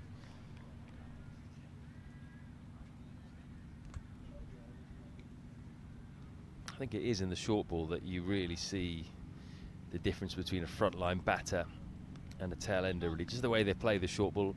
Some tail enders shape up quite nicely, don't they, when the ball's pitched up? Defend it well, drive it well, but then you dig one in short and you see the panic and the way they play it, hopping around a bit. Whereas someone like Keogh generally just gets nicely in line with it if he wants to play, ducks when he has to.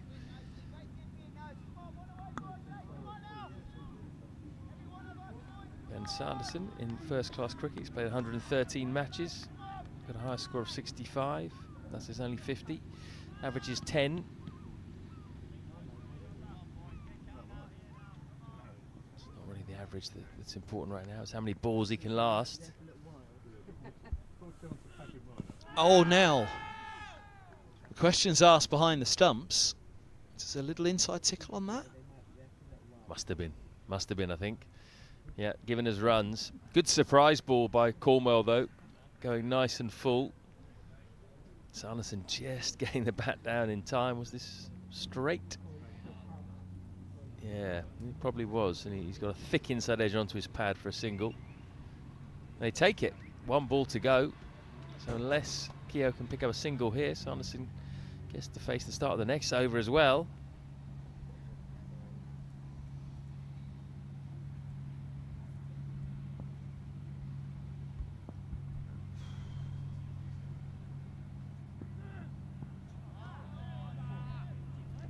Close to a wide, that one. End of the over. 171 for 7.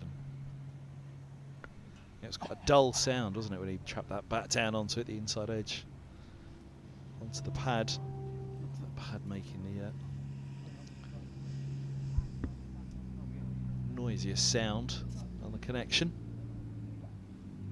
Smiles in the middle at the moment, but there's a lot of work to do. 53 overs.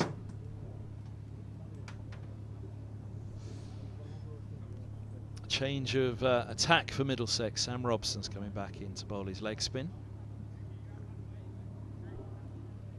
Will he be able to tempt Sanderson? I'm looking forward to seeing this battle. See whether Ben Sanderson wants to play ball. Yeah, change of ends for him as well. There was quite a bit of turn on offer at the other end. The same from the lake end.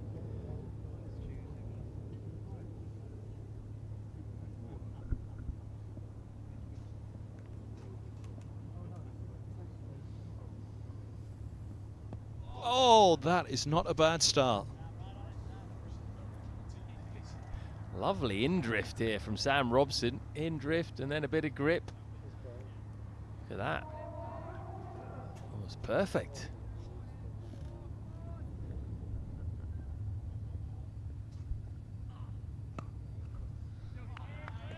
It's the challenge for the leg spinner, isn't it? Part-time leg spinner is consistency.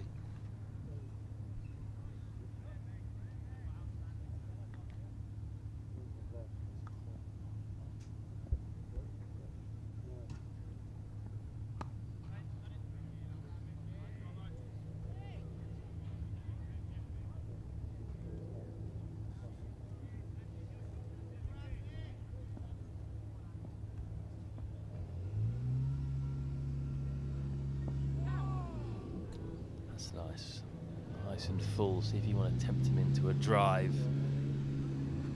Short ball will have a go at because he's got more time to see it, less chance of him hitting it in the air.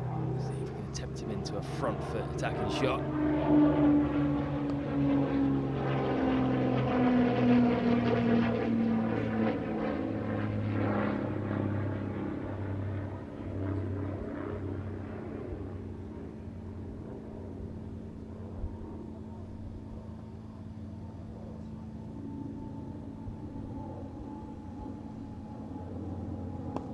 Bunger. Oh, strokes back through the legs of Robson. Pretty poor cricket all round.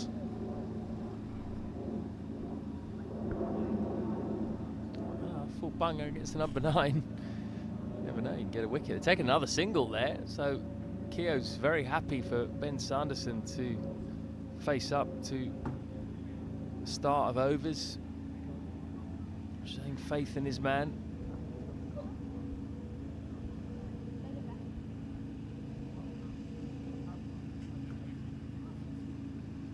It's going to be Cornwell again, calling for a helmet.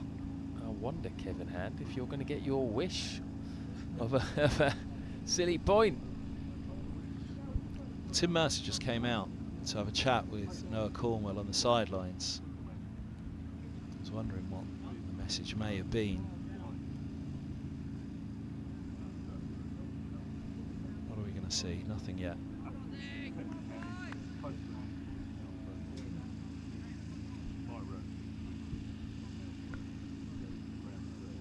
Max Holden's the fielder. In fact, where's he go? Oh, Holden's running off. He's going to leave it. He took it at 150 in this match, to be fair, Max. He's just walked straight past the 12th man. I think he's going on to get his own helmet, maybe even put a box on, some shin pads. Poor old Feldman. Short stint for him, he's on and off.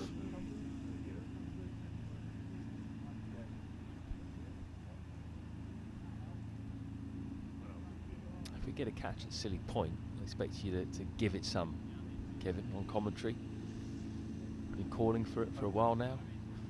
Let's have a look. How close is he going to get in there, Max? I think, like you said, though, he needs to be a little bit finer. He's nearly a...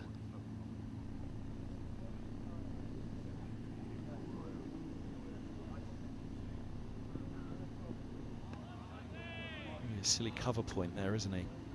That last one went away fine, didn't it?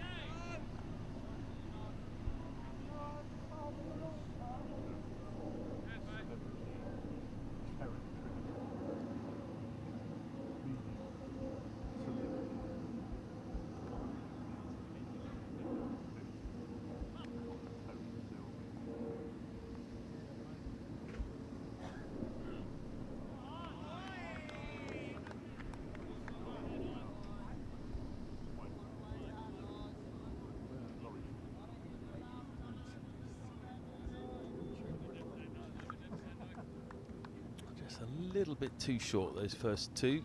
Enabled Sanderson to get underneath them. The ones he bowled earlier to Leach, and the ones that Helm bowled to Leach were really good, right up in the sort of chest area. Joe Cracknell full of beans behind the stumps. Guttural cry of catch.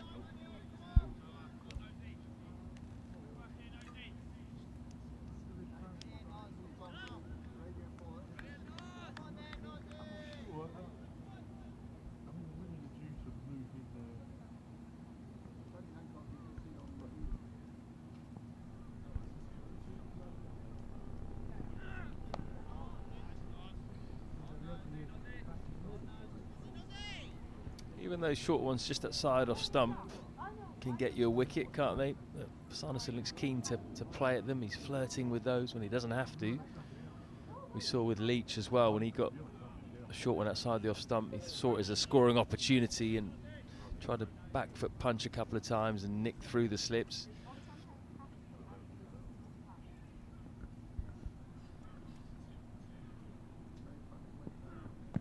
Inside edge saves him. Clear deflection on that. Although I think Ryan Higgins is still appealing at gully. The two times now that he slipped in the full one to Sanderson, he's troubled him. Two inside edges. That's good. He's bowling it at the right time at the moment. Even though it's the tail end, you've still got to work him over, haven't you, in the right way. So you're going to use the short ball attack. Bowl the full delivery at the right time.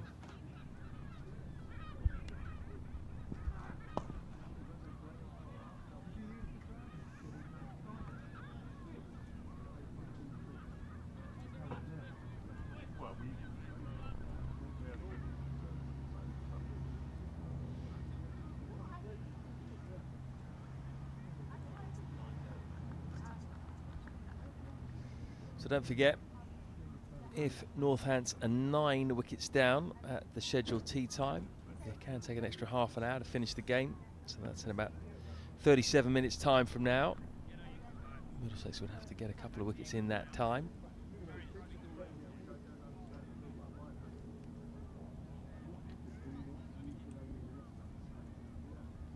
And so far today's kind of gone as you saw it going, really. Been a bit of a grind for Middlesex. They've had to work hard for the wickets once that ball got a bit older. This could still go into the final session easily. Edged and short. Right over the top of it, Keogh, angle bat, soft hands. He was just dabbing at it, really, wasn't he? really have been having anything to do with it, but it was almost an attempted pat back at the bowler. It's better from Robson, but it's a good sweep from Keogh. Single taken, so back to Sanderson. Pretty open stance he has, the number 9, facing Robson. Joe Root's just got a 38th Test 100 at Old Trafford, by the way. England lead by 48, 4 wickets down. He marches on. He's probably close to Ricky Ponting now in terms of leading run scorers in Test cricket. 20 short of Ricky Ponting, I'm hearing. Oh, that is a beaut. Goodness me, it's ripped for Robson. That's lovely, isn't it? Ian Salisbury just walking past us. He would have been proud of that.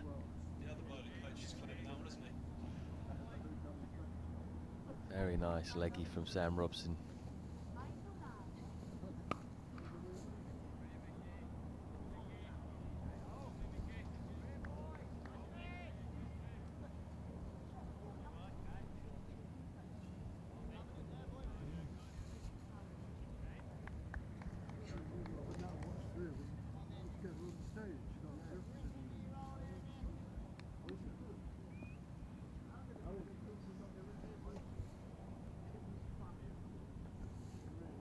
Oh, the googly. Well, we've waited a while from it, and it's a beaut when it comes along. We have. I think that's the first one we've seen from Sam Robson. An absolute beaut. He's landed that perfectly. Not picked. What has this missed? Oh, so unlucky. Right over middle stump, really. Almost an absolute peach of a delivery. He's waited. He's kept us waiting, and that's why. He's just brought it out the locker, and it's almost the perfect googly.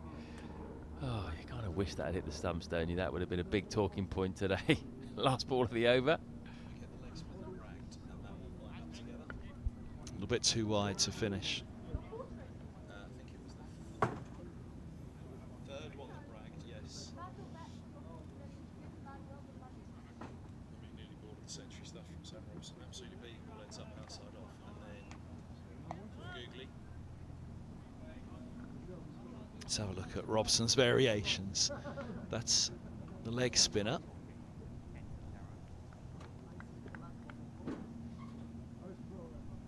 That is the googly. Oh. Luke Holman would have been proud of that one. He's got a very good googly. Just came from nowhere, didn't it? I don't think either of us picked it even on the screen. We weren't expecting it. Where was it? Maybe you should have brought it out a bit earlier. Brilliant.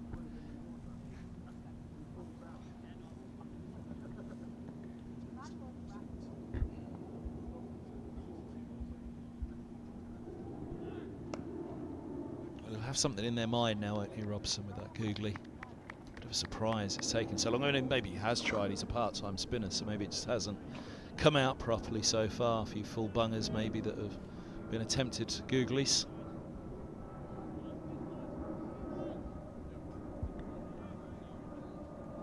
Have to ask him. I don't think he has, actually. I think he's just bowled straight up leggies.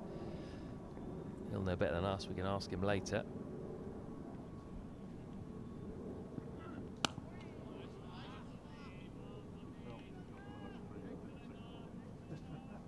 And that's what Middlesex need. They need some threat from spin as well. Bit of danger from both ends.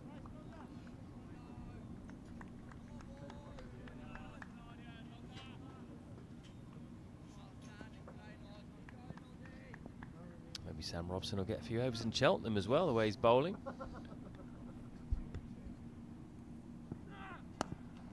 Oh yeah, you'd have to reckon that Holman, well, no doubt Holman will come back in, but that they'll try to get to Careys into the side as well, although Robson doing that, maybe they'll go with 2 leggies.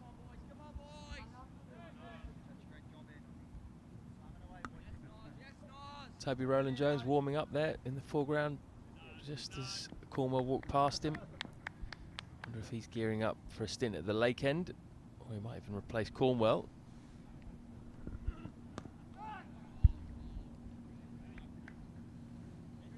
Nicely steered away for a single. Yeah, he hasn't had a stint from the Benham end for a while, Roland Jones, has he? You have to fancy that's got to be worth it. It's a strike bowler's end. Helm talked about it, Cornwell talked about it. You know, you run up the hill from the lake end and you do get that assistance against the slope. But that feeling of running down the slope, though. There's the head coach and skipper of Northants. Skipper for today, Lewis McManus, alongside Darren Lehman.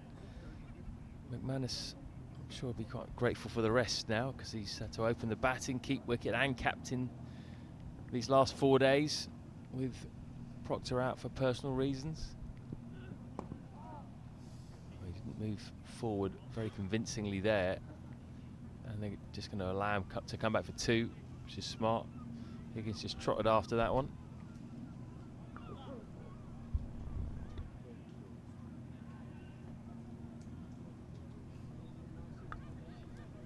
Although there is just one ball of the over, of course.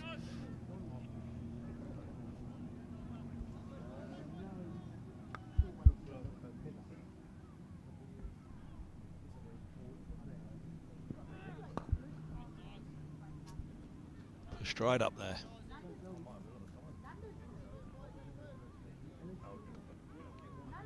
.176 for 7. So we told you that Glamorgan had seen it over the line in their match against Kent. Gloucestershire lead Lancashire by 80 runs with 2 wickets remaining now. So Lancashire pushing for victory there.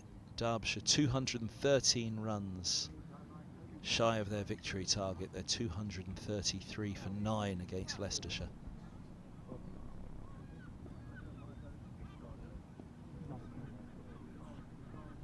That's lovely from Robson.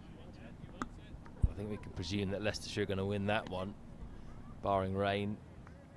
And Lancashire looking pretty good now, aren't they? With that late burst of wickets. Tom Hartley's picked up 3 to go with his maiden century. This makes it all the more important that Middlesex get over the line here.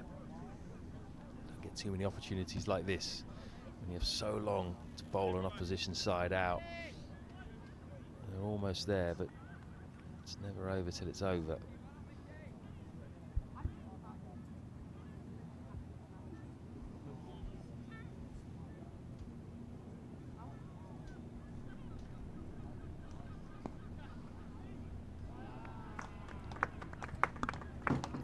Stop by Max Holden.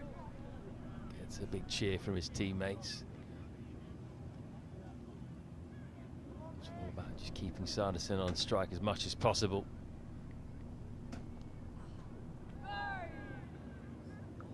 Now, when's he going to bring out the googly? I reckon maybe one of these 2 balls. What do you think, Kevin? Oh, we had to wait so long for the first one. I hope we don't have to wait as long for the second.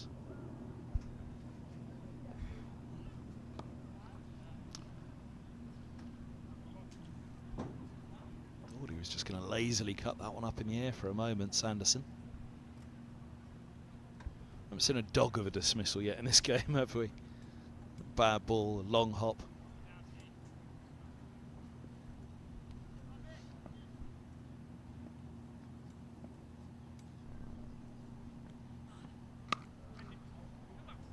Who will fatigue get to out there first? Middlesex or Northamptonshire. 124 balls for Keogh, 29 for Sanderson. Middlesex 67 overs in the dirt, having forced Northamptonshire to follow on. 80 overs down in the first innings because they were into that second new ball. So Roland Jones it is, replacing Cornwell at the Benham end. Roll back the ears and roll on down that hill.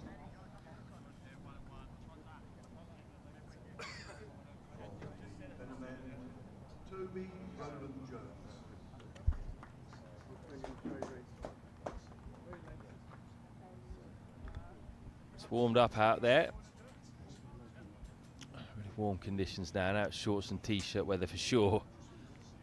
Plenty of blue sky around. Lovely day here up in Northwood.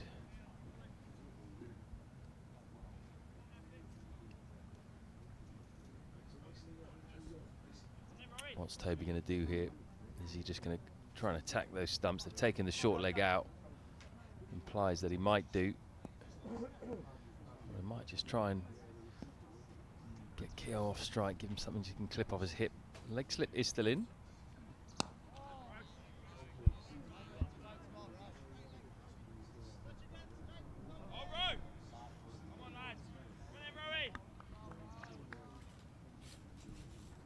They'll have earned their ice baths later. The bowlers in the last couple of days. 4 bowlers doing the job of 5. Plus a bit of part-time spin.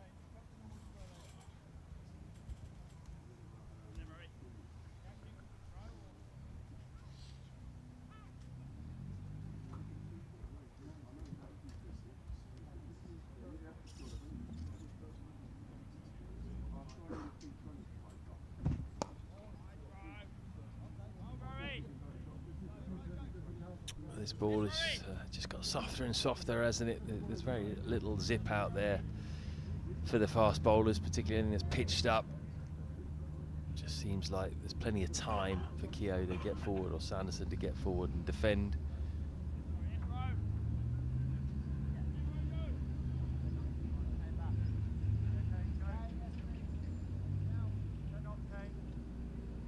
Deep square leg's been pushed back out. A short ball here. Interesting, there's no short leg with Sanderson on strike, and Roland Jones thought they might keep one in.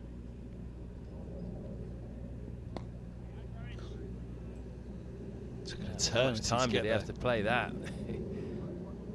That just says everything you need to know about the ball on the pitch right now. Not easy for the fast bowlers. I do have sympathy for them.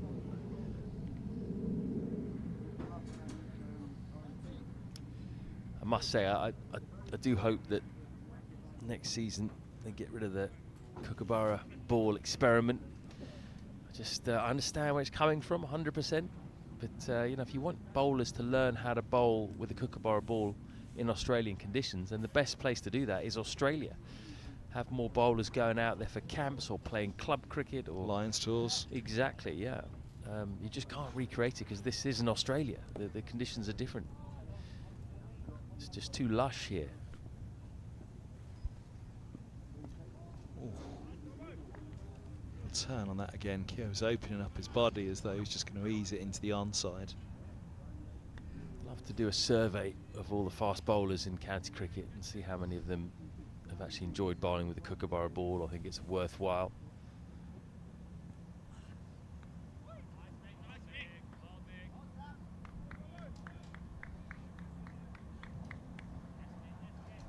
Darren Lehman would be a good man to ask at the end of the game, wouldn't he? As an Australian, what do you think of the use of a kookaburra in England? Well, if Northampton can somehow pull off a miraculous escape, we'll probably say it's a great idea. But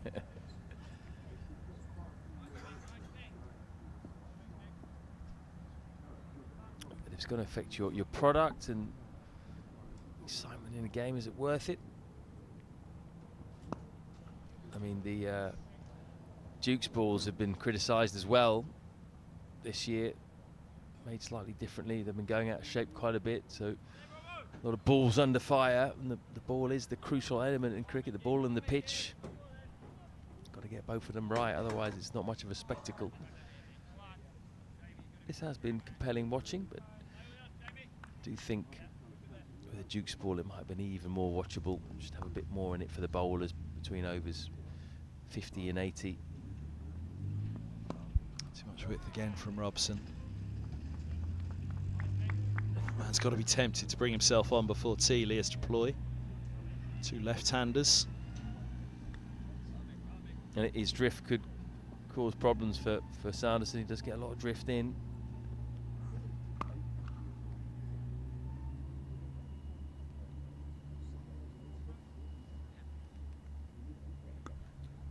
Proving hard to winkle out at the moment. He's been there 33 balls, 179 for 7 off 69, 11 overs to go till the second new ball. Does feel like we're just in a bit of a holding pattern here, waiting for that new ball. I think just one more before then for Middlesex would make them enjoy that tee a bit more.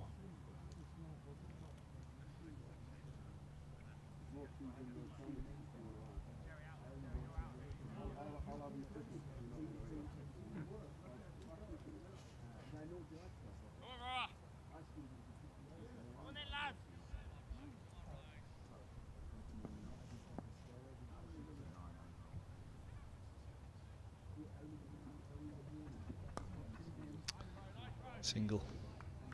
It's a long leg. Keogh hands the strike to Sanderson. Yeah, I think Toby Rowland-Jones bowled for that, to be honest. And see him push it down the leg side too often. More than happy for Keogh to get off strike. Now, can they really attack Sanderson here? Why not get a short leg in, just to make him feel uncomfortable, even if you haven't got the pace or bounce of a Helm or a Cornwell. Toby Rowland-Jones can get it up there if he wants. Can dig it in.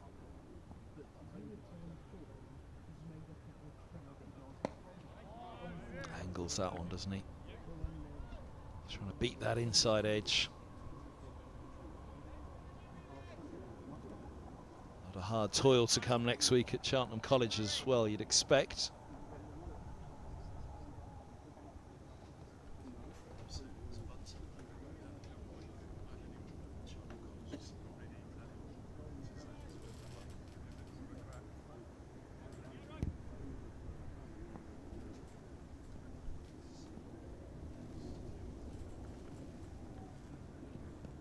Edged low through what would have been a fourth slip, certainly, maybe a third. I think we've seen 3 go through that area today. This one probably wouldn't have carried. Yeah, just short of where a third slip would have been.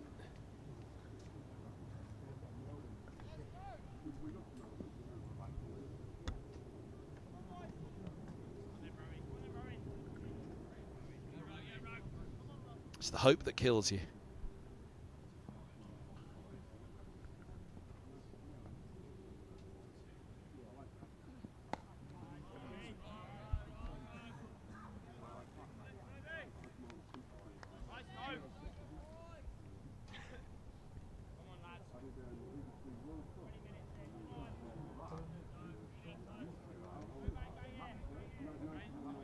How many overs have the seamers bowled in so far? Toby Rowland-Jones into his 19th, 16 for Higgins, 14 for Cornwell, 14 for Helm. It's been a good stint, but there's probably a bit more in the tank.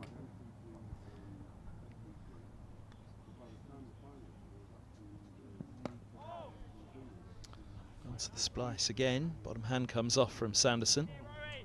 See that one that just nips in and just bounces a bit more. I think that's the kind of delivery that could easily squirt to short leg. It would also just make Sanderson feel a bit more uncomfortable just having that player there, the way he defends. Whereas now he knows he can just rock onto that front foot and there's no danger.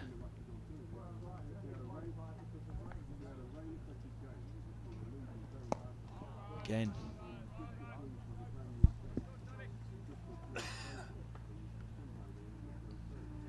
With such an old ball down the hill for Roland Jones, isn't it effective, is it? Because he's not able to get that little bit of lift with the old Kookaburra. There's just no threat felt by that pair. In terms of the bounce, 133 balls face for Keogh, 38 for Sanderson. The runs column really doesn't matter to them at the moment. 45 overs remain.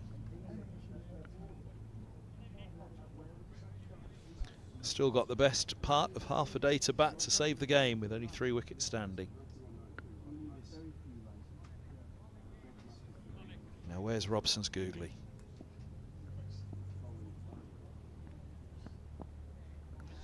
Over 8+1. It'll enthuse Middlesex. If they keep Robson going up until tea and maybe up until 80 overs, they can get that maybe up to +2 and then they can relax a bit more, get the seams back on.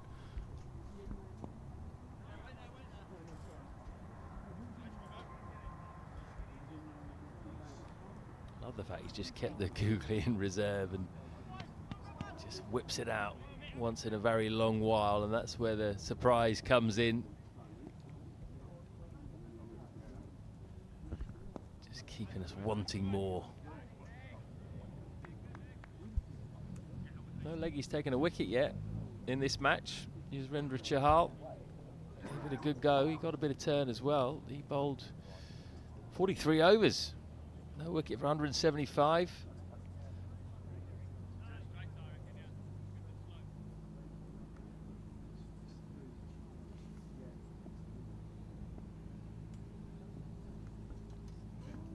Oh, drags that one down. There's the googly. Didn't come out quite as well as the first one that we saw. Maybe that's why he doesn't bowl it too often. Second googly we've seen from Sam Robson, and that one was rank half tracker. And it's eluded the clutches of Cracknell, who looks up bemused at Robson.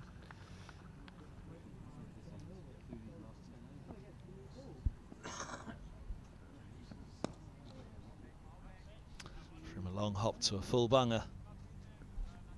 Challenge for a part-time leggy.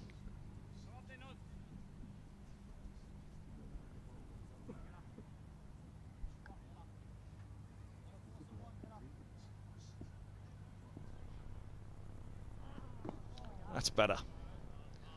Under the nose of Keogh. He kills it into the offside, and there goes another over. 71 bowls, 12 minutes to tea. 9 overs to a second new ball. Roland Jones will take his cap off again. Elias Deploy meeting him there at the top of the screen with Ben Geddes. Do you know what has been suggested before, and not just in first class cricket but in test cricket as well, is that you take the second new ball a bit earlier, after say 60 or 70 overs, just to prevent this kind of period of play where the ball's really soft and not really much happening, and also enable the batters to score a bit quicker. Field will come in, the ball will come off the bat a bit quicker. I'm not against that really. I think it would just make a day's play a little bit more interesting, a bit more exciting. It's not ideal for the spinners, I guess, but maybe 70 overs might be a sensible plan rather than 60 overs.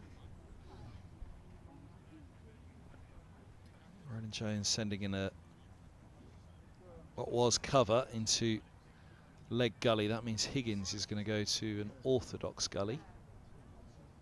So slip gully, leg gully, short leg, square leg, mid wicket, extra cover,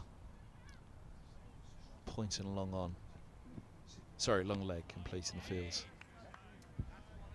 Yeah, I'm pleased that the short leg's gone back in just to make Sanderson feel a bit more pressure.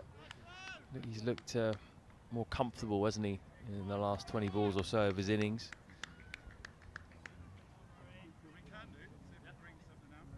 I'm sure Ben Sanderson wouldn't mind a new ball after 60, 70 overs. I'm sure most fast bowlers would be pretty happy with that, all fast bowlers.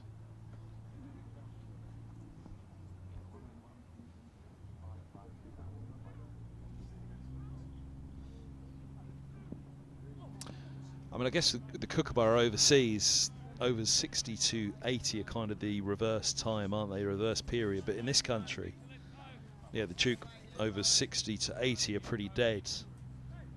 From a batter's point of view, which is yours, Floydie, mainly, isn't it? With Stuart Law, you know, discussing about how a first-class batter should go about their work.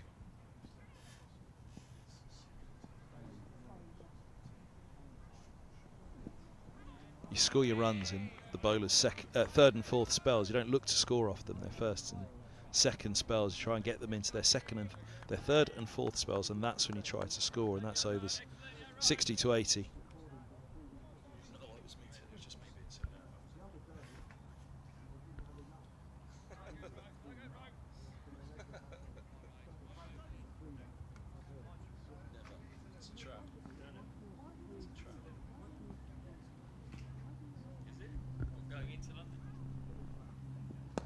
Oh, now he was through that early.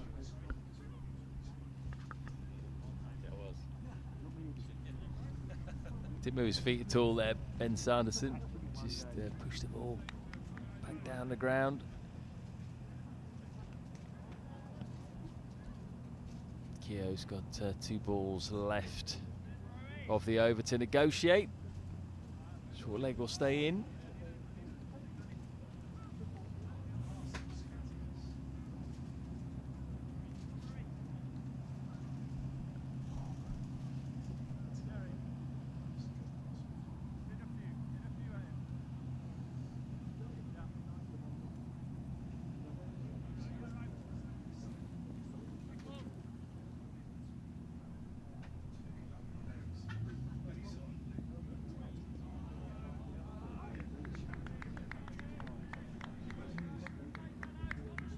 This isn't doing wonders for is Rob Keogh's overall strike rate in first-class cricket.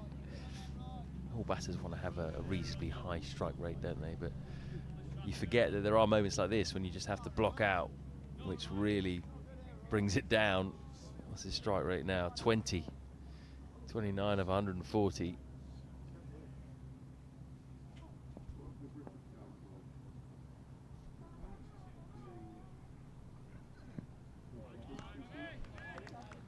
Loops through to the gloves of Cracknell. 72 done. 189 for 7. This was in some ways what Middlesex and we partly feared as well on the sidelines at lunch, that with this Kookaburra ball being so soft, it was almost going to be a waiting game for tea. And what could Middlesex do with the second new ball? And it has played out that way a fair bit. Zabe and Leach, the 2 to fall in this session. When Zabe fell, you did wonder would Middlesex be able to keep that door open at one end, but not so.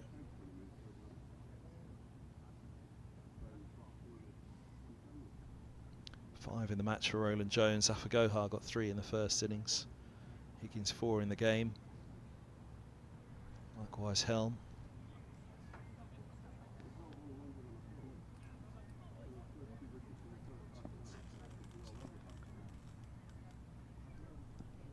Sorry, Higgins 6 in the game. He got 4 in the first innings, of course.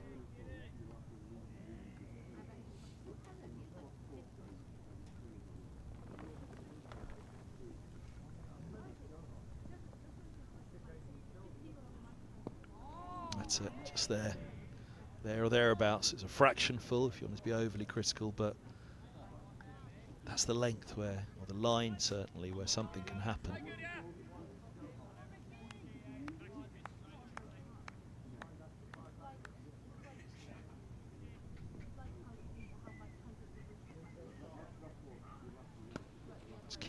a few wide, doesn't he, Robson? That's the big difference, really. Obviously, there's full tosses and a long hop every now and again from Robson, but the big difference between somebody like Robson and Holman.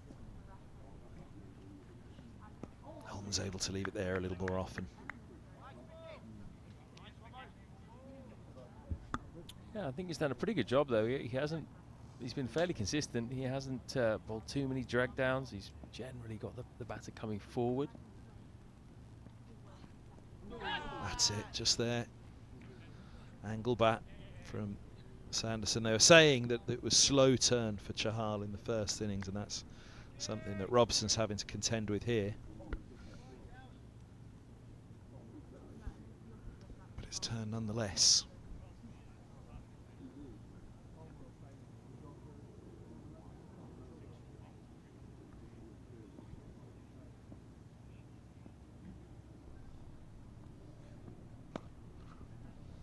Just sits up, but it's being patted back at the moment, isn't it?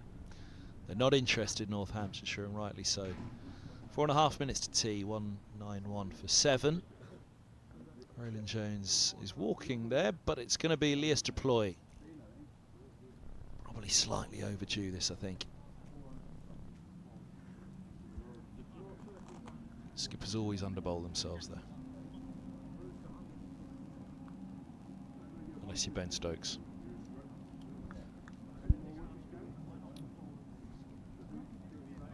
Why not try something different just before tea? Keep those fast bowlers fresh as well. I was struck by how much drift he got into the right-handers in the first innings. Didn't get a whole load of turn, but a little bit of grip. If you can get a bit of grip, then that drift will become even more dangerous. Well, there was a little bit in the air there, wasn't there? Too much flight, obviously, but movement. Yeah, he's got Sanderson on strike, and you know his drift could be a valuable weapon against the tail ender. He might just prod forward a bit more.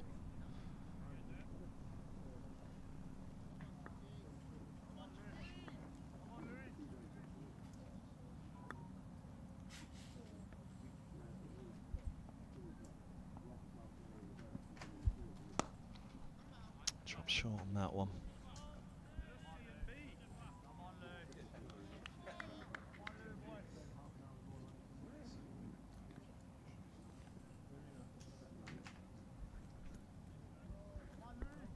Just watch Rob Keogh on the right of your screen there, not even bothering to back up. He wants Sanderson to take this over himself. I mean, I won't labour the point at this stage because maybe Northampton should bat this out for a draw, but if Middlesex do get that new ball in hand and blast through these final 3 wickets, it almost makes a little bit of a nonsense of the last, or the 50 overs that led up to the second new ball becoming available. This waiting game of everybody's waiting for that second new ball because the Kookaburra is so dead.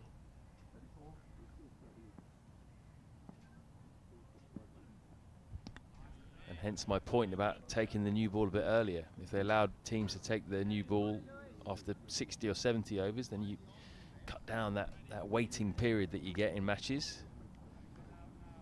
Well, if they wanted to persevere with the Kookaburra in this country, then that certainly, I think, would be the answer. New ball after 60 overs if it's Kookaburra. They're going to get one more in because he got through that over very quickly, Lewis Deploy. I think that was part of the plan. So Robson gets one more shot. Means we will have bowled 75 overs at tea, 5 more overs, probably this holding pattern until we get to that new ball. And then it's going to be all on that, really, isn't it, this match? It's finally poised with a session to go, session of 1 over. 1 wicket here makes a big difference, though. Oh, now he's reached for that one. Point set back, giving Keogh the single. Maybe he wouldn't have played the shot if point was up. Yeah, I think he knew that the fielder was back there. And he played it in the air, didn't really matter. Now they can have a crack at Sanderson one final time in this afternoon session. Lots of activity around the batter. We've got silly point and a short leg, and Kane Williamson on the drive at cover. Actually, Lewis deploy, I think it is. Another one just dragged down outside off. Deep cover point coming in.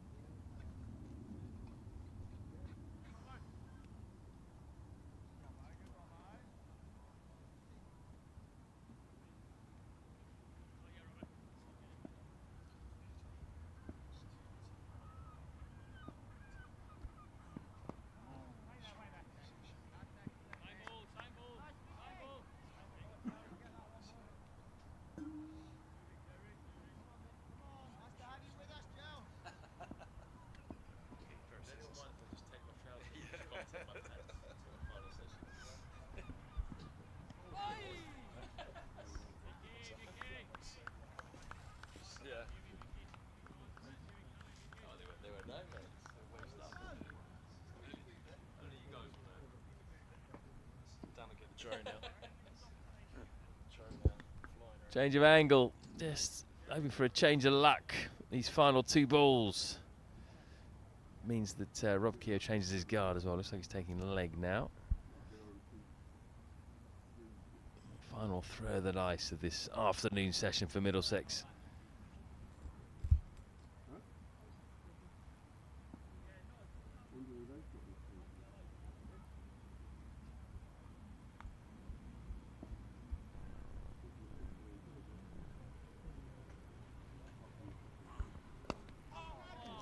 Punched into the silly point. Geddes, where's he worn that on the thigh?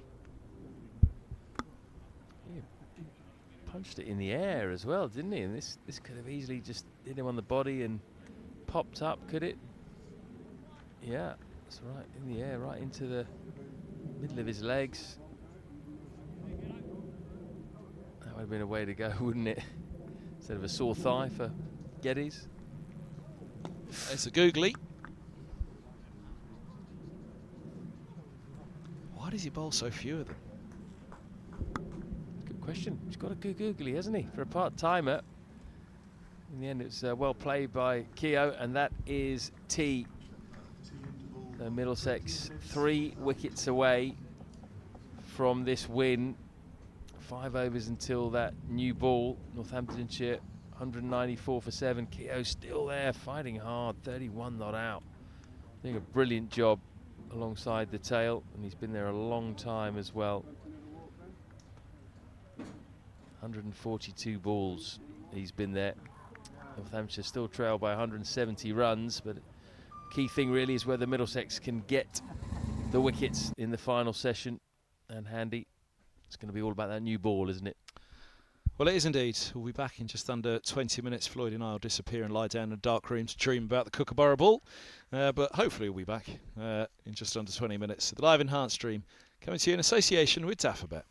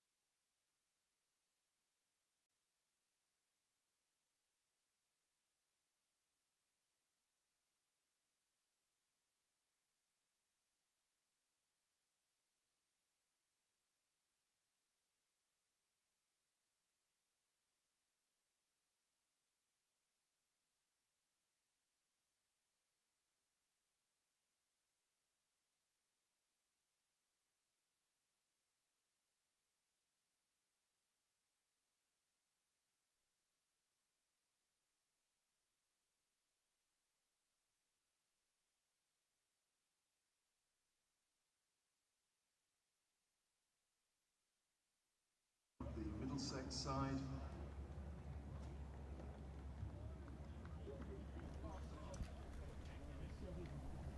Well, good evening everybody, welcome back for the final session of this game at Merchant Taylor School.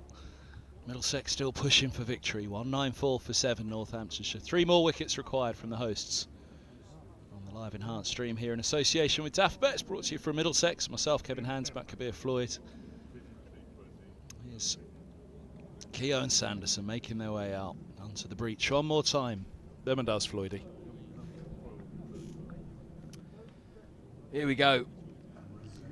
5 overs to go, in which Middlesex will try and burgle one, maybe spin from both ends, and then it's going to be all-out attack with the new ball, with the fast bowlers who've had 20 minutes to sort themselves out, although by the looks of things, they're going to go to seam a little bit earlier than that. Ryan Higgins, it looks like, from the Benham end. Maybe just to have a couple of overs to warm up. So then when it gets to... Oh, hang on a minute. He's just bowled a bit of off-spin. Now, that's a little spanner in the works, isn't it? He's going to bowl a bit of off-spin in the lead up to the new ball being taken. Did not see that coming, Kevin. No. But, interesting move. Like I say, Elias Deploy, I'd like to see more of his bowling. It seems it's one of those things. You've got to bowl. Bowlers need to bowl, as we always say. Even part-time left-arm finger spinners. I wonder, is it Higgins has put his hand up and say, do you know what? I fancy tweaking a few. The off-spin of Higgins. With a slip, a silly point and a short leg.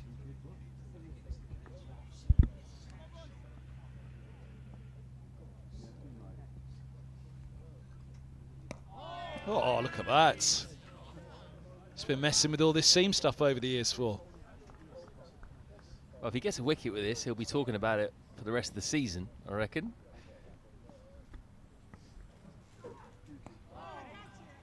Nearly. Inside edge onto the pads.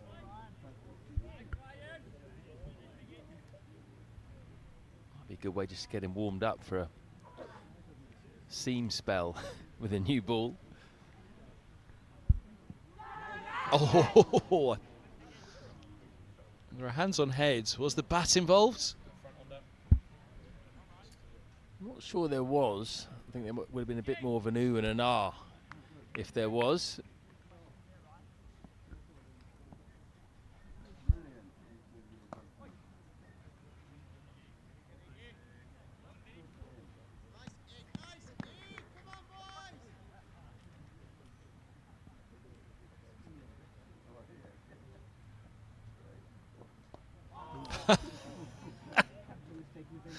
Oh, it was nearly the end of, what was it, the second test all over again.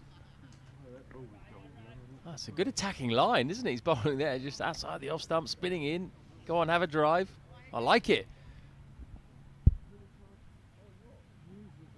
And darts on in to finish. 194 for 7. Higgins maiden. Not bad at all, Ryan Higgins.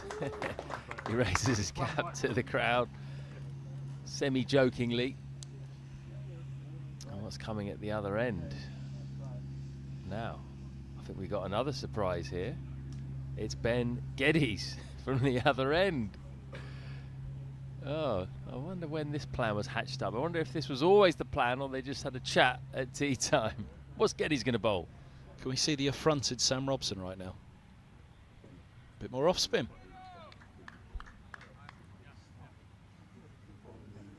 There's a few surprised faces around. Imagine if one of these gets a wicket. I think we'll see the biggest celebration of the match.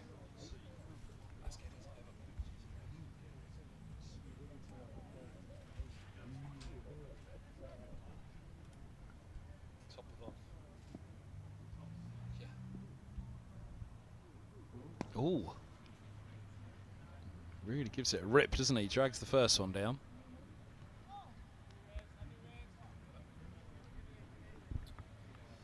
Right, Ben Geddes has bowled 12 deliveries in first-class cricket.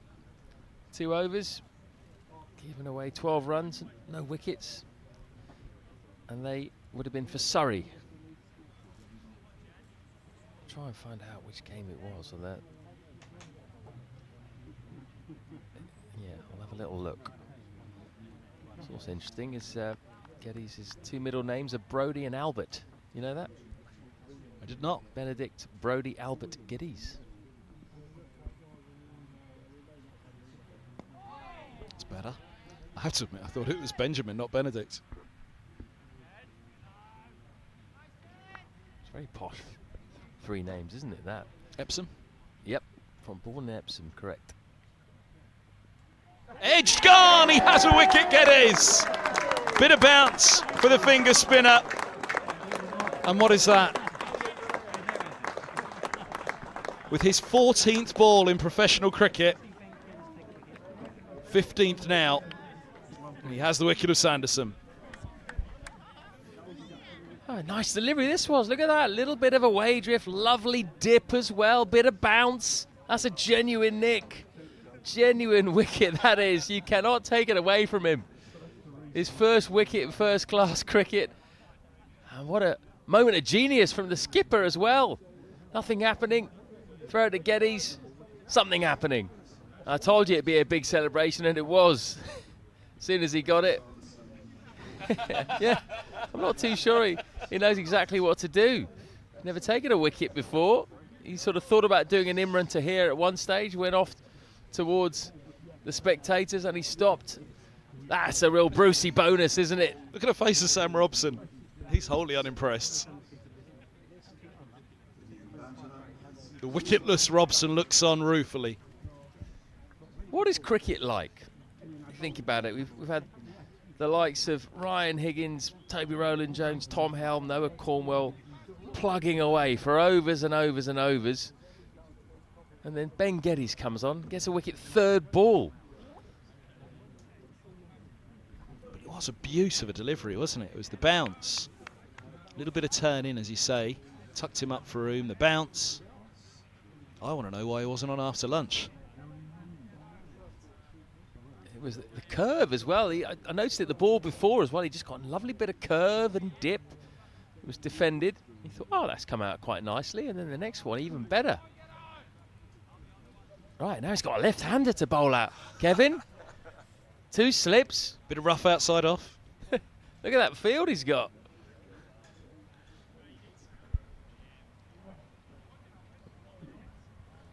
Higgins is enjoying this at slip, isn't he, as well? He's playing his part. Not sure Holman's too happy at second slip. Oh, look at the face of Holman. I'm not going near Luke at the end of the match. This should be me right now, he'd be saying.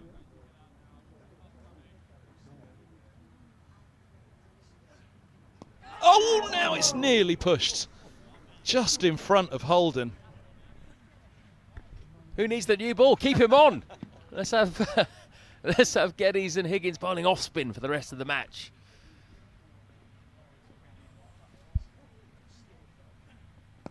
Well, that is a brilliant over from Ben Geddes, and a richly rewarded wicket as well. 195 for 8. Just came out of the hand like a proper off spinner, didn't it? Here it is. Let's have a look at it again. Little bit of curve, lovely dip, and then the bounce and turn. Ryan Higgins was almost celebrating before he caught that ball. He gives it a real rip, doesn't he? You can see just there's real energy in the ball. That's why he gets the dip as well.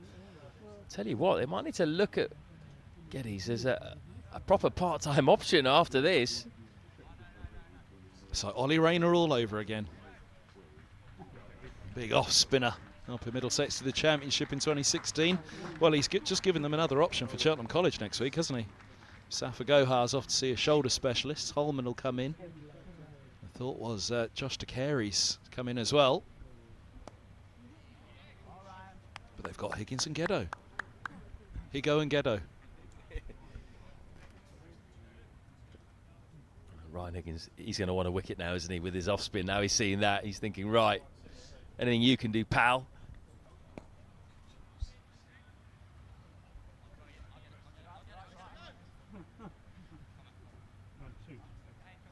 Poor old Sam Robson there. Look at his trousers. He's worked hard on that ball. He's slid around in the field. All those overs of leg spin.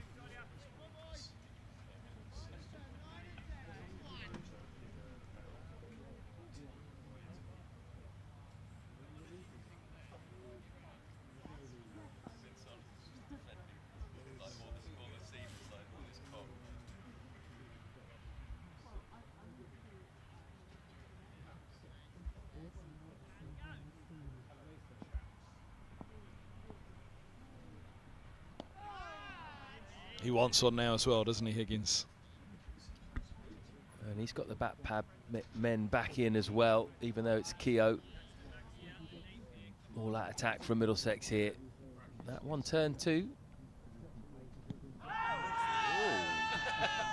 It's worth asking the question because that did turn. I mean, it didn't turn enough, but it would have had to be Murley, I think, to have turned that one enough to hit the stumps.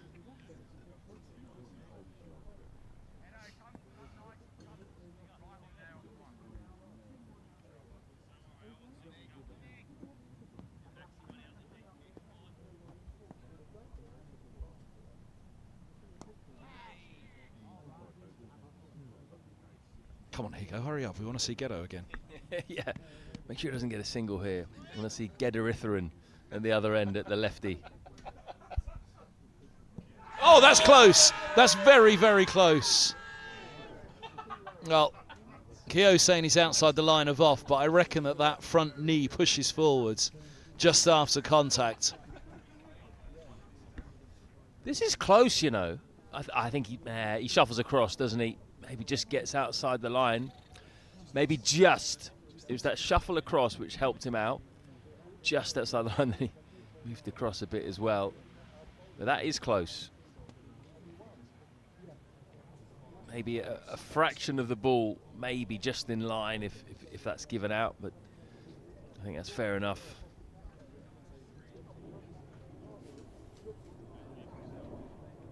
Right, now Gederitheren has got the ball in his hand against the lefty.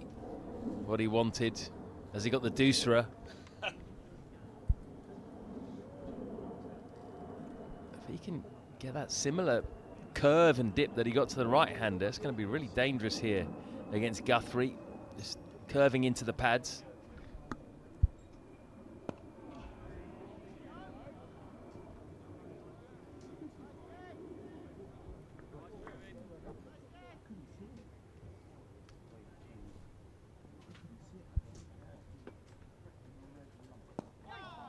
We've had the Lambeth Lara, haven't we? What are we going to come up with for Geddes? The Epsom.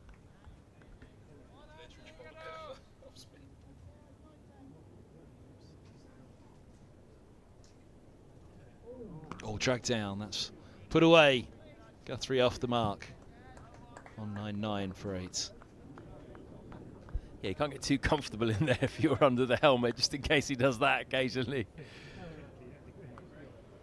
Well put away by Guthrie.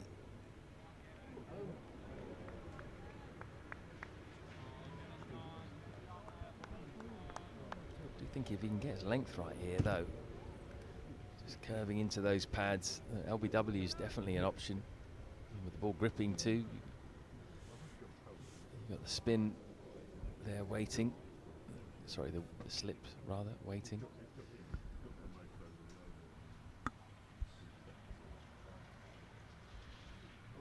Full bunger. Stroked up to mid-off.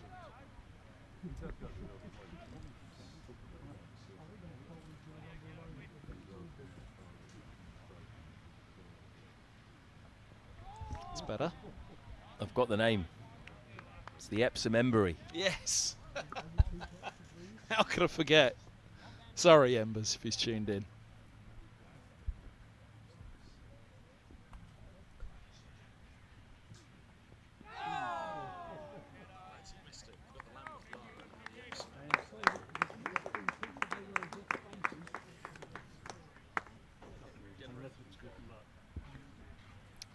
Well, I know he's got the crucial wicket, but I do think that might be his last ball. I think they'll get the new ball after this one. I feel like we need a poll here for your nicknames, though. Gederethran or the Epsom Embry, which one are we going with?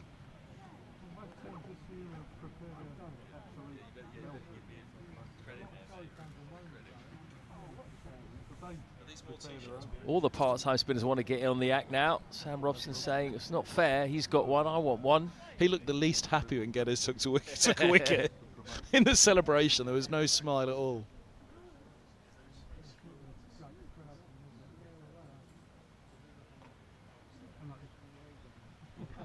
Got a deep mid-wicket as well, so...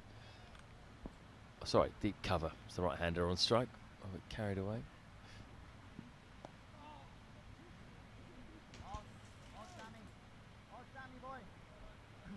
If he does get the left-handed Guthrie on strike, and he keeps the men out, I wonder if he's going to take it on. If he drags one down, is he going to try and hit it for 6?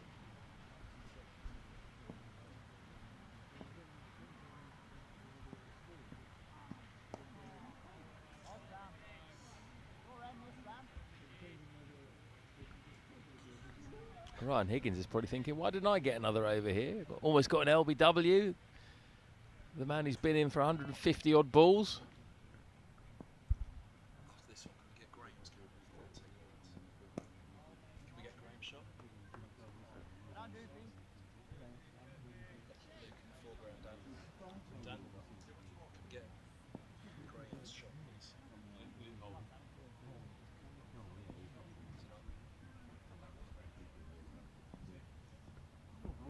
There's the googly, nearly gets through. And it goes to Holman on the boundary. 200 up for Northamptonshire, 200 for 8. And there's Holman, who's the 12th man at the moment. I tell you what, this must be geeing him up for Cheltenham College next week, though, being on as the 12th man with, what, 3rd and 4th choice part-time spinners being thrown the ball. Yeah, I think he'll have a point to prove when he in the next game. It's probably not great news for Josh DeCary's, for his hopes with all these part-timers showing that they can turn their arm over. Might just go with Holman and use the others as an option. Deploy Robson, Geddes. And now that is very close again.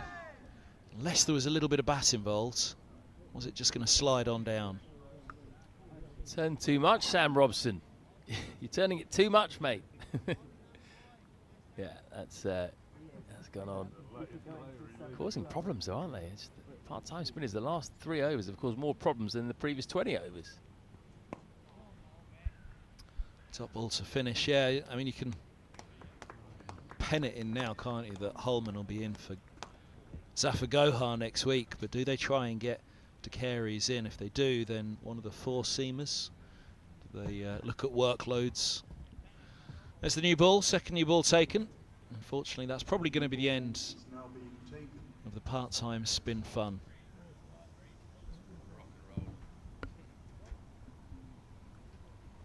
It's been a long wait to this moment, but Geddes has just pushed that door slightly ajar ahead of the second new ball as Guthrie joins Keogh. 158 balls face now for Keogh. 35 overs remain. 2 wicket stand, but Middlesex have that second Kookaburra to go at them.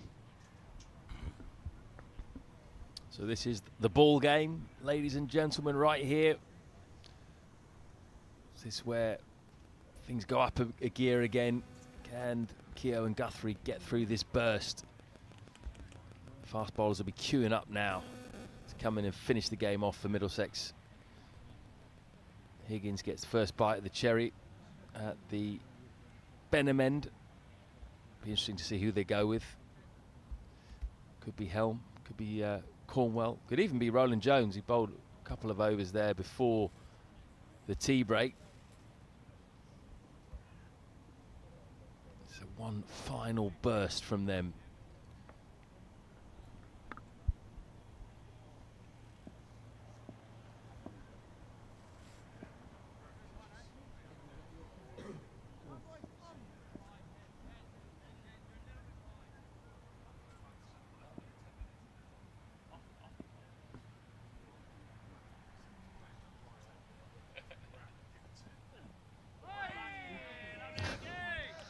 Response to the keeper.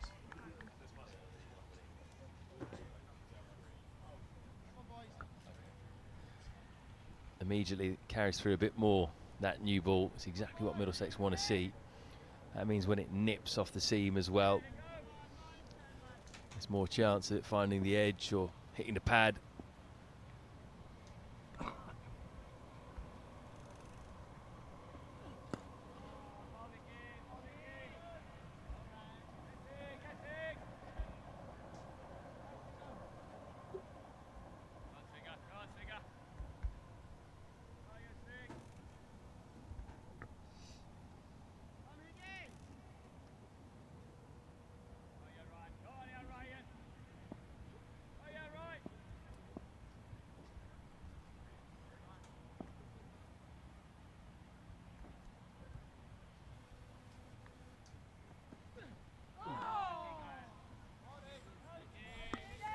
Already a little bit of seam movement. Haven't seen that for a long, long time from the seamers with that soft kookaburra.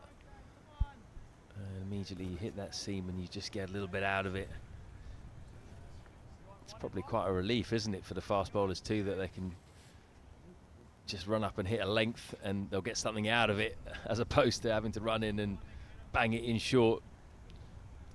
Well, it's a good point actually, because we're making the assumption that this pitch will be getting harder today under the sun that's been under it all day. It's been a very hot day. Bake out a bit of that moisture that's been in there. So this kookaburra for 10 balls, it's not quite a juke, but it's first 10, 15 overs, they say, are crucial with the kookaburra. Got 34 to play with after this tonight, Middlesex, but they will surely want it done within that 10 and 15 over period now with the new ball in hand. How much have they got in the tank?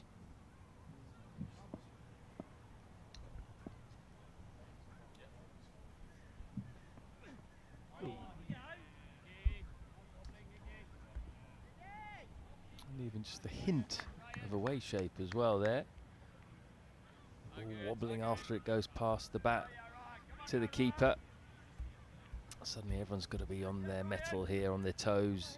Slips are back in business for the seamers. Keeper's got to watch the wobble.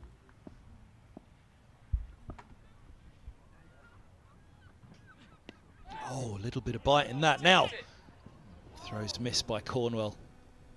But a real look at the stumps there. Only 1.5 to aim at best, but he'll be disappointed. Well, this was the 9th wicket. Had he hit the stumps, Noah Cornwell, not even the frame, I don't think. Yeah, miles out Guthrie. Did have time to set himself as well on his good hand. He was nowhere near, really. He was about a yard wide of the stumps.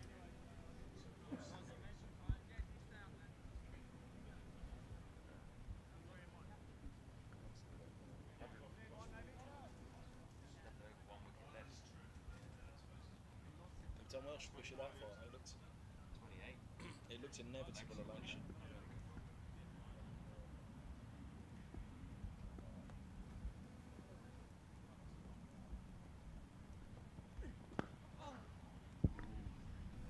Turned down the single. Good delivery that as well.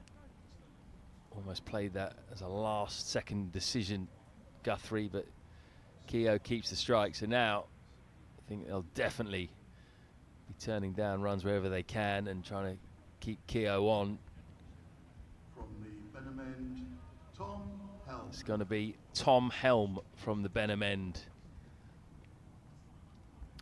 who at times during the course of this match has looked really dangerous. And now with a new conker in his hand, he'll get more bounce. It's his bounce that causes the batter so much problems. What can he do now?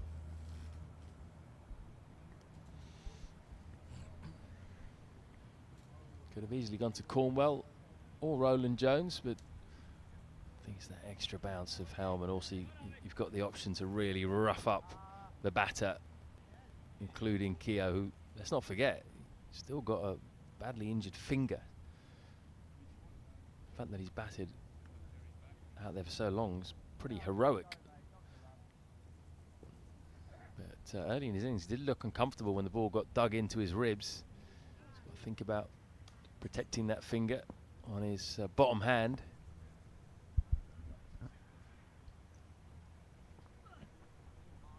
There's the bounce again.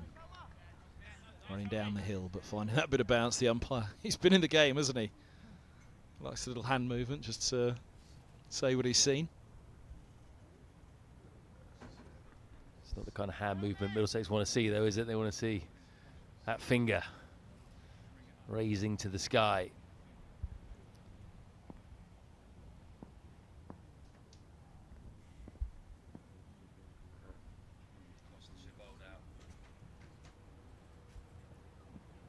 Wow, that slid out from Helm. Full wide signalled. Oh, from Joe Cracknell's point of view, I'm very glad that was called wide, because it would have been very unfair if that had been called byes. That was, yeah, that was a wide, wasn't it?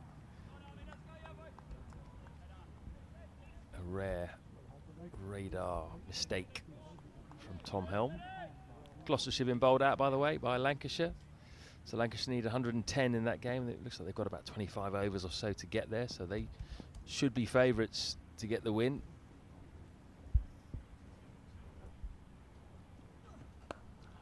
It's better. Back on the spot.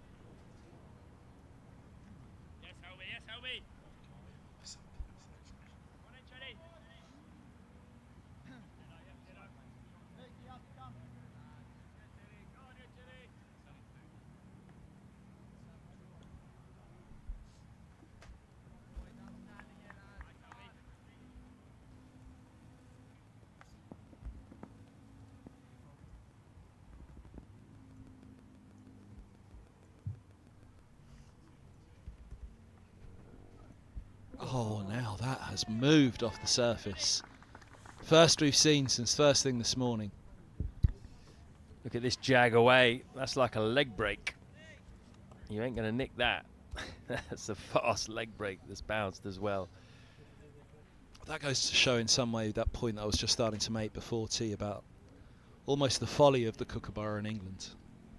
We've had to wait 65 overs and they could well be blasted out in a couple of deliveries here.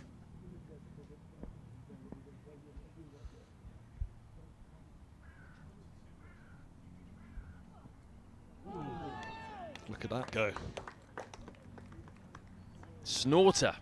This one's leapt off that length. And again, it's gone away significantly. Once more, you do well to nick that.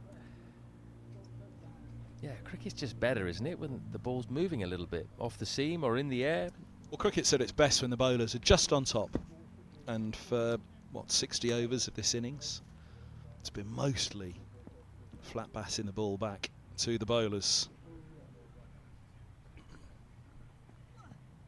The bowlers would have told you that was a glorified net for the last couple of sessions, really. And that's not what anybody wants to turn up and see.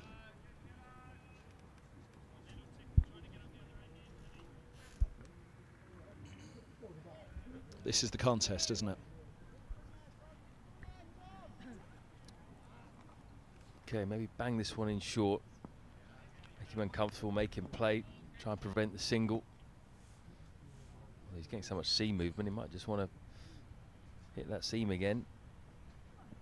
Oh, wow, great over. Really good over. Not much you can do with that.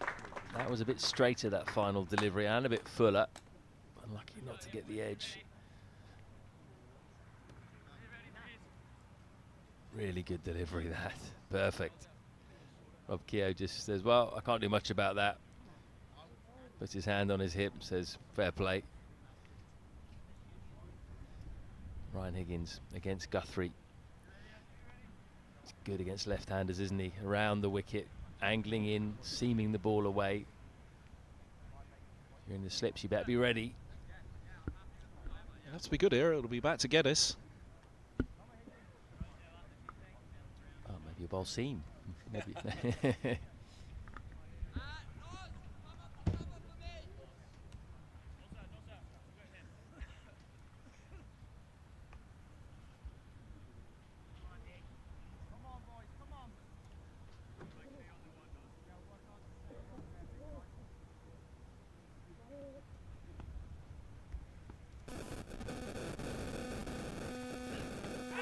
outside.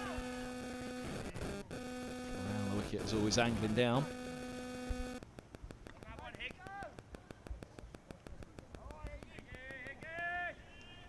It's not the worst first delivery, that though. Because now Guthrie's thinking about the ball coming into him quite a bit. Good time to show him the other one. Just seen it a few times from Higgins, so adept at doing that. Just hitting the seam. Ball holding its line. Stop. Cornwell. Yeah, good fielding. Knowing what the team's trying to do here, they're trying to get a full over at Guthrie.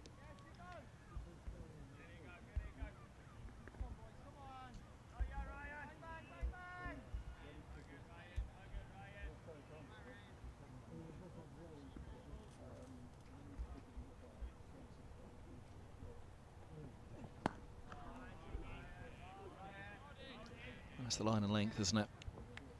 Trying to draw him forward on that line. See if that ball does do something, be it into the left-hander or taking the outside edge. Just a tad fuller. Just a smidgen. Get him coming forward.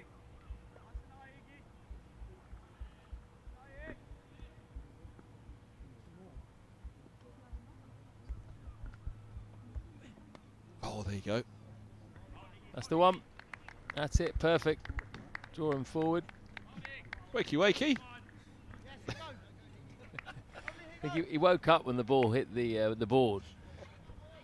Hard hands as well from Guthrie. That's got a real chance of going to the slips. There he is. Yeah, just hears the thud of the board and opens his eyes. Did I just dream it, or did Ben Geddes just take a wicket?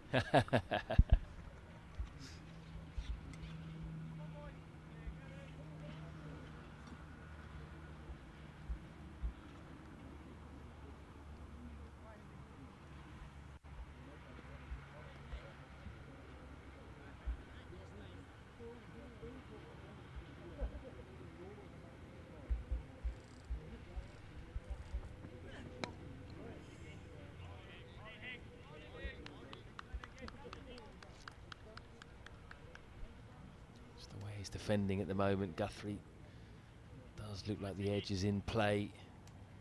Just get one Higgins to seam away a bit more. Hard hands too.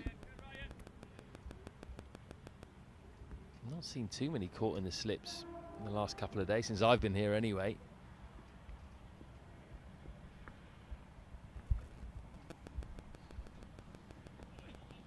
That's edged and that's gone. Little tickle, the faintest of edges. You can just hear the noise, even from here on the sidelines. Guthrie's resistance is broken, and so nearly is Northamptonshire's follow-on. Change in angle and a change in luck for Ryan Higgins. Oh, great ball this is, right in that corridor.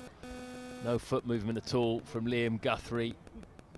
And as you say, even here in our tent, boundary side, we could hear that little nick, that wooden sound. He just backed away slightly, Guthrie.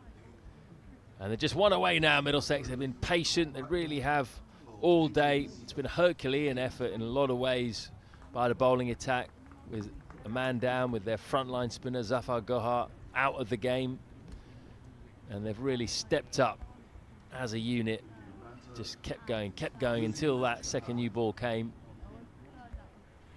And now it's just one ball that'll do it. And Yuzvendra Chahal is on a king pair.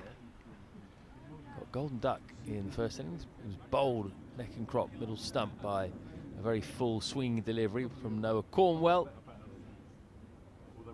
Good news for him. He's not going to be on strike initially, because that was the end of the over. So Helm will get a crack at Rob Keogh. Rob Keogh, to his credit, he's still fighting here, isn't he? He's giving instruction to his number 11. Probably saying, look, we're not going to take a single until maybe the 4th or 5th or 6th ball. Just be ready.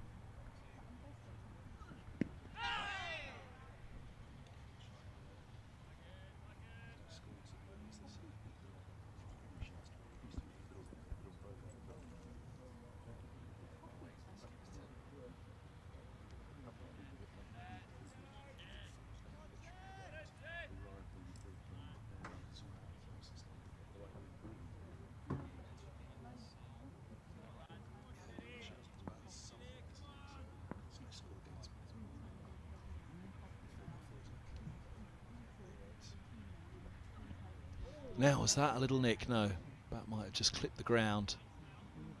Oh, more signals from the umpire. It's like an orchestra, isn't it?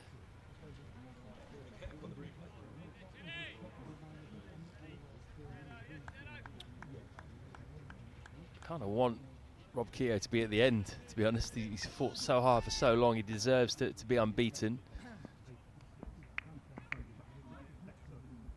Be a shame if he was to get out now.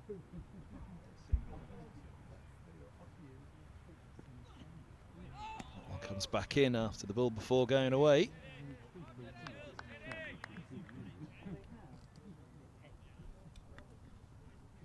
Just done exactly what you want. Tom Helmy's hit his strap straight away in this crucial spell. It hasn't got a wicket yet. Picked up 2 earlier.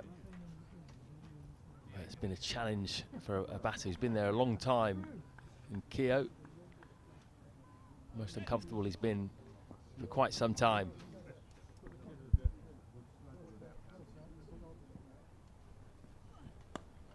He's worked that nice, hasn't he? That'll be 4 more.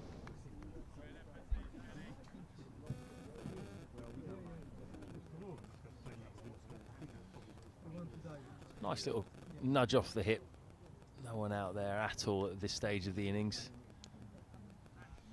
Not even a fine leg. And now 2 balls to go. They'll just want to make sure he doesn't nick a single somewhere. Definitely want Higgins to come in at Chahal.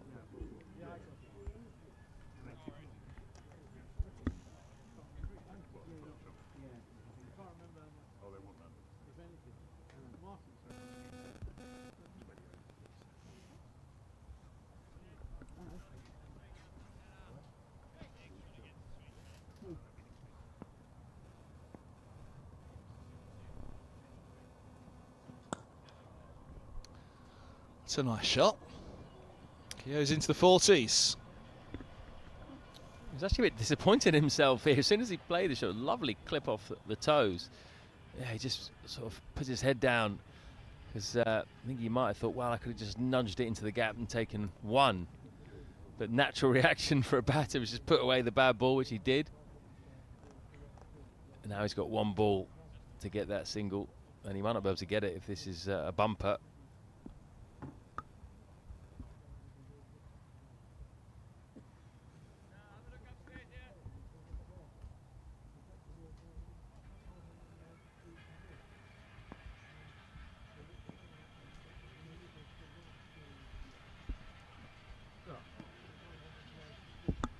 Bowl, wouldn't it? Pushed it right up there, getting the ball going away. Could have easily been a nick. So Higgins gets the opportunity now to finish the game off. And it'll be a second 4-fer as well, wouldn't it? Of the match for Higgins. It could be 8 in the match. Really good run out for him. Chahal just getting some last minute instructions. Played a lot of cricket, but still a number 11.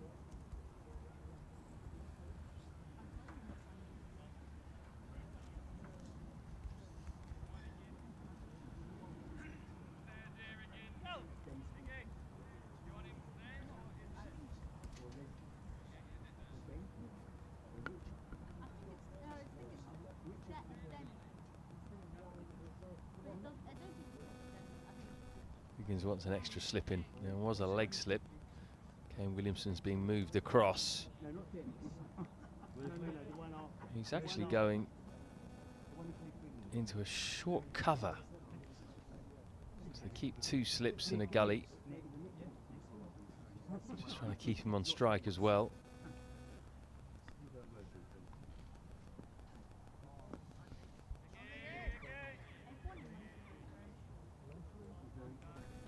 What Yuzvendra Chahal makes of all of this. He's played around the world. He's played plenty of IPL cricket in front of packed stadiums. Played for India in big games all over the world as well. It's probably his first time at Merchant Taylor's School, I would imagine. Good to see that he's willing to put the hard yards in. Brendan McCullum made his Middlesex debut on this ground in the T20. Edged, is it? No, dollied up. I thought that was edged and going to second. It was looped up towards mid-off. thought the same as well, actually. I'm glad that you were on call there. Just by the camera angle, it looked like he nicked it to second slip, but it's grabbing for the car keys. Actually wasn't far away from Kane Williamson, who'd just been moved to short cover.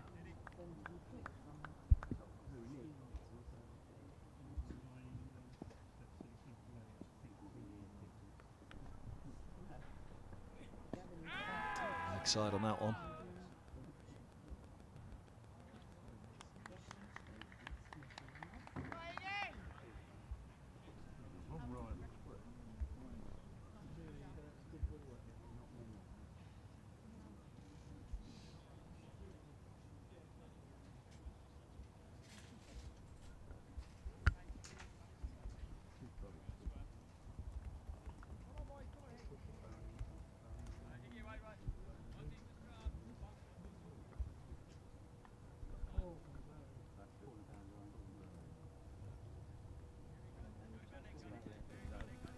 Square leg, just going out on the boundary in case he wants to have a hook at one.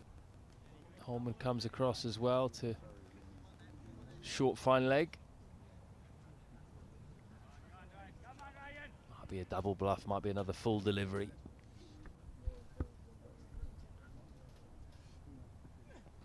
Oh, spits a little at Chahal.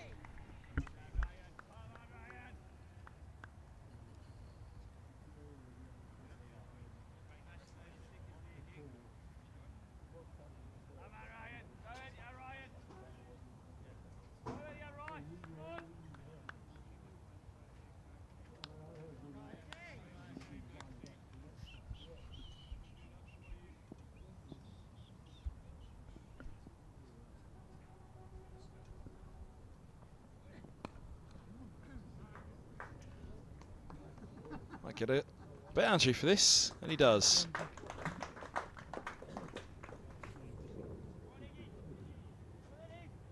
Yeah, just opened the face really, didn't it? It's almost like the ball hit the bat rather than the bat hit the ball and raced away. It wasn't really an edge, it was off the face. I don't think he was too sure about whether he should play or not. In the end, it worked out well for him. One more ball for Higgins to get Chahal in this over.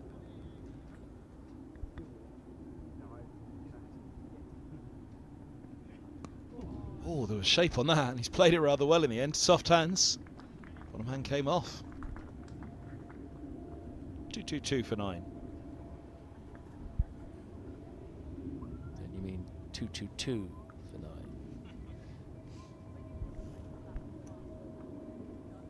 Chahal did his job there. Negotiated that safely, as you say, played that well with soft hands. Just went for the away swinger. Higgins trying to get the nick. So that's back to Helm. Can he finish the job for England? England? Middlesex. Sure, he'd love to finish the job for England too.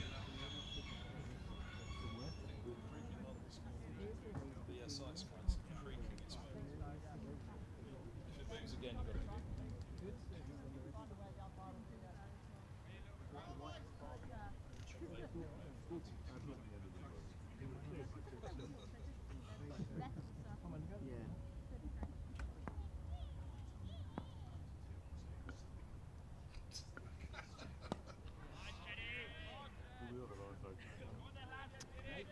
30 overs for Keogh to try to see off Middlesex.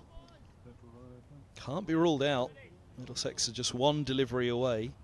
Northamptonshire are 30 overs away from securing a draw that would keep alive their Division 2 hopes. You really would have to say that a failure to win this game or a defeat for Northamptonshire really would make it very difficult for either of them.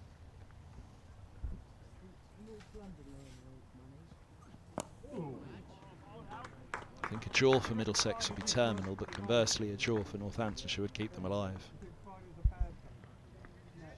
You've really got to give credit to Northants for the way that they've really fought hard and forced Middlesex to really bring their A game to bowl them out today. They've been up against it ever since they lost early wickets really in their first innings and just haven't lied down. It's not been simple for Middlesex.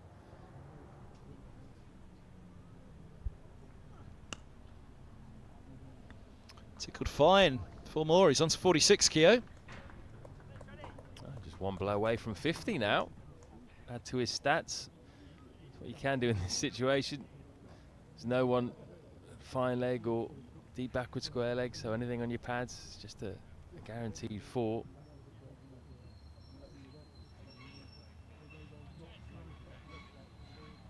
If he gets another one of those deliveries, you think he's going to try and just knock it for 1 if he can, but it's quite hard to do that with the pace of Helm. You get it behind square, it's just going to run away for 4.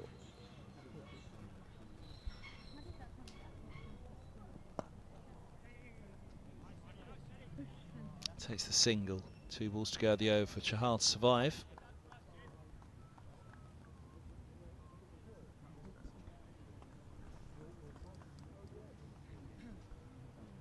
And you look at Tom Helm and Yuzurinder Chahal, and it's hard to believe they play the same sport, isn't it? He's probably, what, you reckon a foot taller at least? Could be more. Probably is little and large.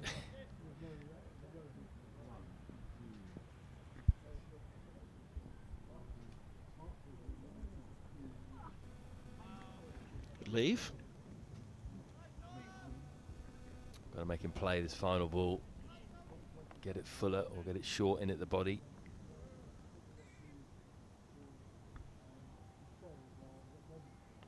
Yeah, a lot of teams in Northamptonshire's position might have just given up, thrown the towel in, been skittled out in their second innings, but particularly after they lost the 2 early wickets today as well. They were 75 for 5, remember, but since then they've shown real spirit, particularly Keogh. Goes for the Yorker, speared in but steered away. Charles operating in boundaries.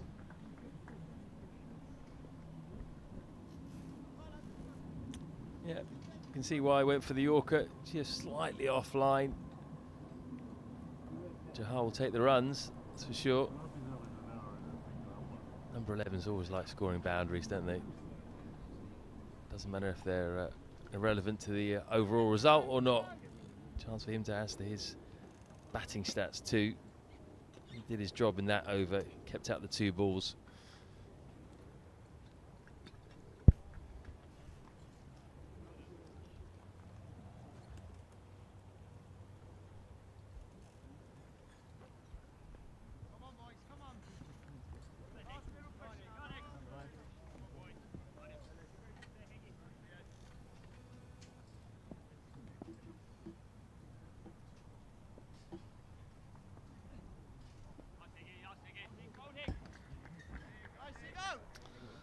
Keogh's looking for a 50.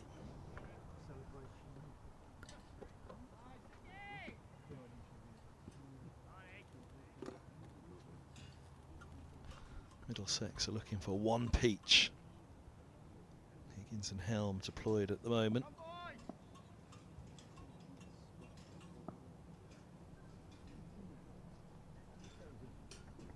A bit of way swinging that for Higgins, but starting wide and a little too full. Just made it juicy for Keogh, not going fully through with the shot.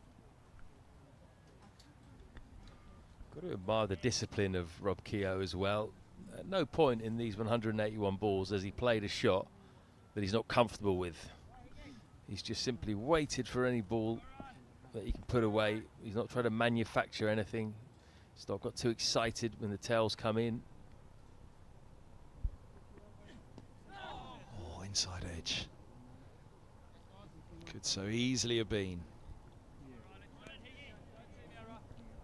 There'll be plenty of eyes on this from afar. Middlesex having a look at the Lancashire game against Gloucestershire, but a lot of Division 2 will be hoping that a Middlesex side that seem to just have a, well, they've had it all season, but they just seem to have a little bit more in them now. The win against Leicestershire and here against Northamptonshire. It's a good fight back on the final day, but plenty of time lost and a bowler down in Gohar. But still pushing hard for what would be a valuable and perhaps season resurrecting win. Ooh, Chahal very nearly getting involved.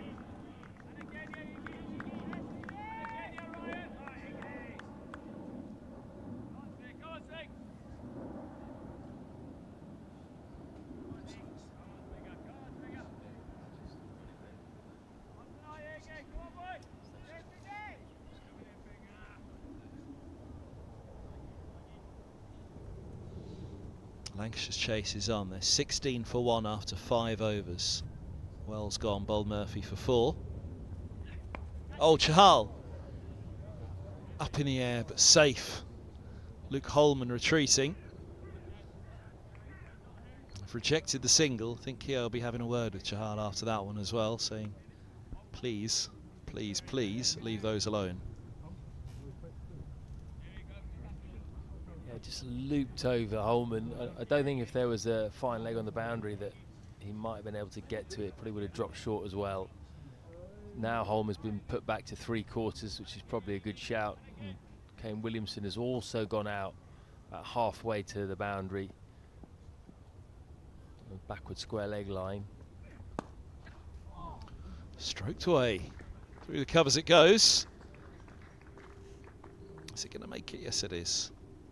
Missed out on the boundary last ball. They rejected the single. Drive the next one through the covers. Lovely shot from Yuzvendra. Just having a look at his batting stats. First class cricket. He hasn't got a 50.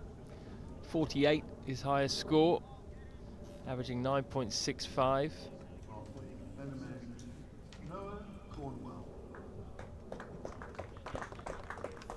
Now Cornwell.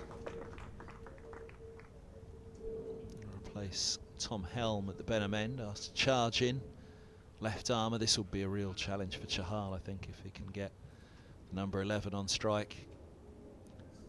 Bit of experience and a whole load of potential in shot there for Middlesex. Yeah, Helm was bowling well. Was causing problems for Keogh. Maybe just a change of angle will do the trick. He did pick up Chahal first ball as well, didn't he? With a full swinging delivery in the first innings. That might come in to deploy his thinking.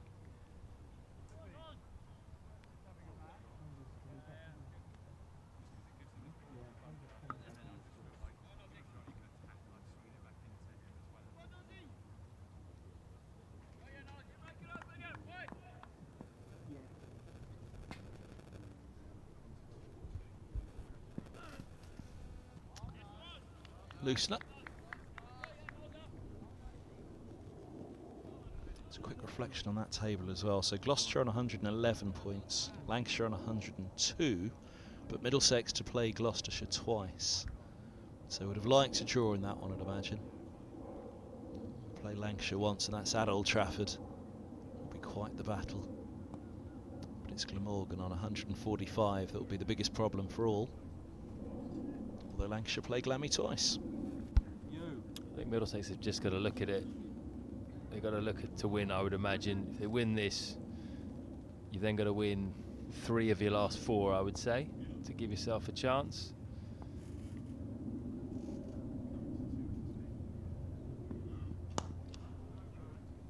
Well, they've had some fine end-of-season tussles over the years at Old Trafford. There was the Battle of Old Trafford in 2014. Middlesex staying up, batting out that final day to send Lancashire down. A Lancashire win would have sent Middlesex down. Tim Murtagh and James Harris batting for a long period of time at the end. Morgan as well, with one of the grittiest innings he'd have played to keep Middlesex in it on that final day, but it was down to the last few to get Middlesex over the line. Speaking of getting over the line, that's going to be the 50 for Keogh. 185 balls, clips through mid-wicket. Very well deserved half century for Keogh. Fighting Middlesex and fighting injury. Fighting desperately to save the game. Well played, Rob Keogh. Really, really defiant knock. 185 balls. It's probably been his slowest 50 ever, I would imagine. Haven't got access to those kind of stats, but that really is a show of grit, isn't it? 24th time he's got a 50 to go with his 1700s. So he's the kind of player who gets to 50, often converts. Do well to convert this one, I think. But as I said earlier, I think he's shown that he's what he is, which is a tough competitor with bat and ball. And he deserves to be there at the end, at least, even if Northants lose. Oh, that was a loose swish. Very loose, having just gone to his milestone.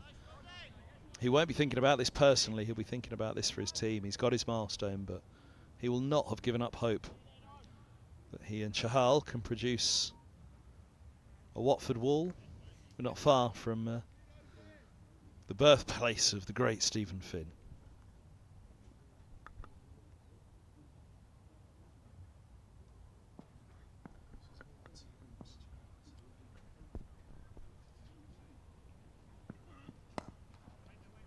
Not a million miles away from the birthplace of Monty Panesar as well, Luton lad. Watford's great rivals in football, of course. And Jimmy Anderson producing an incredible act to save England as well. Yeah, I was there. Cardiff 2009. Some great moments there. One of which springs to mind was Monty trying to swim back into the crease. It was almost a run out and he dived about 3 yards too early and then just crawled back in. Now, where's that gone? That thudded into the glove, didn't it? But so much pace and bounce on it, it flew over the keeper's head. Look at that, it's gone really high, hasn't it? That's almost gone for 6. I thought that was off the glove. I'm pretty sure it was. It sounded like it was off the glove. That would have been extraordinary if that had gone all the way. It's not the result Keogh wanted. He wanted a single. Oh, Helm at the other end. Interesting. Fancy a bit of pace to Chahal.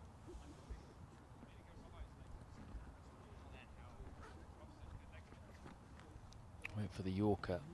Last ball of his spell at the Benham end. Is he going to go full again, or is he going to start with some chin music first and push him back? On the late end, Tom Helm.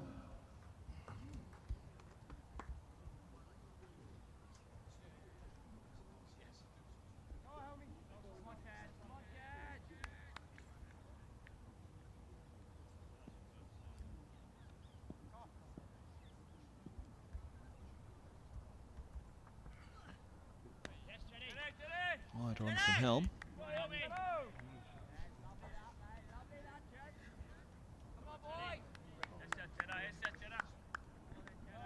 In the atmosphere, talking about that Cardiff game in 2009, the atmosphere was incredible. Just remember every block, every dot ball when England were trying to survive at the end with Anderson, and Pandesar was met with a standing ovation. It's one of the best atmospheres I've ever seen. Ow! Where's that hit? This is up and strikes somewhere. Chahal is met now by Keogh to ask. On the elbow. Oh. He's going to get the physio on as well, just kill a bit more time. Seems okay. It might have been more forearm than elbow, which is not quite as bad, but it's never nice. He's a quick bowler. Alan Coleman passing on the message. You might need your physio. Send out. There's Dane Villas on the right. I was mentioning those battles at Old Trafford over the years.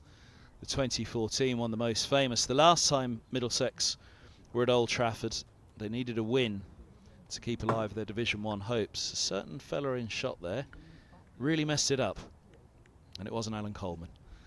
Dane Villas played his last first-class game in that. Middlesex were 194 and 160 for 3, but Villas with 400 and Villas in Lancashire's 413 scored 124 before he was LBW to Ethan Bamber. The match ended in a draw. Middlesex then had to go and beat Nottinghamshire in the final round and hope that Lancashire beat Kent. They did not. Middlesex went down. All your fault, Dane. Their hopes on going back up could very much depend on that next fixture at Old Trafford.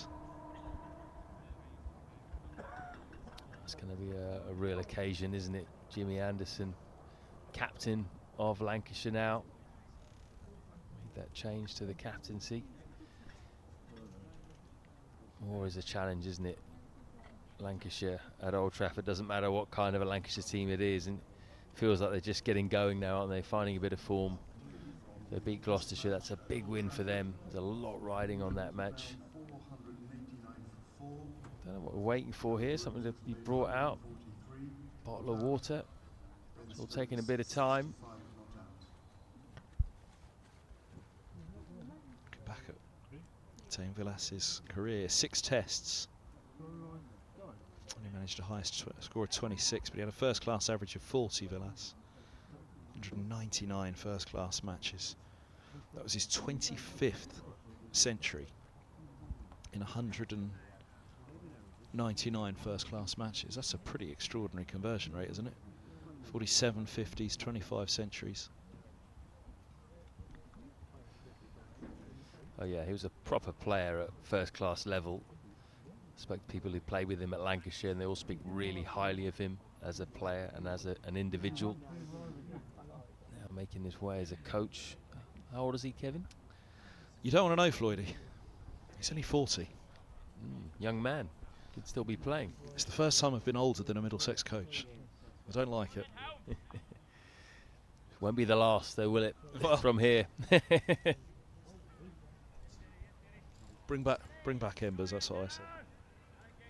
First coach when I took on this job. Right, ready to go again. Will the delay help Middlesex out? Oh, look at that from Chahal. That's gorgeous. From the Northamptonshire number 11. Up there with the shots of the day, I'd say this one. Lovely straight drive. He wasn't just hanging back, expecting a short ball. He was ready for it. Right in the middle of the bat. He's enjoying himself. 16 or 14. He's probably enjoying his batting more than his bowling here at Merchant Taylors.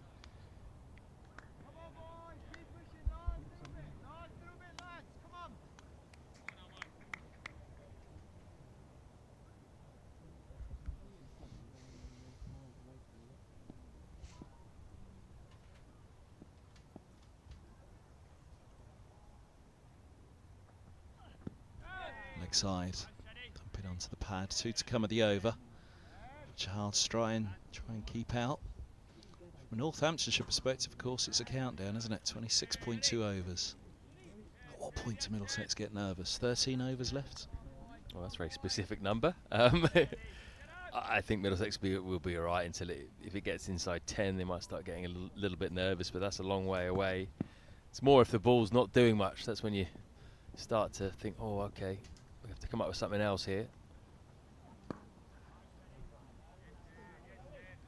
But this ball is still pretty new, isn't it? We saw in both the first innings and the second innings, the ball was doing a bit for probably 15 overs at least. Still got a bit more time.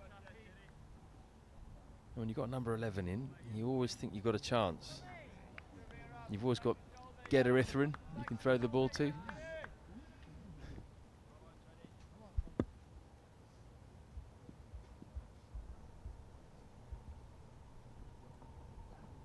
Oh, that's naughty from Chahal.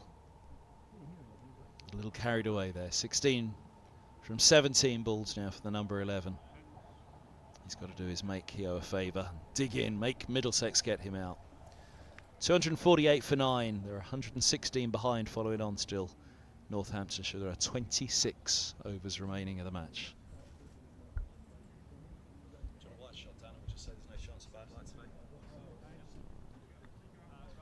No chance of bad light today. Gorgeous blue skies over the school in the distance. A few greyer clouds over the lake end away to our left. I suppose if that did come all the way across, there's a small chance. It was just after 5:30 on the first day we were taken off. 6 o'clock yesterday when it was done.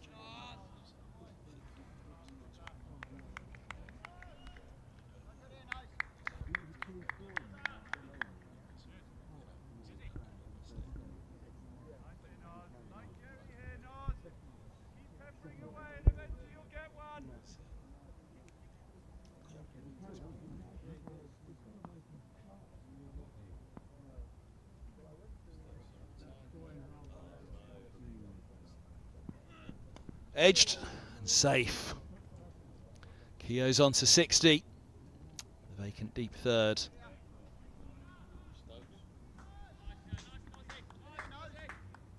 Oh, genuine nick. We've seen a few, haven't we, go through that gap. Can't have fielders everywhere, can you? Would have certainly carried. Would have been a tough one for third slip. Would have had to move a long way to their right.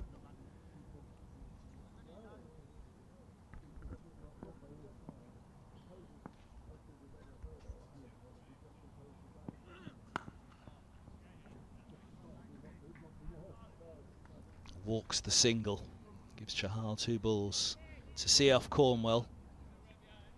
I think this is where Middlesex will really want Cornwell to challenge the stumps here. 100%. Fast and straight, please, Noah Cornwell. That's how he got Chahal in the first innings. Very full delivery that shaped in a bit. You might not get the shape. Definitely want him playing, don't you? Even if you're just pushing it across him on that 5th stump line, just make him play.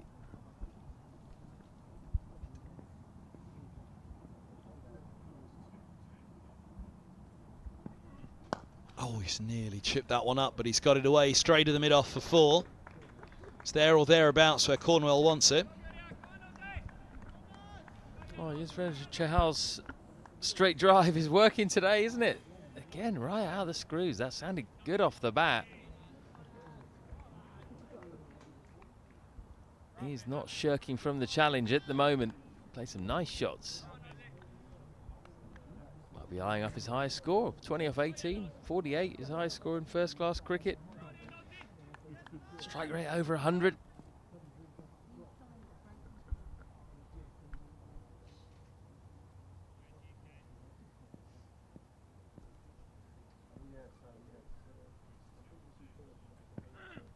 Oh, there it is. Middlesex have the win. Around the wicket goes Cornwell. Thumps into the stumps. Chahal's done for 20. Cornwell has his second. And Middlesex have their win by an innings and 107 runs. They'll climb to 123 points in the table. They are still in with a chance of getting one of those top 2 spots.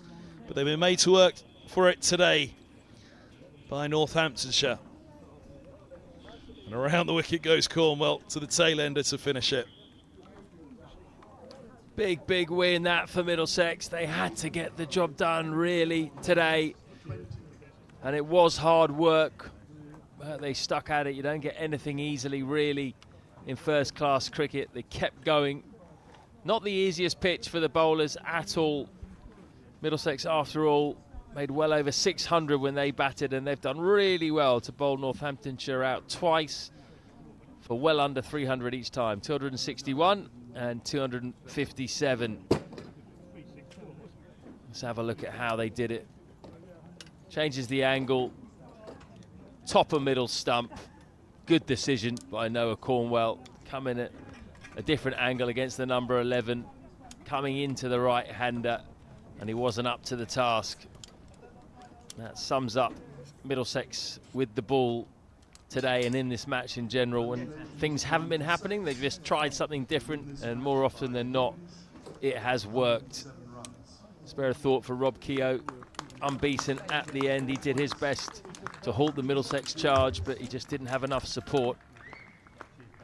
Middlesex now back-to-back wins under Lewis Deploy and moving up that table, and they can go into that next game at Cheltenham next week against Gloucestershire with a real hope of finishing in the top 2 because they've got some momentum. Yeah, absolutely. Middlesex head to Cheltenham on Monday for the game starting Tuesday morning. Northamptonshire entertain Derbyshire. Their hopes of Division 2 promotion, well, they will have to go on a 4-game winning streak, you'd imagine, from here. Middlesex might just do it with 3 wins from the 4. If one of those 3 wins is at Lancashire, they'll be hoping that Lancashire do them a favour at Old Trafford next week against Glamorgan and tighten it up even further. But Middlesex move to 123 points in Division 2. Glamorgan's win has moved them up to, I'll tell you in a moment, they've kicked on to 145 points. So there's a 22-point swing from 2nd to 5th. With 4 games to go in the Championship. Derbyshire 128 with their defeat. Gloucestershire about to lose, so Lancashire will climb above them with their victory on to 127 points, I think it'll be. They'll come out of it with the same points as Middlesex. So Middlesex climb up the table. It's their 4th win of the season. Leicester at the top have won 6. Glamorgan have won 4 as well now. But nobody has won more in this division than Leicestershire this year. Can Middlesex finish it on a high? We shall see. It was a game where Holden and Williamson, but also Lewis Deploy with his first century of the summer, and a word for Sam Robson as well, because I thought before his little tickle down the leg side for his 52 that got Middlesex up and going with the 122 stand. That was probably as well as anybody batted on this surface in the entire game. That includes Holden, Williamson and Deploy, who really dug in at times in their innings.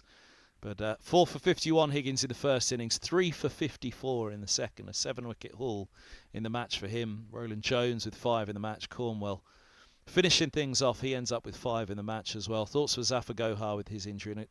As you say, Floyd, a word for Rob Key, 61 unbeaten. He really played his part to try and save this for Northamptonshire. Whether he'll be able to line up against Northamptonshire next week, against Derbyshire next week, we shall have to wait and see. Thanks for your company on the stream across the last 4 days from Matt Kabir, Floyd and myself, Kevin Hand. The rest of the stream team here bringing you the live coverage in association with Daffabet. Middlesex win this one by an innings and 107 runs. It's a very good night from us all.